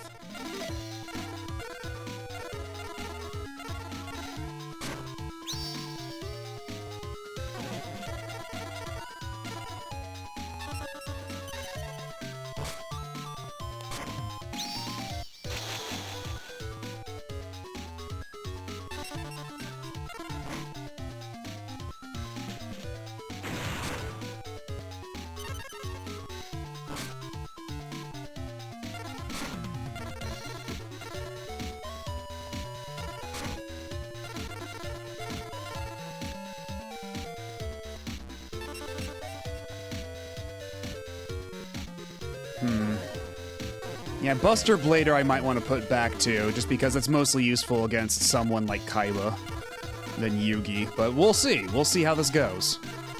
I might be totally wrong about that assessment.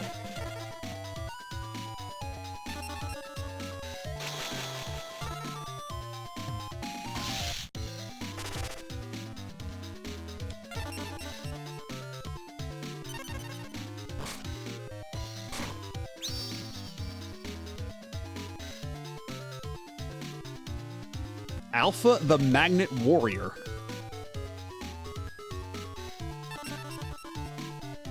Well, Alpha, I'm sorry, you're going in the hole.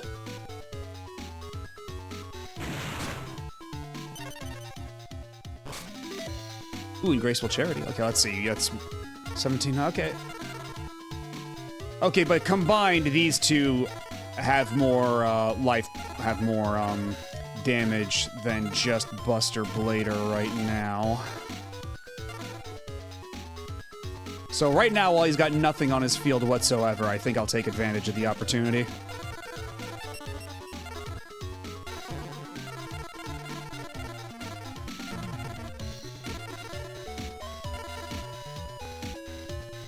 And if nothing else, I could play Graceful Charity, sack Buster Blader, then use Monster Reborn to summon Buster Blader for free.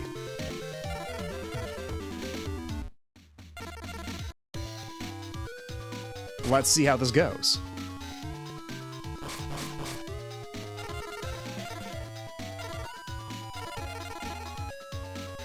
Okay, we'll send Buster Blader to the graveyard and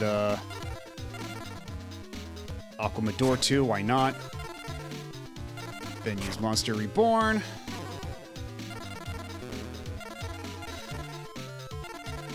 Yeah, get him out of here.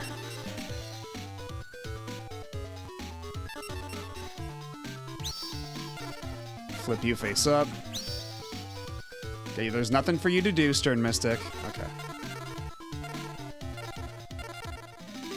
I'll put you here anyway. And then I think we can just kill him in the second turn. Yeah, he's got nothing. I think this might literally just be game, set, match. Oh wait, no, he'll have 500 left over by the end of this.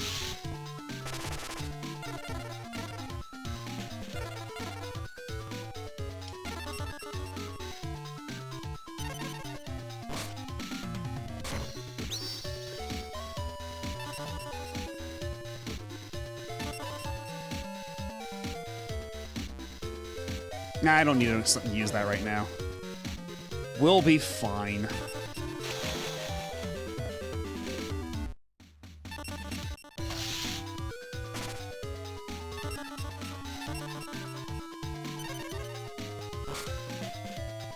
And then the fucking blue eyes. But even then, we really don't need to do that. I can just enter battle phase. Attack with Buster Blader. And that's the game. Yeah, considering this guy's the main character, he's kind of a pushover. What the hell happened, my guy? Yugi, more like... you... got washed. Yeah, I was thinking about Raigeki to flex, but, like, I don't know, it would have taken up time. We gotta keep things moving along.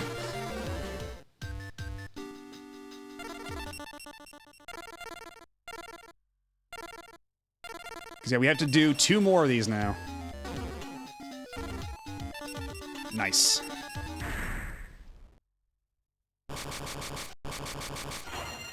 Yeah, what happened is he's been cheating at the game since Season 1, so yeah, I guess... in the face of pure fundamentals, he is powerless.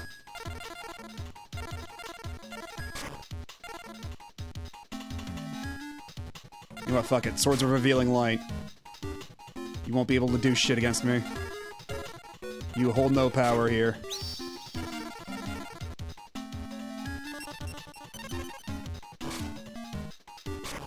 Yeah, exactly, Glasgarot. Also, I don't think I said hello when you came in, so hello. Ooh, Magic Jammer, nice. I'll put down an Aquamador as well.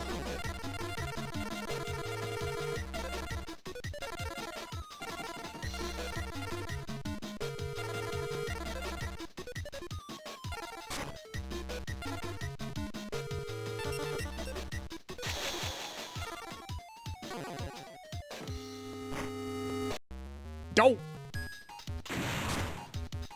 Oh well. It's fine.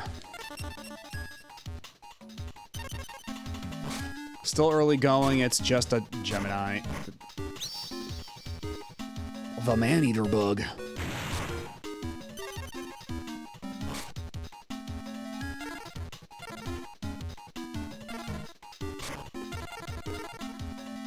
I have a second Karibo in my deck, so even if this one goes kaput, I think we'll be fine.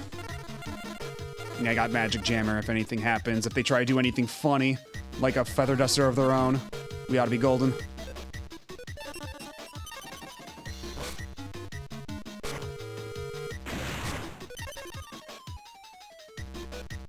He couldn't stab the moon to defeat all your water monsters or fuse a zombie into your monsters to make them rot to death. He also couldn't lean in and whisper to this dark magician to leave the field, sneak up on you, and chloroform you mid-duel.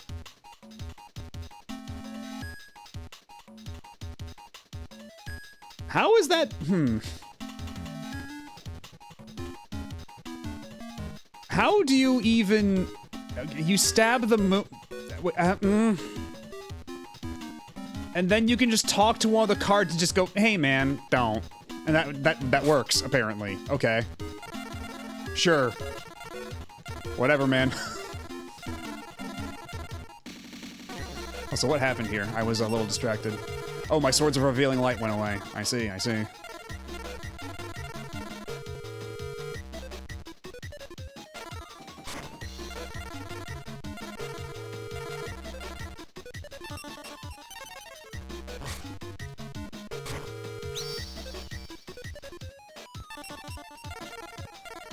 Yeah, you're going in the hole.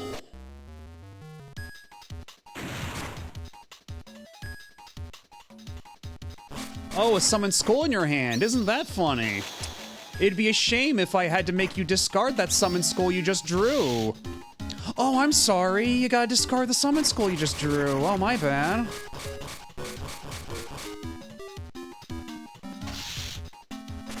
And I'll take the hit. It was worth it.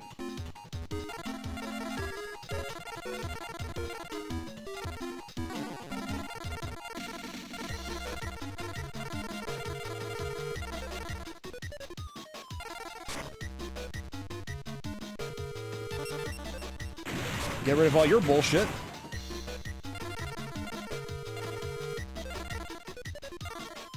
And then we play with the fish. Then I'll put down Call of the Haunted. And put down Mirror Force too as well. Why not?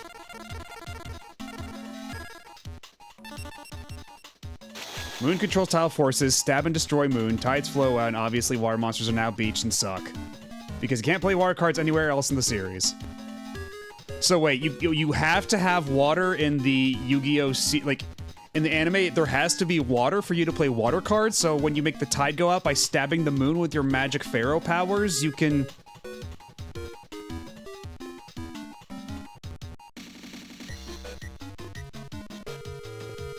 Yeah, something tells me the rules of this game don't make a whole lot of sense, as writ in the manga.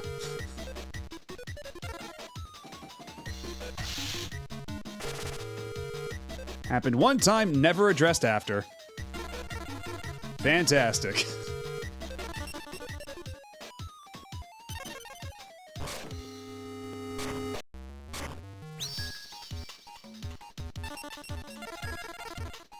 Okay, we don't have any holes to shove this elf into. But we do have a Mirror Force.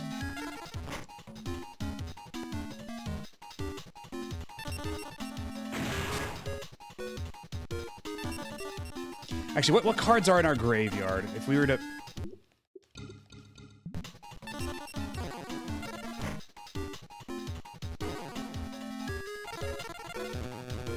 We could bring Morphing Jar back. That would be very funny. But actually, no, I think it brings it back to the field.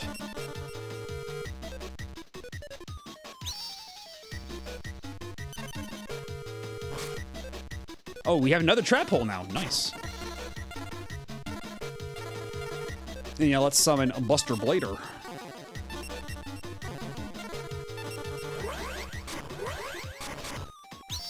Yeah, now we don't have to worry about Call of the Haunted getting wiped.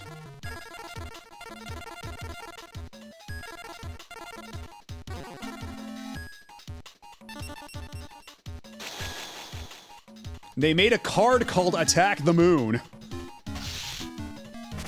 And Yu-Gi-Oh! Doesn't make a whole lot of sense in general. I mean, when you have to actually codify it and make it into a card game that real humans are expected to play, it sure does become complicated trying to make all that shit work. Oh, we can, can't we? Ah.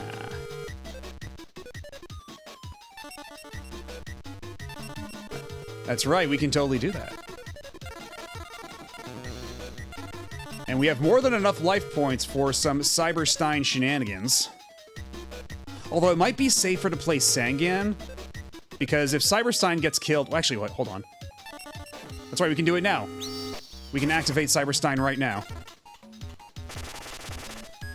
Attack the Moon could just be a picture of Piccolo smiling and giving a thumbs up. And, yeah, hello, Kizzy, and also hello, Orphan. I didn't say hi. It's been going pretty alright. I just had another slice of birthday cake. I'm feeling pretty full of sugar. And we just summoned Blue Eyes Ultimate Dragon. I think the rest of this duel might be a wash.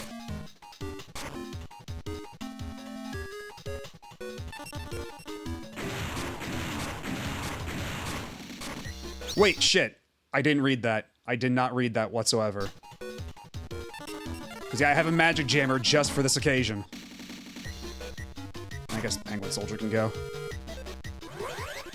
And yeah, that was my birthday. I had my birthday stream on Saturday.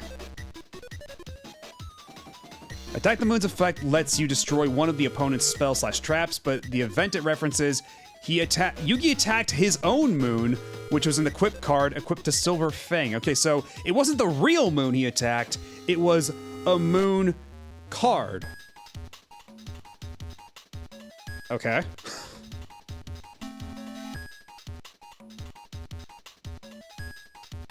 And I have another trap hole, so you're going back in the hole, Buster.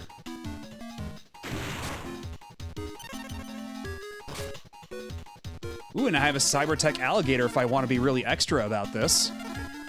And I do.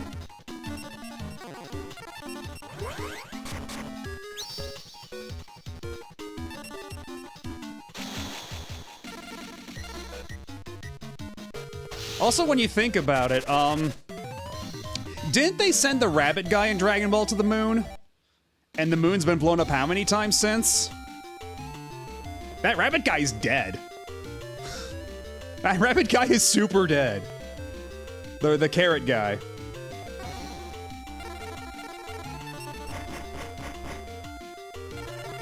Baby Dargon. And it's a hollow foil Baby Dargon.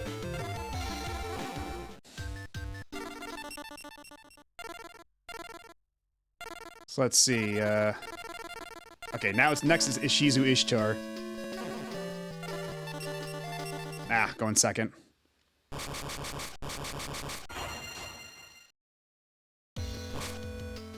Yeah, he's just stuck on the moon and he's like, hey, what's that bright light? Oh, God! But do you think, because all the times they use the Dragon Balls to bring back, well, actually, they used the Dragon Balls, they only brought back good people, didn't they? So... that rabbit's not coming back even if the moon is included in that package. I'm afraid he's just fucked. He was not a particularly nice rabbit. Making the rest of us look bad.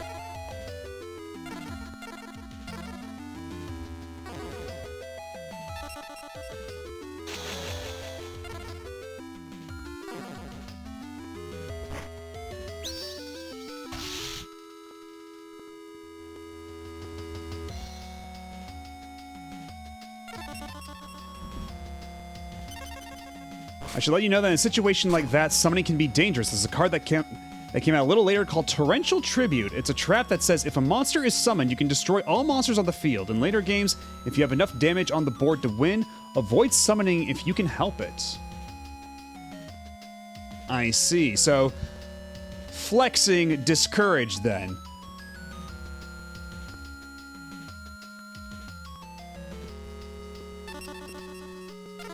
Actually, wait, what?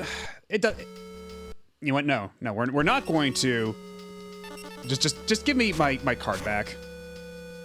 I don't even know why you played that. That doesn't even make any sense. You should feel bad.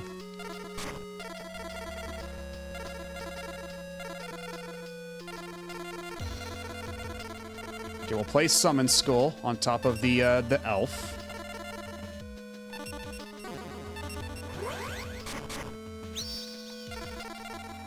And let's put down right Geki face down.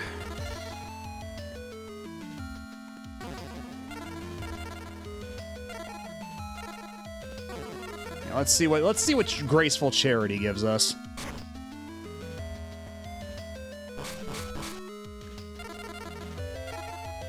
Cybertech alligator, 7-colored fish, dark hole.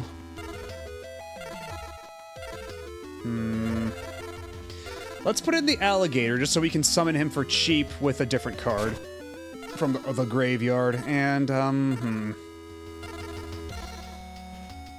Penguin Soldier could be useful.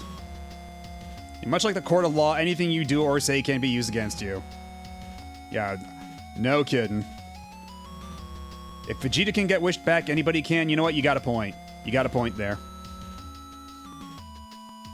If you want a truly peak tier Moon Rabbit, Osmond from Dark Cloud. I still need to play Dark Cloud. I've got Dark Cloud 1 and 2 on disc. I've been meaning to play that forever. It's been on my streaming shortlist. So I need context for this Osmond. And exactly, Mr. Taco here is my legal counsel. And yeah, you cannot convict because cute.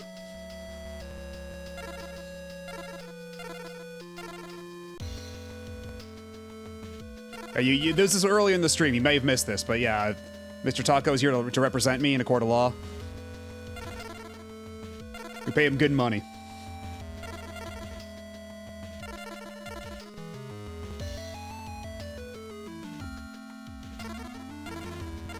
I'll ditch the Penguin Soldier, I guess.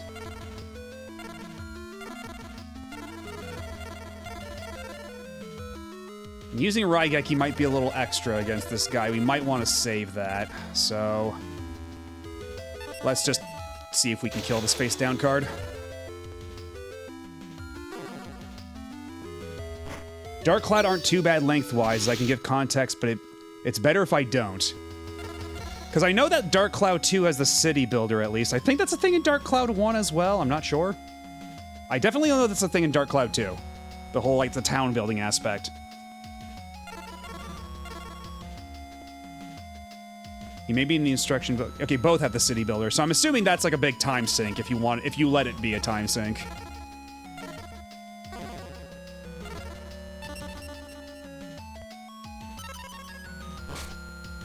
But yeah, I picked up both Dark Cloud 1 and 2 from a retro game store a short while back. I've been meaning to go through them. And I also still need to go through the rest of the Breath of Fire series because back during COVID times, I got all the Breath of Fire games and I was gonna marathon them. But then I got distracted with the Sakura Wars games and then I fell down a rabbit hole I have never escaped from. So yeah, I need to go back and actually finish those Breath of Fire games at some point. It's surprisingly incorporated well and streamlined, you don't say. Well, I mean, when I say a time sink, I mean, like, it's got a lot of stuff you can do that you can spend a lot of time on if you want to really min-max it. That's kind of the angle I was coming from. I don't know. It's more or less you just fast travel across a small city, flag some CS, and take some notes on how people want their city to be. Okay, so it's not quite like a whole, because I was thinking of something like Final Fantasy Crystal Chronicles My Life as a King, where you can, like, you have the whole town building aspect, you can send people on quests and everything. Although that game is, like, entirely town builder. It's not like a Sim City level of involved.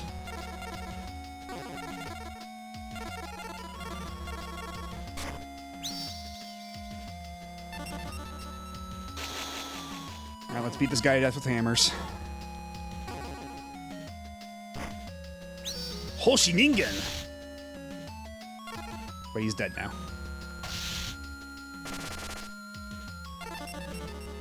It's like stuff like, gee, I like my house to be near this person and also the river, and you just swap to edit mode, drag and drop. Ah, well then. Okay, what the hell does Luminous Spark do? I forget.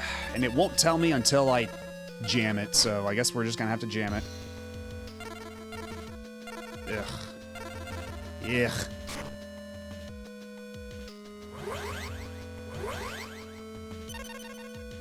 Okay, let's see what that did.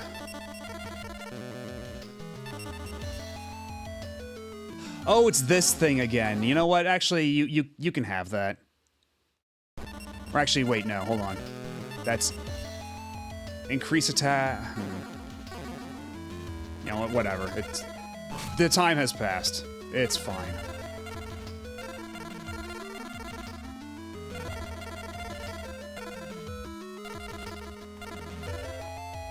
Wait, okay, that's 2,500. That's 30. Okay, best not to do what I was thinking of doing. Just enter the battle phase.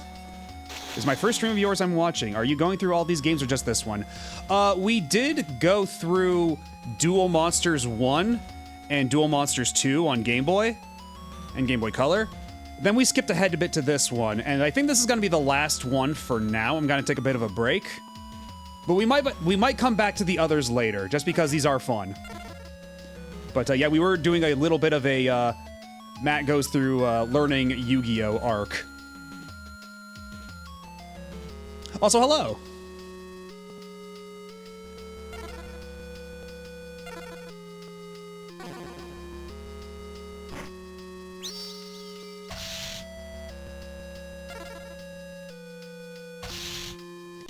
And have I ever played Steambot Chronicles? I have not, actually.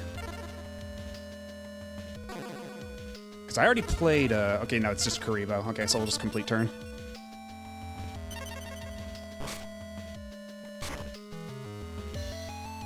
Ah, shit. He stole my Cybertech alligator.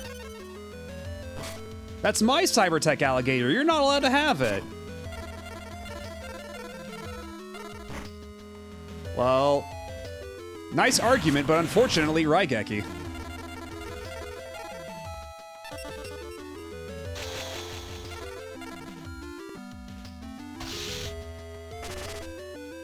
It's a nice, comfy game, but unfortunately, it's stupid expensive now. It's something that comes to my head whenever PS2 game comes up. Because, yeah, that's a game I've heard a lot of people talk about, but, I win. But I've never really been super familiar with it. I've definitely, like, wanted to, like, check it out, though. Because it is a game I hear people, like, bring up every so often. And I do need to familiarize myself with some of the more, like, deeper cuts of the PS2 pantheon. And there's a PSP version. Is the PSP version still on PSN? Because I do have a PSP Go with the TV out for streaming PSP stuff. Also, I can imagine playing these yearly games can get a bit repetitive. I tried playing the games for 2 other card games that had these sorts of licensed tie-ins, and I just skipped to the last one, made for both. Yeah, because again, we did skip Duel Monsters 3 and 4 and just skipped ahead to Eternal Duelist Soul. Partly because, like, those all are, like, weird, like, made-up rule sets. And also just to, like, kind of jump ahead a little bit.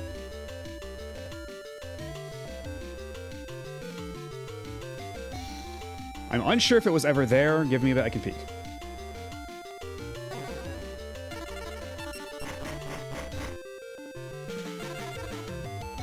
I have a very shiny Sinister Serpent.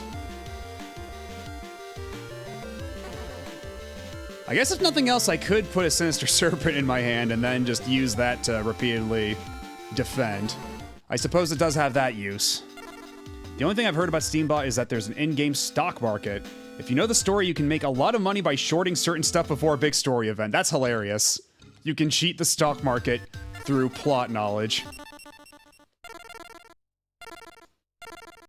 You're insider trading with God.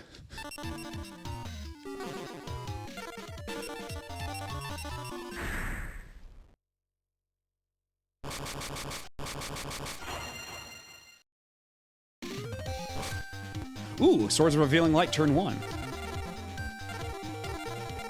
And Monster Reborn.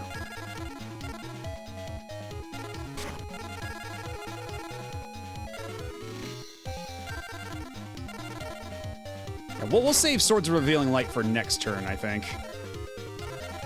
Because if they try anything, I got my Penguin Soldier here to blow them up.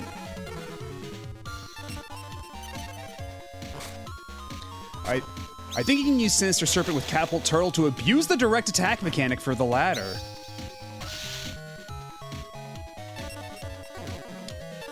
Get out of here, Vorse Raider.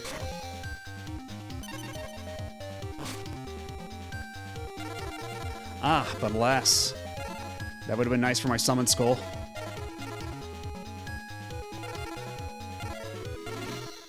I now see the folly of my ways.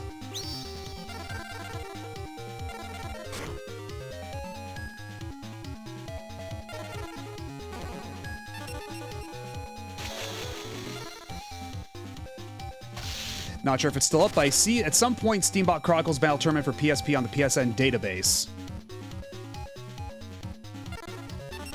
Okay, because the only way I can get games on my PSP now, I mean, I could just, you know, find alternative methods. Ah, it's delisted? Well, I might have to resort to alternative methods.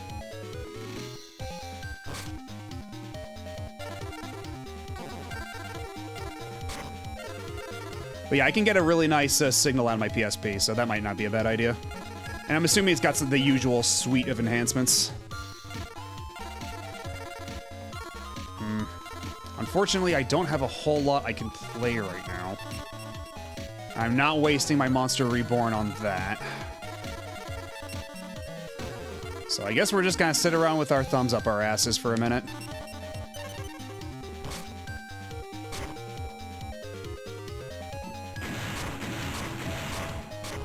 Oh, you jerk.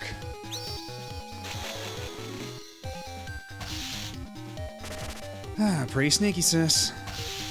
Delisted in 2020. Okay, well, I got a Karibo for next time, but this is highly unfortunate. This has not been going great so far. Yeah, not even Giant Trunade will be good for anything. I guess I'll just use Karibo to suck up the damage.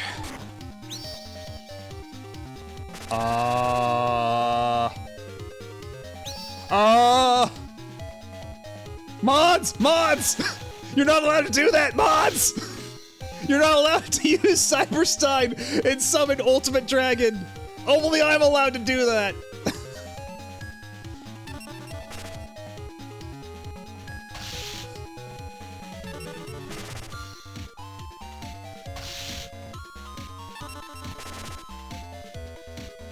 Okay, this we gotta use Karibo for. This is fucked. Ow. Oh no, oh god, oh this is, oh boy, oh Jesus. Oh, things just went from bad to worse immediately, oh my god.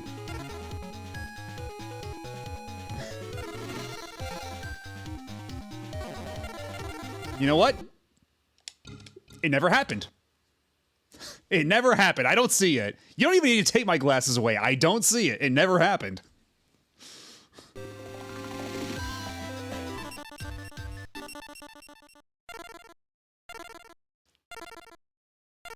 Oh wait, whoops. Yep.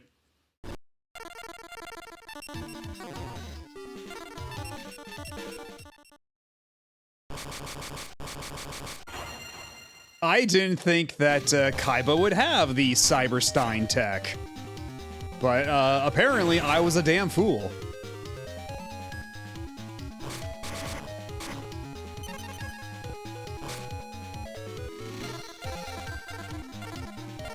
I guess this is what I get for stealing his blue eyes in 2 different duels and beating him over the head with it.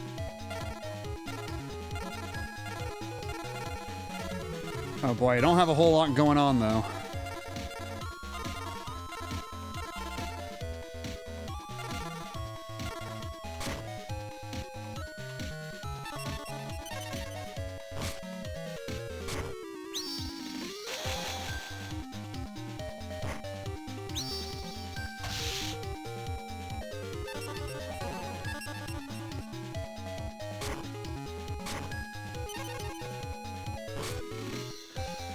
Okay,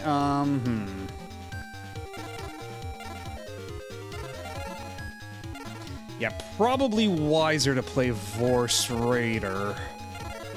But first we're gonna play Giant Trunade in case he's got any nonsense up his sleeve.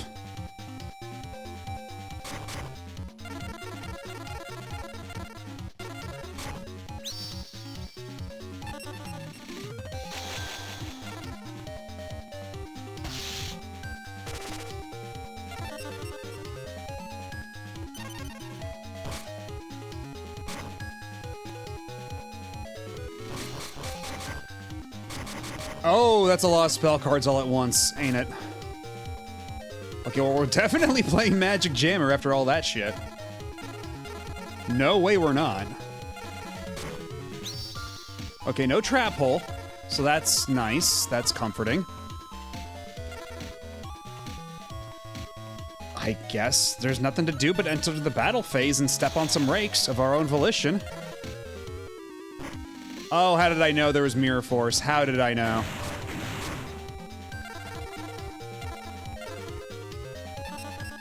Well, at least we have Premature Burial for just such an occasion.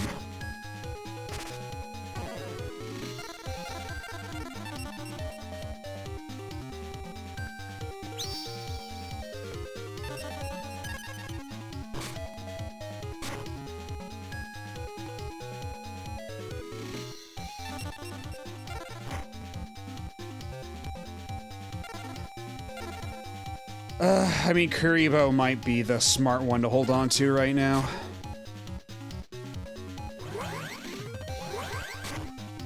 Oh, fuck off! Apparently the only winning move was not to play.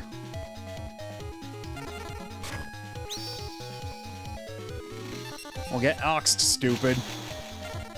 You fucking dingbat. You nincompoop.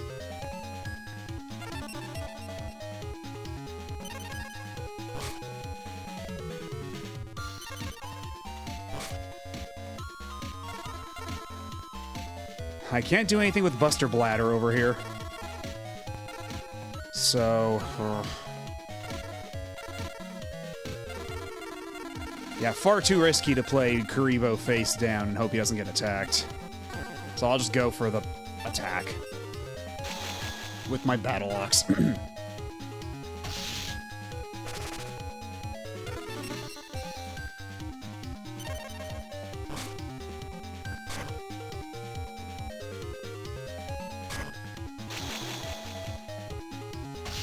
And this is why we kept Kuribo.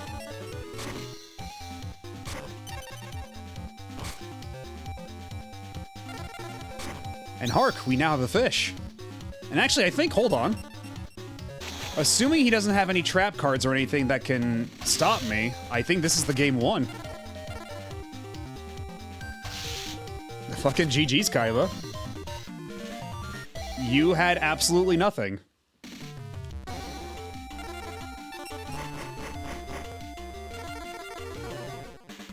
Ooh, today's the delivery day for your copy of the weekly Yu-Gi-Oh!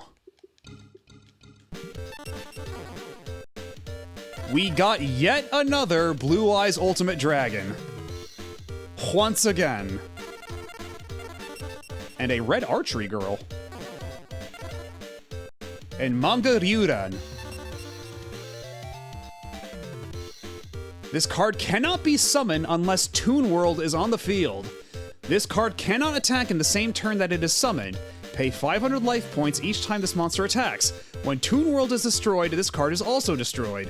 If your opponent doesn't control a Toon monster on the field, this card may inflict direct damage to your opponent's life points. If a Toon monster is on your opponent's side of the field, your attacks must target the Toon monster. Okay, that is a lot, but it does sound like that this would be pretty handy for like directly attacking your opponent. It does sound like you could get up to some shenanigans with this card.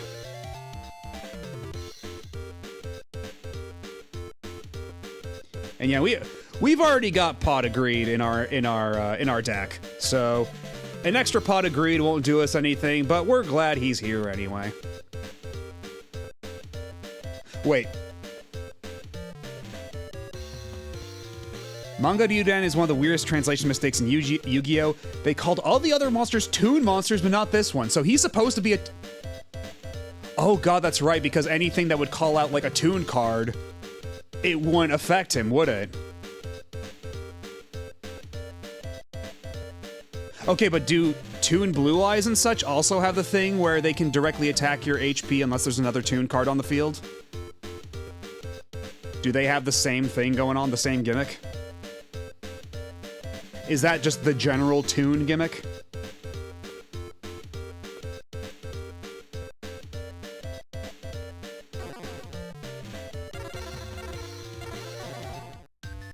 But yeah, I guess if there's any card that, like, mentions Toon type by name, it wouldn't affect Manga Ryudan because he doesn't have the word Toon in his name.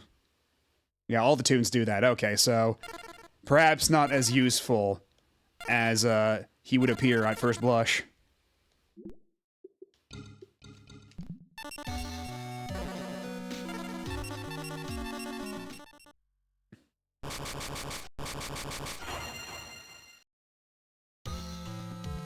Alright, what do we got? We got Pot of Greed. Always nice to have. Dark Hole, Summon Skull, Penguin Soldier, Giant Soldier Stone. And let's also do Upstart Goblin for good measure.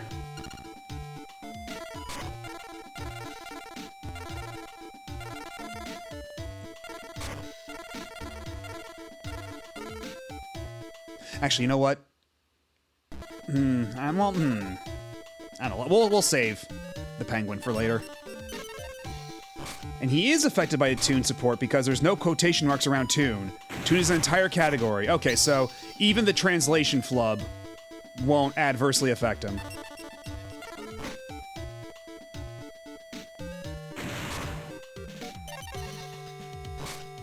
Because I know that's been the case for some other cards that I've been hearing about that have undergone similar shenanigans in the past.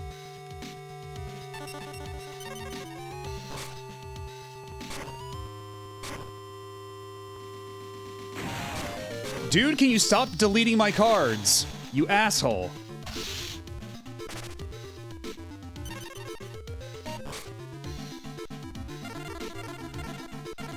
Like, for fuck's sake, I just want to summon my Summon Skull. But you're being a dick about it. Go in the hole, stupid. Get banished, idiot.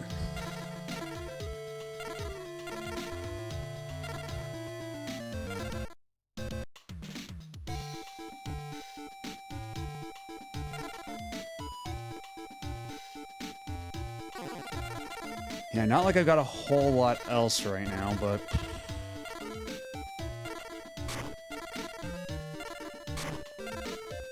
And I can play Snatch Steal later. Yeah, Skull that is desperate to be summoned.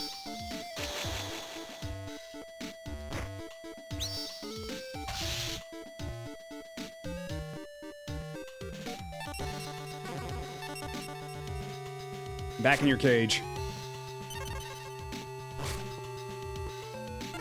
2 Karibos in a row, once again. God damn it.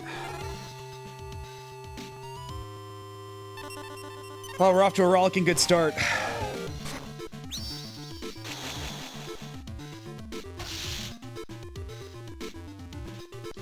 I mean, we got 2 Karibos. Might as well smoke them if we got them.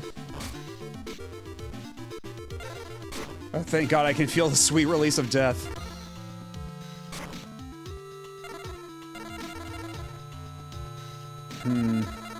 You know what?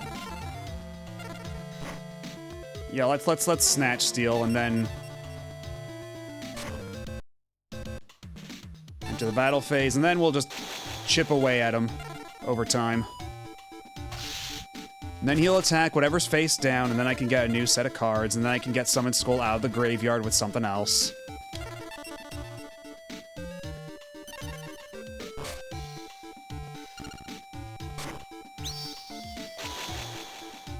Yeah, attack my jar. See what good that does ya. I hope you didn't have any good cards in your hand, stupid.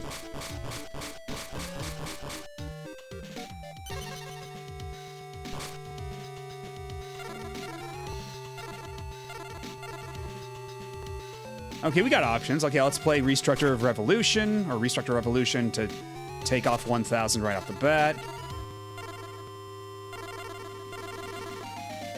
We could Raigeki if I was feeling petty. And I am.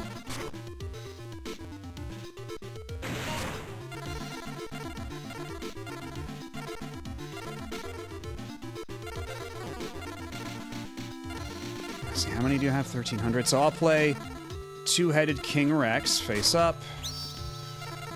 Play Axe of Despair.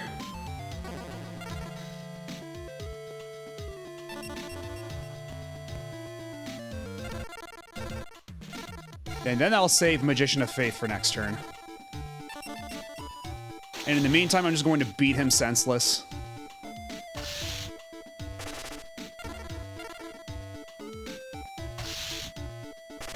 Or is it her? I forget who I'm playing. Is it Ishizu who I'm playing? I forget. I'm so locked in. I have forgotten.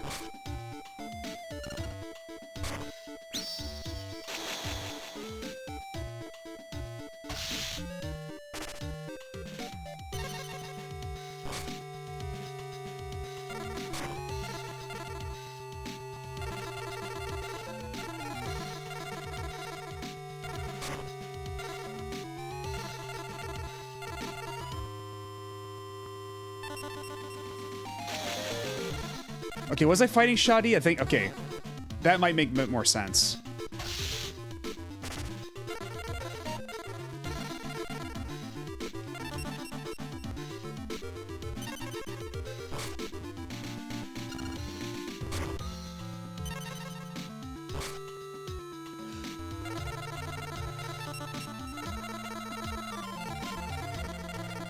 I think it's finally time.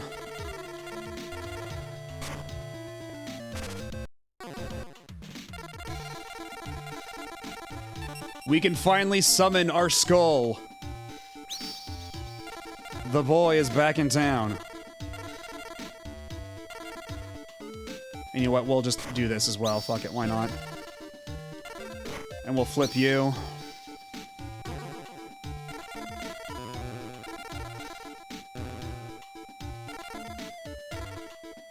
Actually, hold up. How many cards you got in your hand, pal? That's a fine number of cards you got.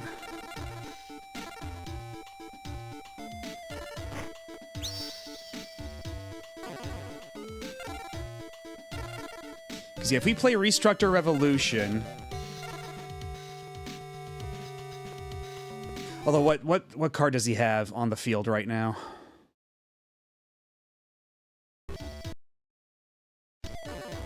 Oh wait, we can't even see.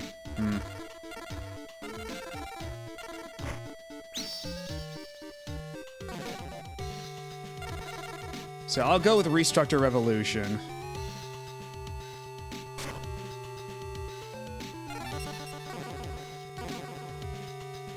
And then I'll play that in the next phase and maybe kill him off.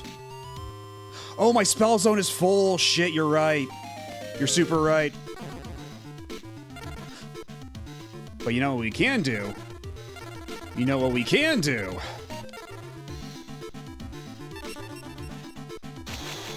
We'll attack with Magician of Faith first. See what this card is. It's the worm.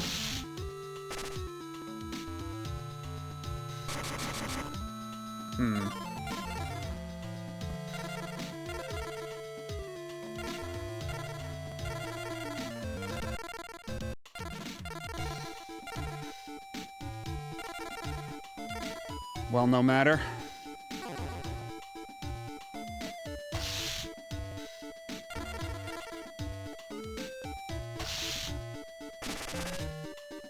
Yeah, this game always has like so much shit to keep track of.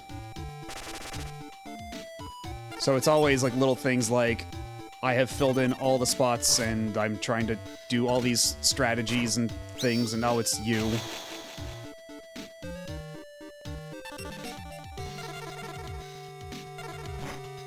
Okay, well now we have this. So you can go right to hell.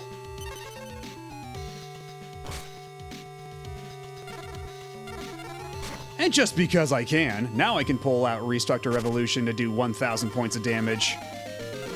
And then we just basically take turns beating his ass.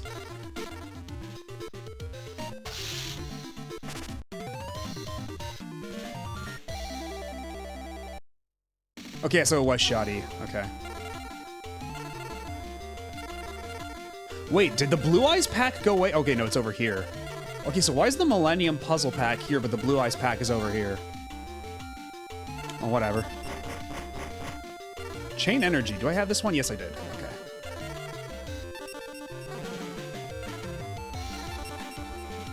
And weather report, that's my favorite JoJo character. Yeah, basically, I already had the game in the bag, so whatever. Okay, so we have to do Yugi once more, and then all the other guys and Yugi one more time, and then that's basically the clear condition, at least as far as the retro achievement is concerned. Because as I understand it, there's no real, like, triggering credits in this game in the usual way, I don't think. It's just that once you get to the end, you get to the dual computer, and then all the opponents after that are, like, secret opponents that you have to activate with, like, special conditions. Like, Solomon is you have to get to the November tournament. And we're still only in, like, March in this game. So, we're not playing that long. Sorry to say.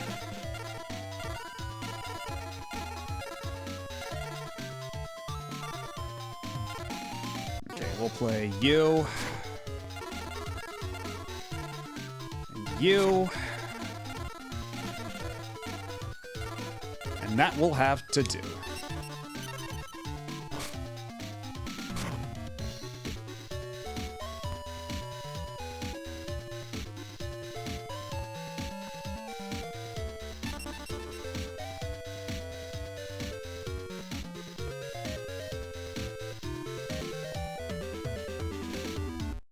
You know what? Yeah. Or you know, let's save that for something more consequential. Yeah, each duel is 1 day in game, so every duel you do, that advances the calendar by 1 day. And then on certain days you have like tournaments, certain days you get the issue of Weekly Yu-Gi-Oh! Magazine and such.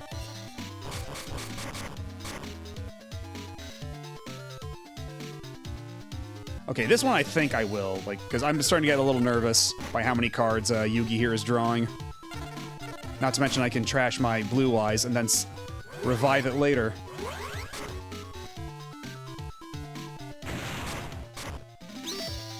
Oh, you asshole.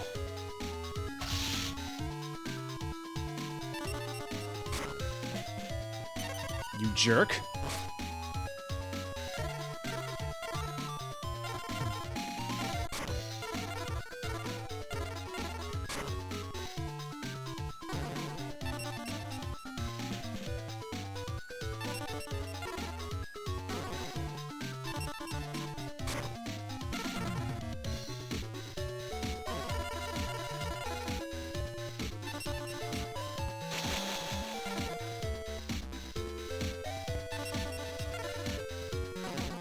Oh, that's not a trap card I can activate yet? Okay, well. Still can't activate it. Can I activate you now? No.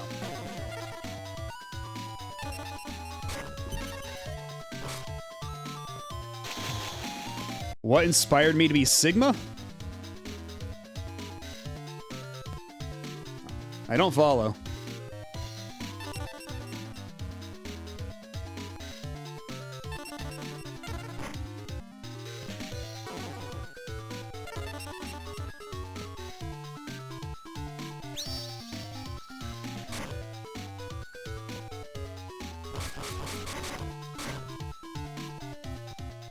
Ah, fucking Swords of Revealing Light. But thankfully we do have the cure for that.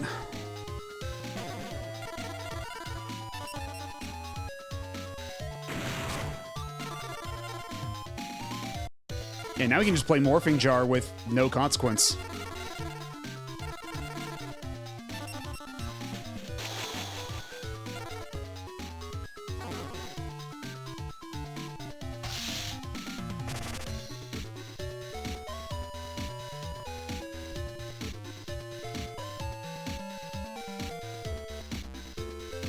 Your tongue Sahuru.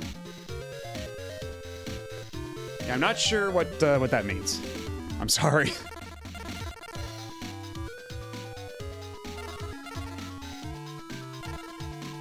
I think we're good here.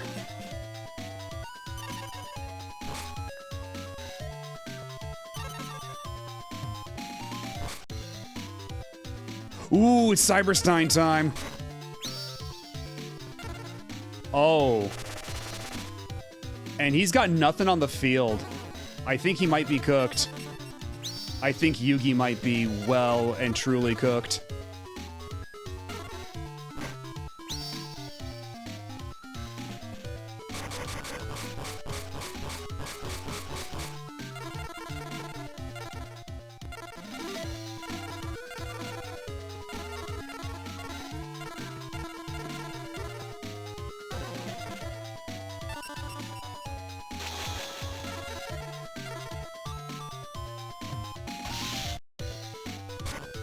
Oh, the nefarious Kuribo.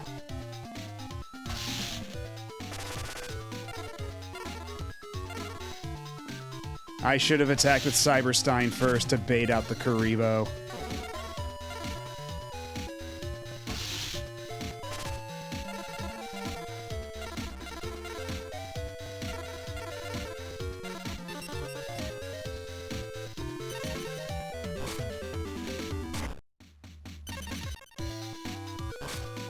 Okay, well, apparently that's all he's got. Just that one card.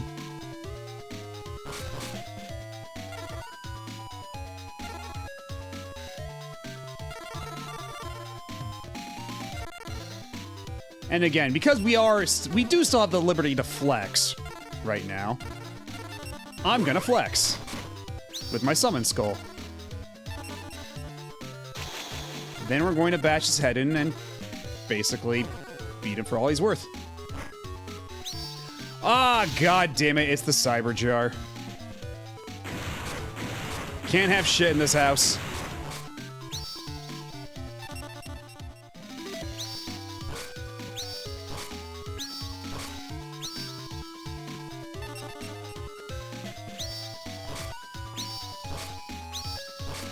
Oh, he's got Monster Reborn. We cannot let him live.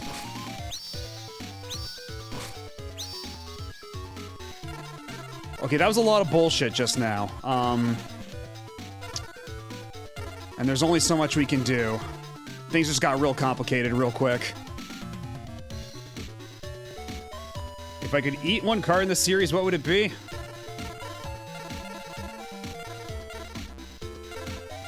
That's an excellent question. That curry looked pretty good, that Muyan curry. That Muyan curry looks pretty good.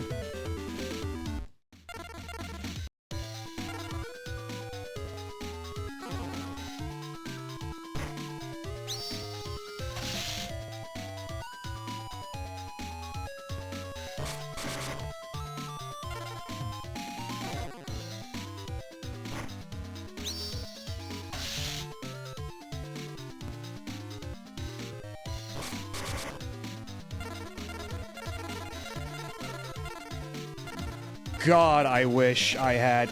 You know what? Let's go to main phase 2. Because if I can get the, what's it called? The Revolt. If I can get that card, I can basically super duper kill him with the size of his hand. So let's do Upstart Goblin first. Okay, well, we have Mirror Force. That's a good start. And also a Trap Hole. That might come in handy. Let's play Graceful Charity, see if we can't get it through here. We have Harpy's Feather Duster. Monster. We have our own Monster Reborn. Okay, okay. Hold on, hold on. All right, well, thanks for stopping by, Hajime Might Flex.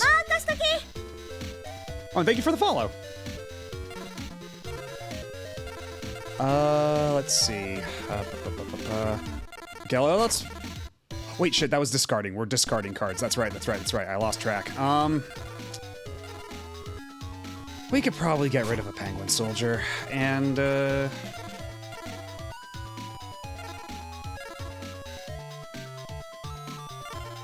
We're gonna keep Magician of Faith just in case, I think.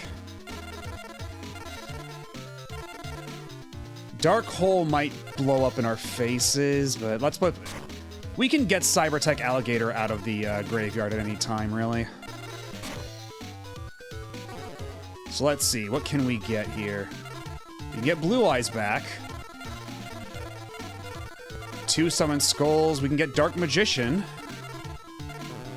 Yeah, I think we gotta get Blue Eyes back. I think that's the play here.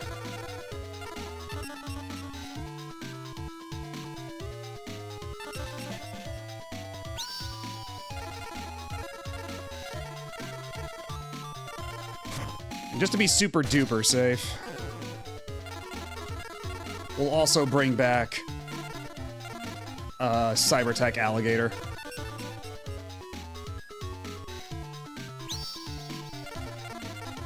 Okay, so even though he did a pretty dastardly thing to decimate my forces, I think we've recovered pretty well.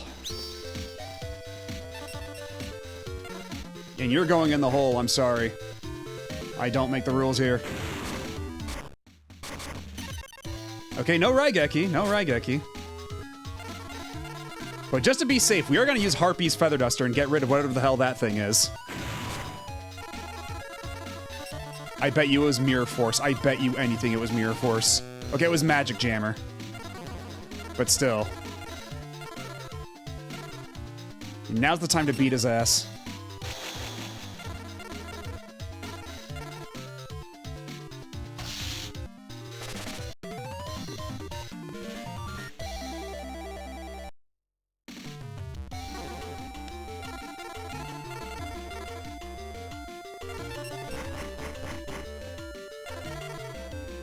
Yeah, lots of insane dragons here. And Firewing Pegasus, you're cool. You look neat. So let's see, what's the calendar say? Okay, we do have a weekend duel coming up, which might... Oh man, that's gonna add time. Unless we happen to duel someone who we'd be dueling anyway. Yeah, they're not gonna make this easy for us. Because yeah, it's a duel every 2 weeks.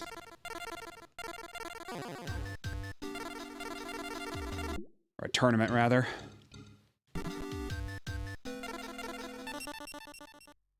Yeah, it's Rapidash with a serial number filed off. So I guess we just go with Yummy Bakura right now and see how this goes.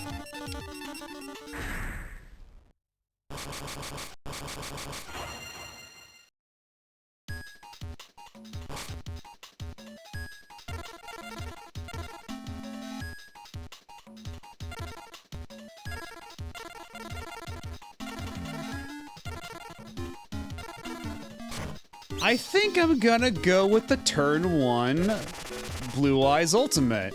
I think that would be really funny, actually.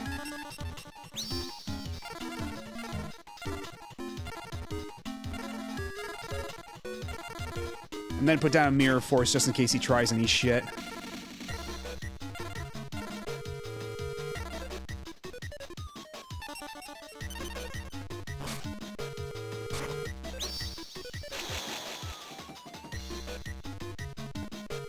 Unfortunately for you, Mirror Force.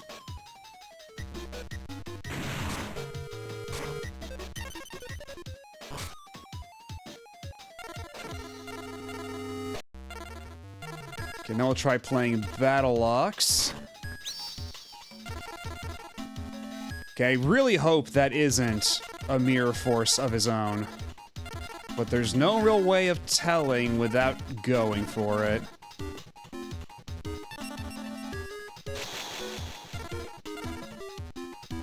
Okay, nope. We're free to beat his ass.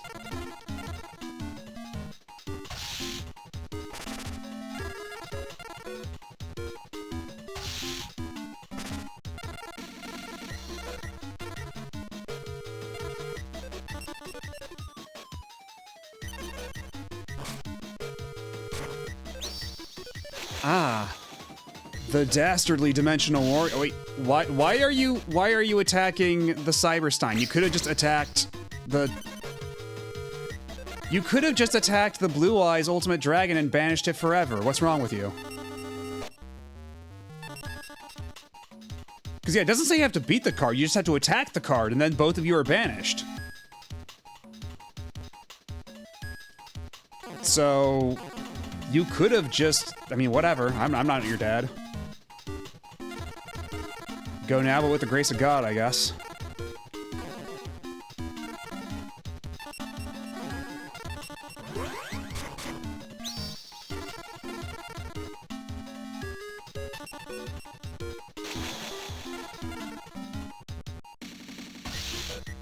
So we may have just beaten Yamibakura in 2 turns.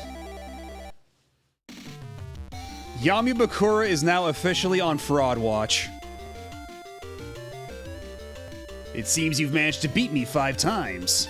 Not bad. It's time I took off the kid gloves and show you some serious dueling. Yeah, fucking whatever, man. Just put the fries in the bag.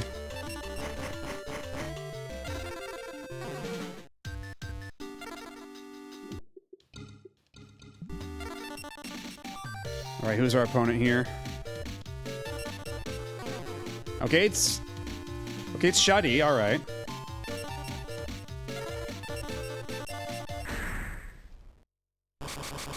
Although it does mean we have to fight him twice. So it's still gonna be a bit of a waste of time.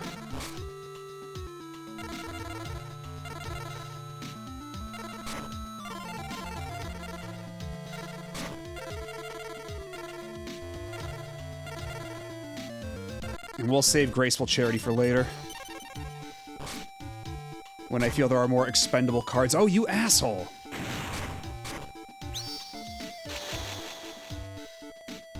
Two can play at that game, fucker.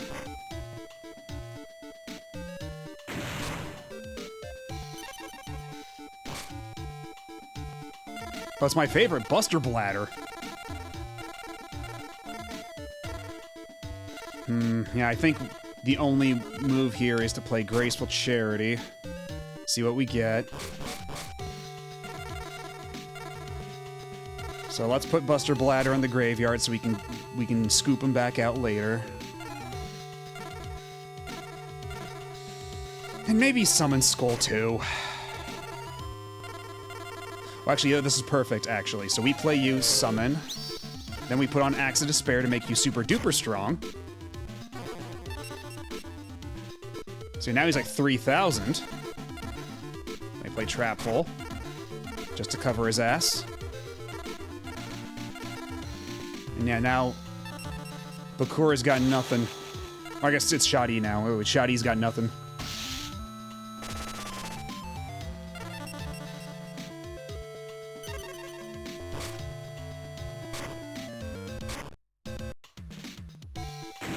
Oh, shit.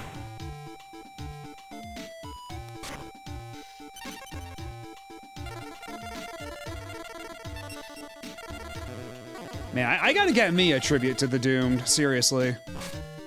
This just keeps causing problems. Oh, it's time for the funny trick. Where you use Change of Heart on their guy. And then use it to summon your own guy. Your worm can go right to hell, buddy.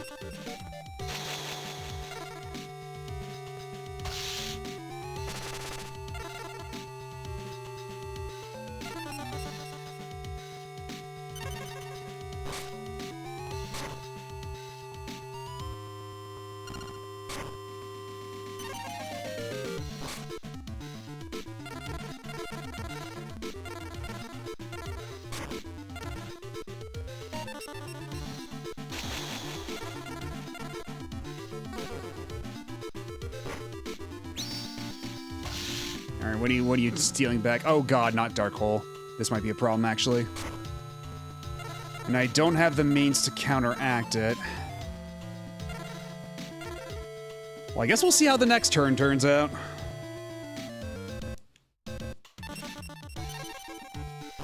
Because I know you just gotta play it right now, like that.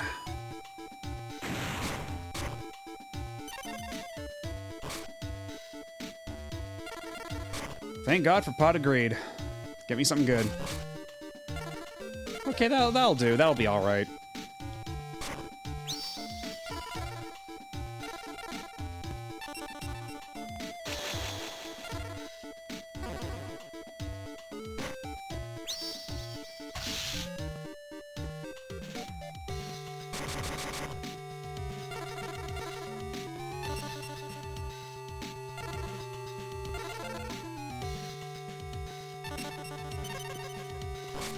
Yeah, at least it's not Harpy's Feather Duster. That would... Because at the very least, I still have my Last Will in my Trap Hole.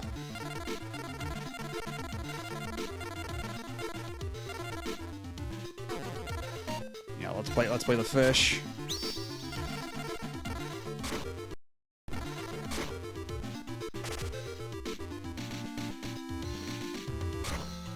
That was extremely petty of me, wasn't it? Anti-Raigeki. That's a card? That's a thing? When your opponent activates Raigeki, all of your opponent's monsters are destroyed in place of your own. Oh, shit. I gotta get me one of those, too. Holy crap. That sounds like excellent side deck fodder.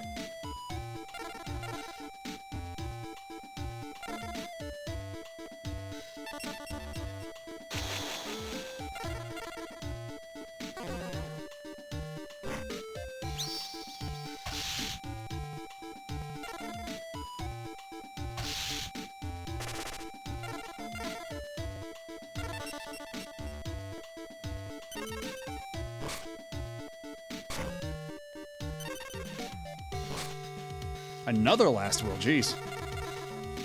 No, no, no, no, no, no. Enter battle phase. That was a misclick for all misclicks. Oh, jeez.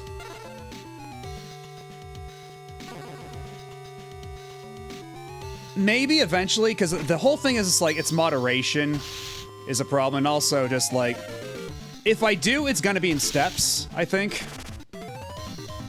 Like, I think eventually I'll open up like a general. Like some general chat channels, and then we'll see how it goes from there. Because I've talked to a lot of people about this and how, like, moderating Discords wildly spirals out of control. Just how it gets really out of hand really quick. So...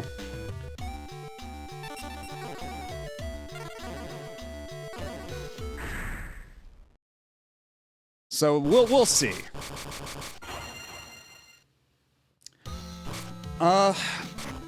I'm coming up on my first year of, like, real streaming. Because it's complicated, I did stream a little bit back, like, 2022 and stuff, but as far as, like, regular, like, streaming multiple times a week, I started doing that about a year ago.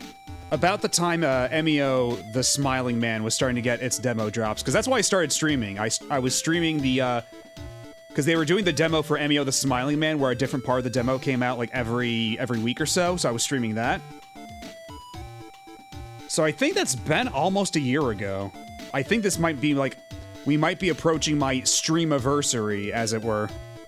I'll have to check the records. But yeah, but my Discord I've only had for about a month thus far. So if we move forward with it, it's gonna be like in phases, I think. Because I know some other people, some other streamers who've also done like, oh hell yeah, turn 1 Cyberstein, let's fucking go.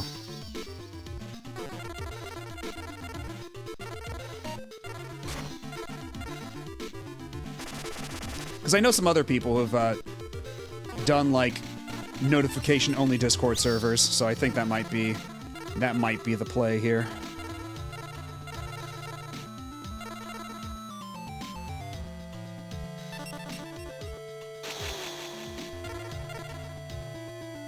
Actually, hold on. Let's attack with Cyberstein first, because this card might be weak bullshit.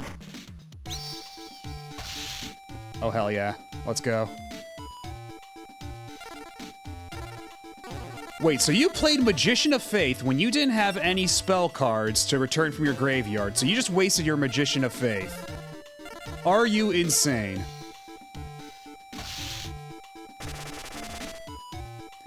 Most streamers I've seen have, like, a group of, like, 4 streamers. Oh, a group of 4 servers. I don't know, I guess big streamers, because most of the streamers I know have, like, just 1 server. Some have, like, 2. But I don't know of any with, like, 4. Outside of, like, I don't know, like, maybe, like, Vine Sauce or something might have 4. I don't know.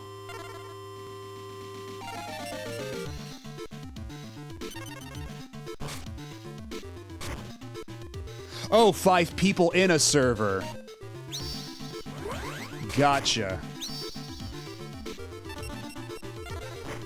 Time to go to the hole.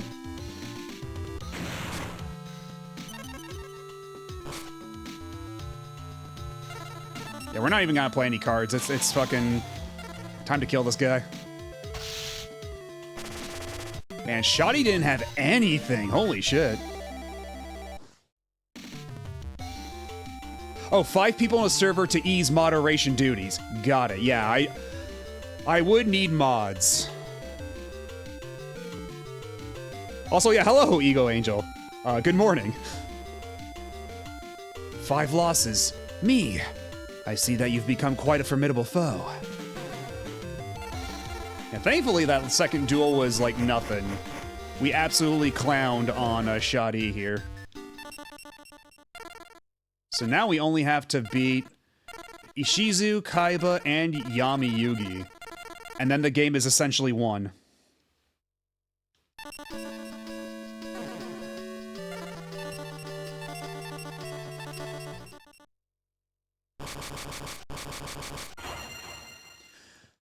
But yeah, if I can get mods or something, maybe.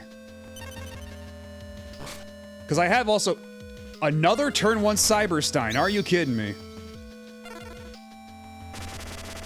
Actually, you know what? Before I do anything funny like that, reveal to me your bullshit. Okay, you have a magic jammer, I see. So that's one of them. Unfortunate.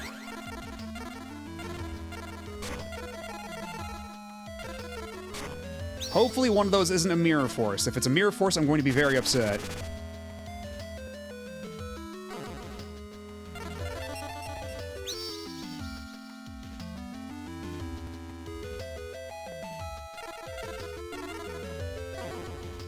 And you come up in the attack position, don't you? I guess we just attack. We just enter battle phase.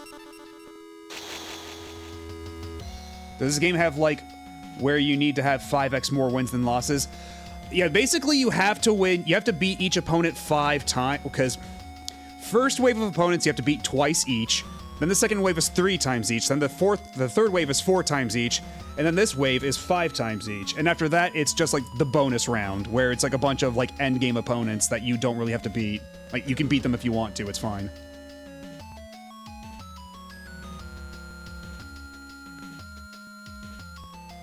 Because yeah, people were telling me I should play Stairway, but, I don't know.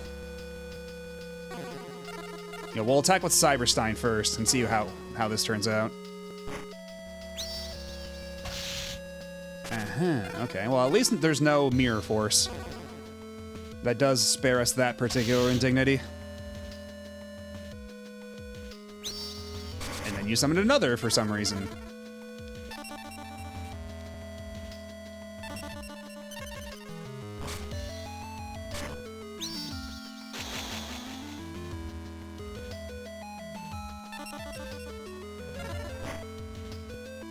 One weird trick.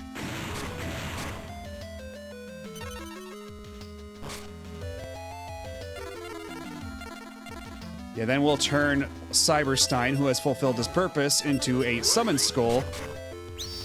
And then, yeah, jeez, we're going to ruin, yeah, this is a Shizu. Yeah, we're gonna ruin a Shizu's day.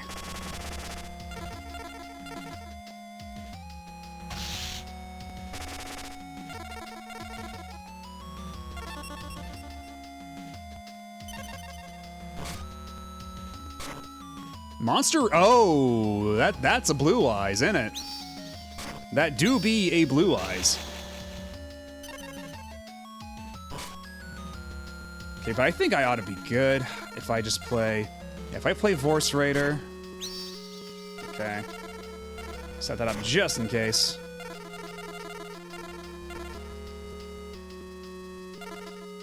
I see. But unfortunately for you, you were kind of a stupid and you put your Blue Eyes in defense.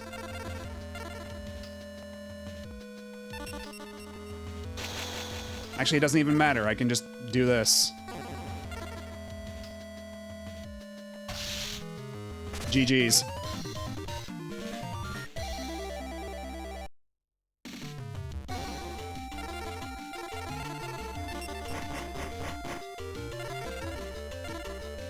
I gotta say, I brought it up before, but I do think the Malevolent Nuzzler Might be my favorite card name.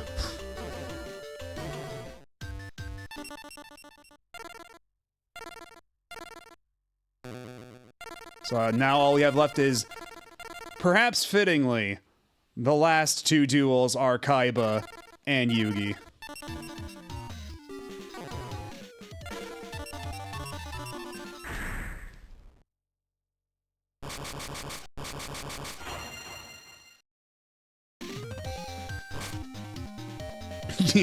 It's what they call you on the streets. Is that something you really want to be called, though? The Malevolent Nuzzler. I think that if I were known as the Malevolent Nuzzler, I think I'd have to re-examine some of my decisions in life.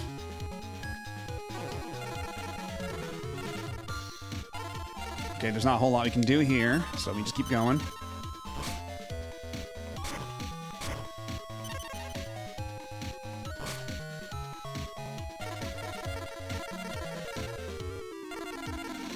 We're gonna play Mystical Space Typhoon, just as insurance. Alright, so what were you? A magic jammer, I see, I see.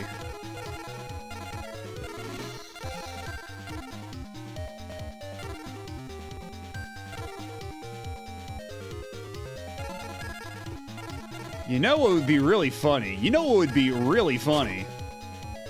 If we played Change of Heart, stole their card, this Nimble Momonga, which Kaiba has used multiple times to try to fuck me over, and instead we use it to summon a Buster Bladder over here.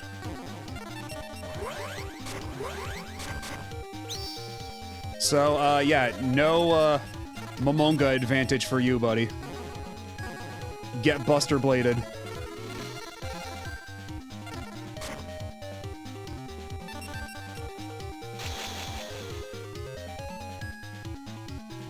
Good Family Feud question. Yu-Gi-Oh cards you wouldn't want to be called. Although, wait, I guess it's Steve Harvey now, isn't it? Better than being known as Snatch Steel. God damn it.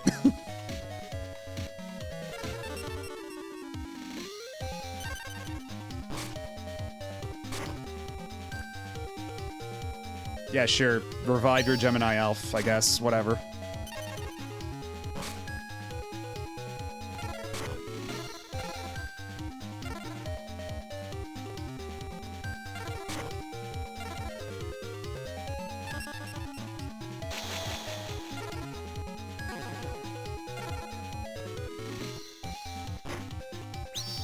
Oh, it's Sangan, you dastardly devil.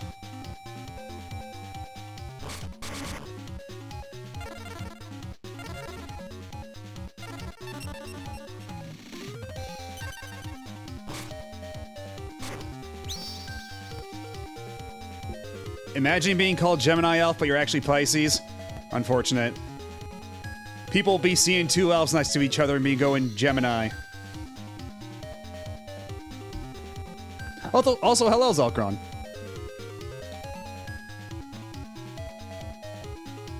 And you know what? Yeah, fair. Better than a Cancer Elf.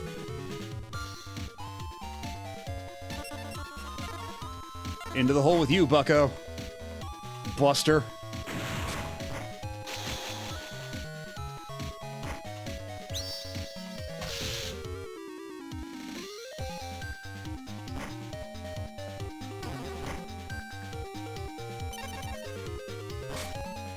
Ooh, Monster Reborn, don't mind if I do. Oh wait, did he not? You know what? Let's not. Let's pretend that never happened. We're gonna save that shit for later. We're saving that for finals. You know what? Let's do that.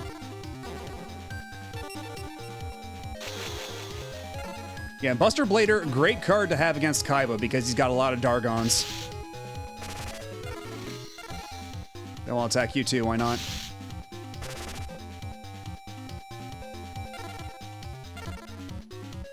I mean, yeah, because considering, like, the Game Boy Color games had less resolution, but like they didn't even include all the effects and everything. It was very much just boiled down to the numbers. They were making up their own rules. So now that's all like this. Like it's the real rules, having to cram that into all this. It's, for the most part, it's a pretty elegant solution, but there are some times where the UI is lacking, as I've griped about before. And yeah, just the sheer amount of cards, because I think it's like 800 cards total in the entire set that's in this game. And it's pretty, like all the card art is pretty decently, like, high resolution, too. And yeah, believe me, yeah. We have gone through a lot of trash mobs already, as it is. Like, trying to pull, like, so many trash booster pulls.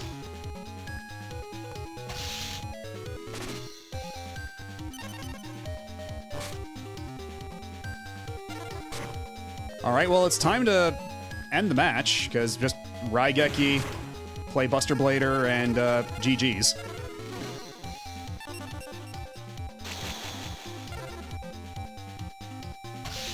Unfortunately, this has exposed Kaiba as a fraud. I believe that means I am now in legal ownership of Kaiba Corp, and Kaiba is working at McDonald's now. It's impossible for me to defeat you, even with this deck. Why? You couldn't possibly be stronger than I. Well, guess what, buddy?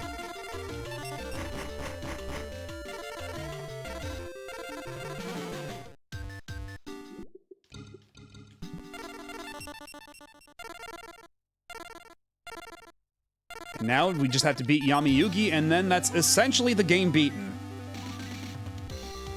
Dueling starts from deck building. If you haven't the heart for it, there's no hope for victory.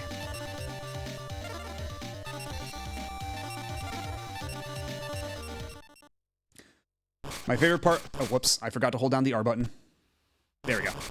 My favorite part of Stairway is that they made it so Mokuba doesn't know how to play.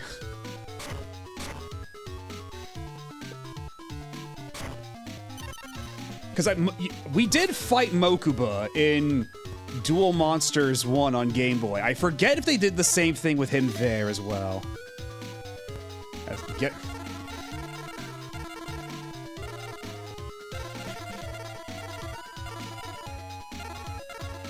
We got options. We got options here. We could Feather Dust. We could Raigeki.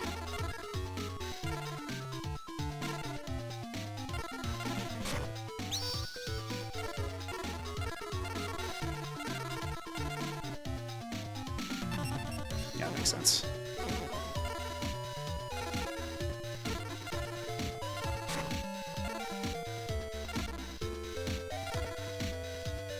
Yeah, we'll save these other ones for later, I think.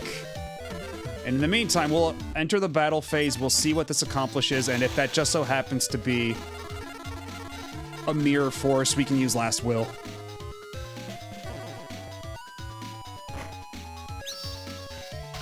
Oh, that's actually pretty beefy. Surprising.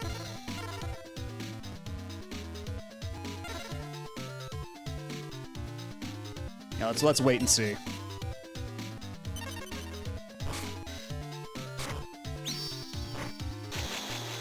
I mean, God, there was a play that happened earlier. I might have to go back and clip it because it just absolutely stunned me. Of like a really stupid play the NPC did. Oh yeah, I remember now.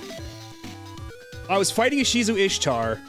She used Change of Heart to take my Blue Eyes White Dragon, gave it Axe of Despair, which gave it an extra 1,000 attack points, then ended the turn without attacking, which made Blue Eyes go back to me with Axe of Despair still equipped.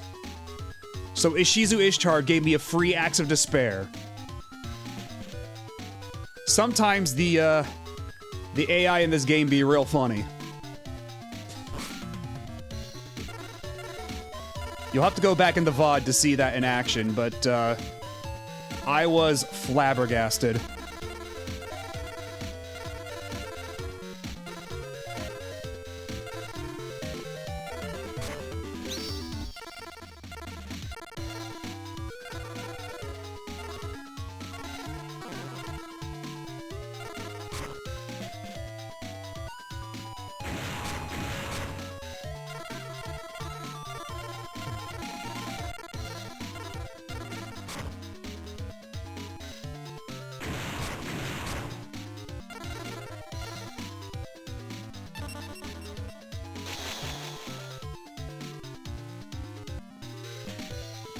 Yeah, basically, yeah, it's her axe. So the axe was still on her side of the field, but it was linked to my blue eye. So it took up her slot.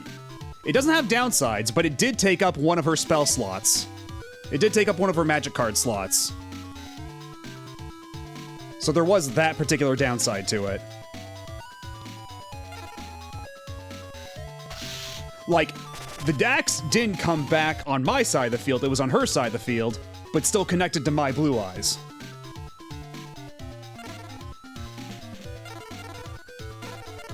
Yeah, Axe of Despair has no weaknesses, much like Sheer Heart Attack. And when it goes to the graveyard, you can tribute a card to bring it back into your hand.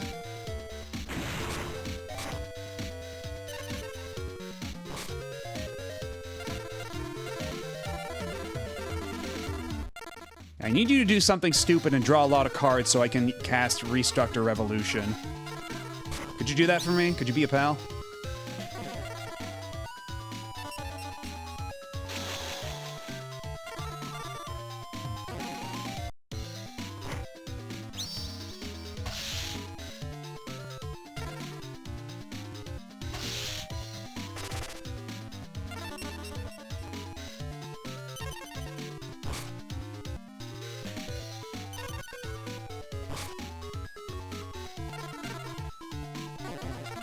Oh, you've got nothing. You've got absolutely nothing. So hold on. Yeah, if I just play Stern Mystic face up.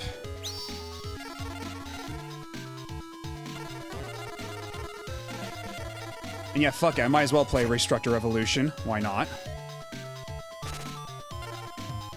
Then I enter battle phase, I slap you with each one of my monsters, and then we go home.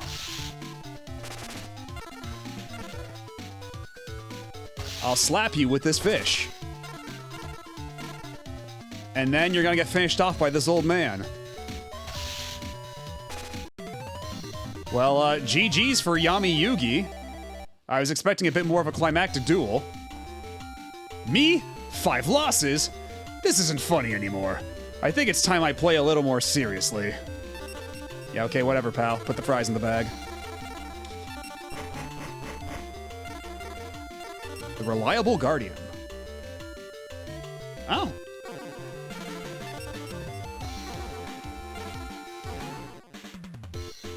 But never mind that shit.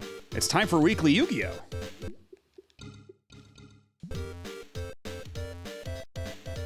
Magic Thorn plus card destruction, free 2500 hit. Not bad. Not bad.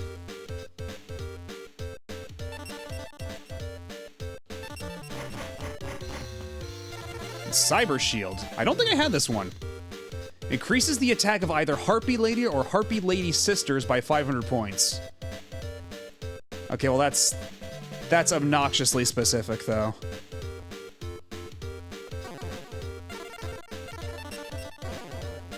And Invigoration. An Earth monster equipped this card. Okay, I don't want these. Yeah, not exactly a I mean, if you think about it, there are 2 shields on there.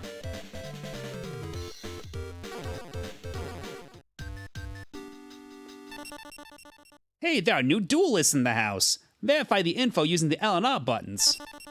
So yeah, the game doesn't roll credits, but all you have is the dual computer, unknown, unknown, and unknown. And one of these we could get super easily because all we need is a password for the Toon World card, because as soon as we get the Toon World card, it unlocks Pegasus for us to duel. But one of them, Solomon, requires us to enter the November tournament. And right now, it is March. We are in March. And there's a lot of months to go until we hit the national championship in November. So there's a reason that the retro achievement set for this game considers the game beaten at this point.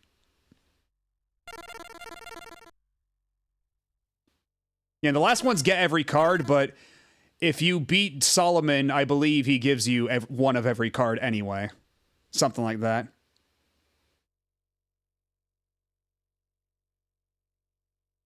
Yeah, exactly. We gotta stop playing before we hit September.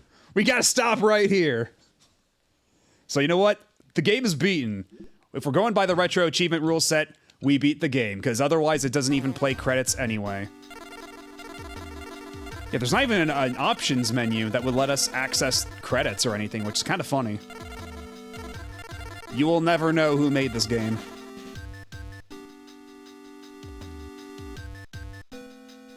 But yeah, I guess, on that note, it is 1:25 in the morning. I should probably stop here, honestly.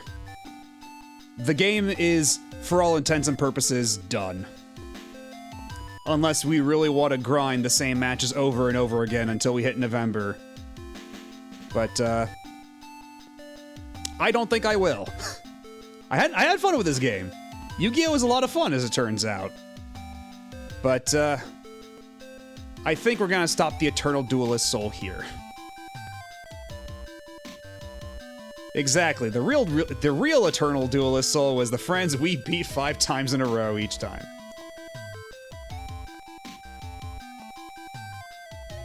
Anyhow, if you want to play in current year Cyberstein as legal again, I'll think about it. Let's see who's live that we could raid.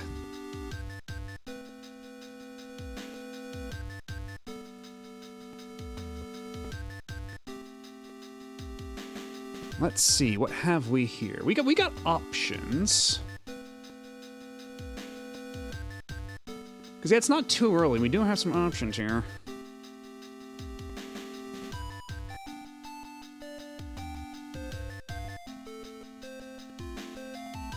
How about we raid Code Channel, who is playing Kirby Superstar Ultra for retro achievements. Kirby Superstar Ultra, not sure if you knew this, pretty good game. But anyhow, thanks everybody for stopping by and hanging out. And, so, Wednesday, we'll be playing Wind Waker with retro achievements. We'll be continuing from Saturday. And then this Saturday, we'll be playing PSO, Phantasy Star Online, Blue Burst, on the personal computer. Because right now they're having an anniversary event where you can get funny stuff like an effect for your character that makes you burst out in choo-choos from Choo Choo Rocket. I think it's whenever you get hit, you explode with choo-choos. Something like that. And I think that's also if we did the event hard enough for enough days, we could get a Sonic doll, but I don't think we're gonna be playing that much. Anyhow, it'll be a fun time. And it's a perfect excuse to play more PSO. And then next Monday, I think we might just go back to Wind Waker because the week after that I'll be out for most of the week because it's PAX. Anyhow, thanks everybody again for stopping by and hanging out. I do have a Discord you can join if you want to get notifications for whenever I go live. Right here. And I'll catch y'all later. Have a good night, or whatever time it is where you're at. Bye!